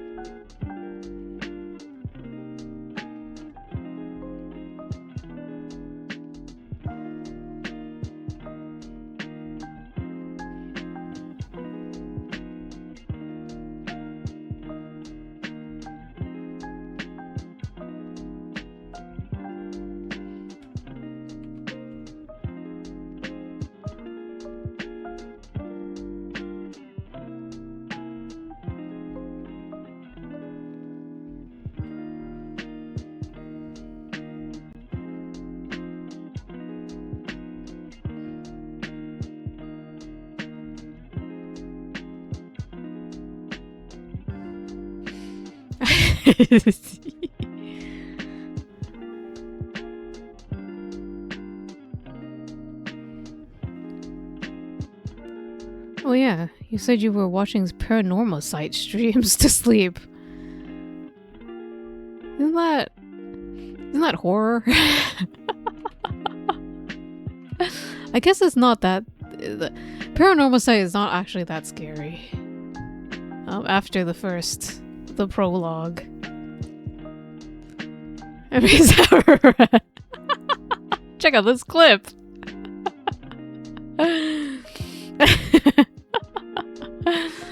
Is that the starchy substance you want? All right, I can put some toast here somewhere. Man, starch is so beige. Why don't I put some strawberry jam on it? Oh, Nugget strawberry jam. You're right. You're so good. You're so good at contributing. I think I need to put these guys a little bit this way though. And then I can put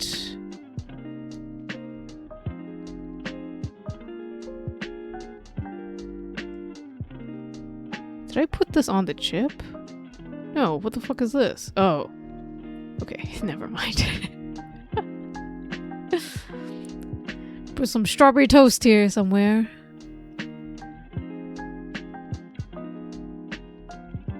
Oh, yeah. That's a shape.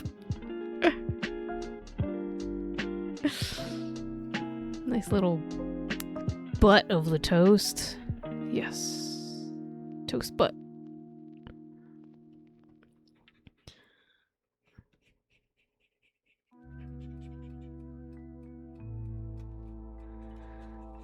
My toast needs to be more toasty. Let me fix that.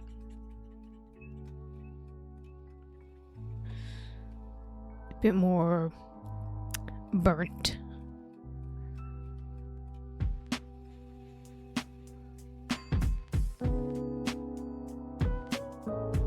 Oh gosh.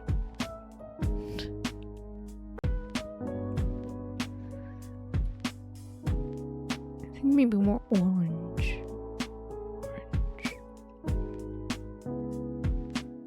Put that texture in the toast. Yes. Yes. Toast texture. And then good strawberry color. Ew, no. A little redder. Yes.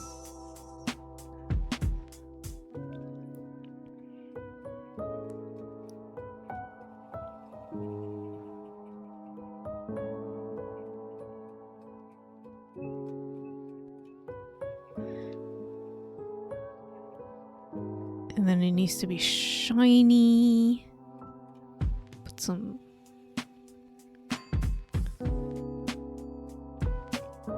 shiny spots on it. Maybe less. And maybe everything is nug shaped.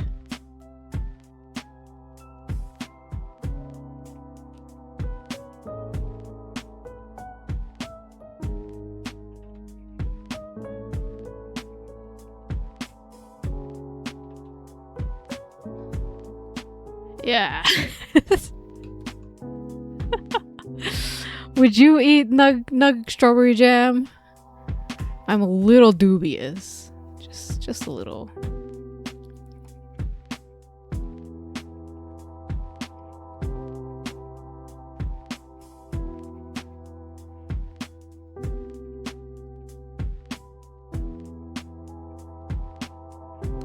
Oh, it's got this is the fancy type of strawberry jam. It's got the seeds in it still. I guess. Unless that's the not fancy type. I haven't ate strawberry jam in a while.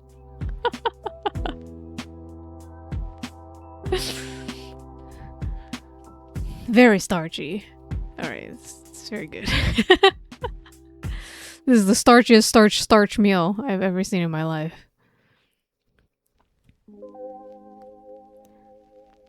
Oh no. A white plate wouldn't work because of the rice.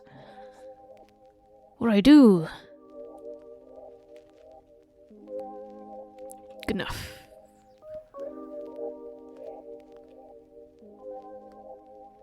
This is one nug's meal. This is our girl dinner right here.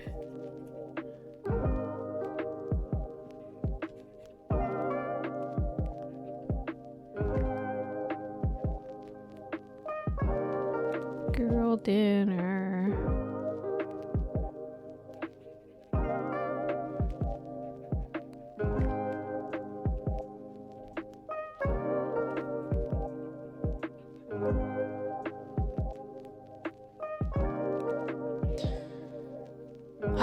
Adorable.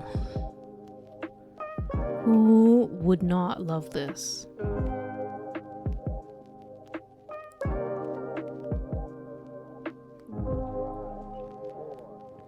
Put some polka dots in the background. Because it's cute. Cute dinner. Do you know who would eat cute dinner? The nugs. How do you think they keep cute if they do not eat their cute dinner?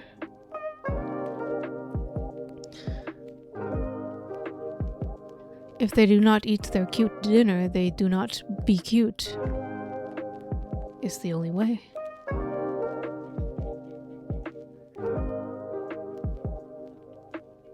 It is. It's the only way.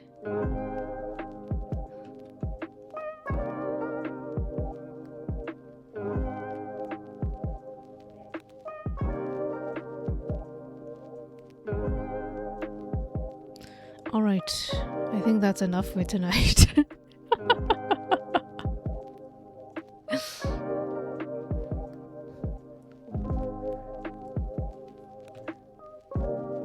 Need to write a potato name, and then we shall go to bed. More reading of visual novel and murder mysteries next time. Which I don't know when. I might have to concentrate on next week's convention. We shall see how much I want to procrastinate.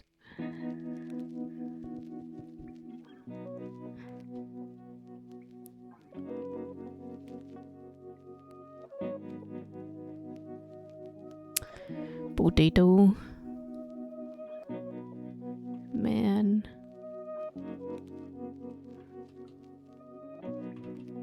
Oh no, not that one. Man.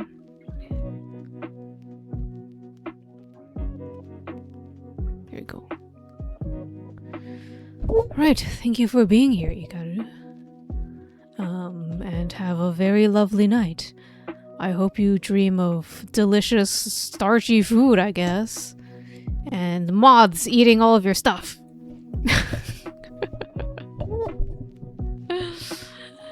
Have a very lovely night, and make sure that your audiobooks do not scream at you when you sleep.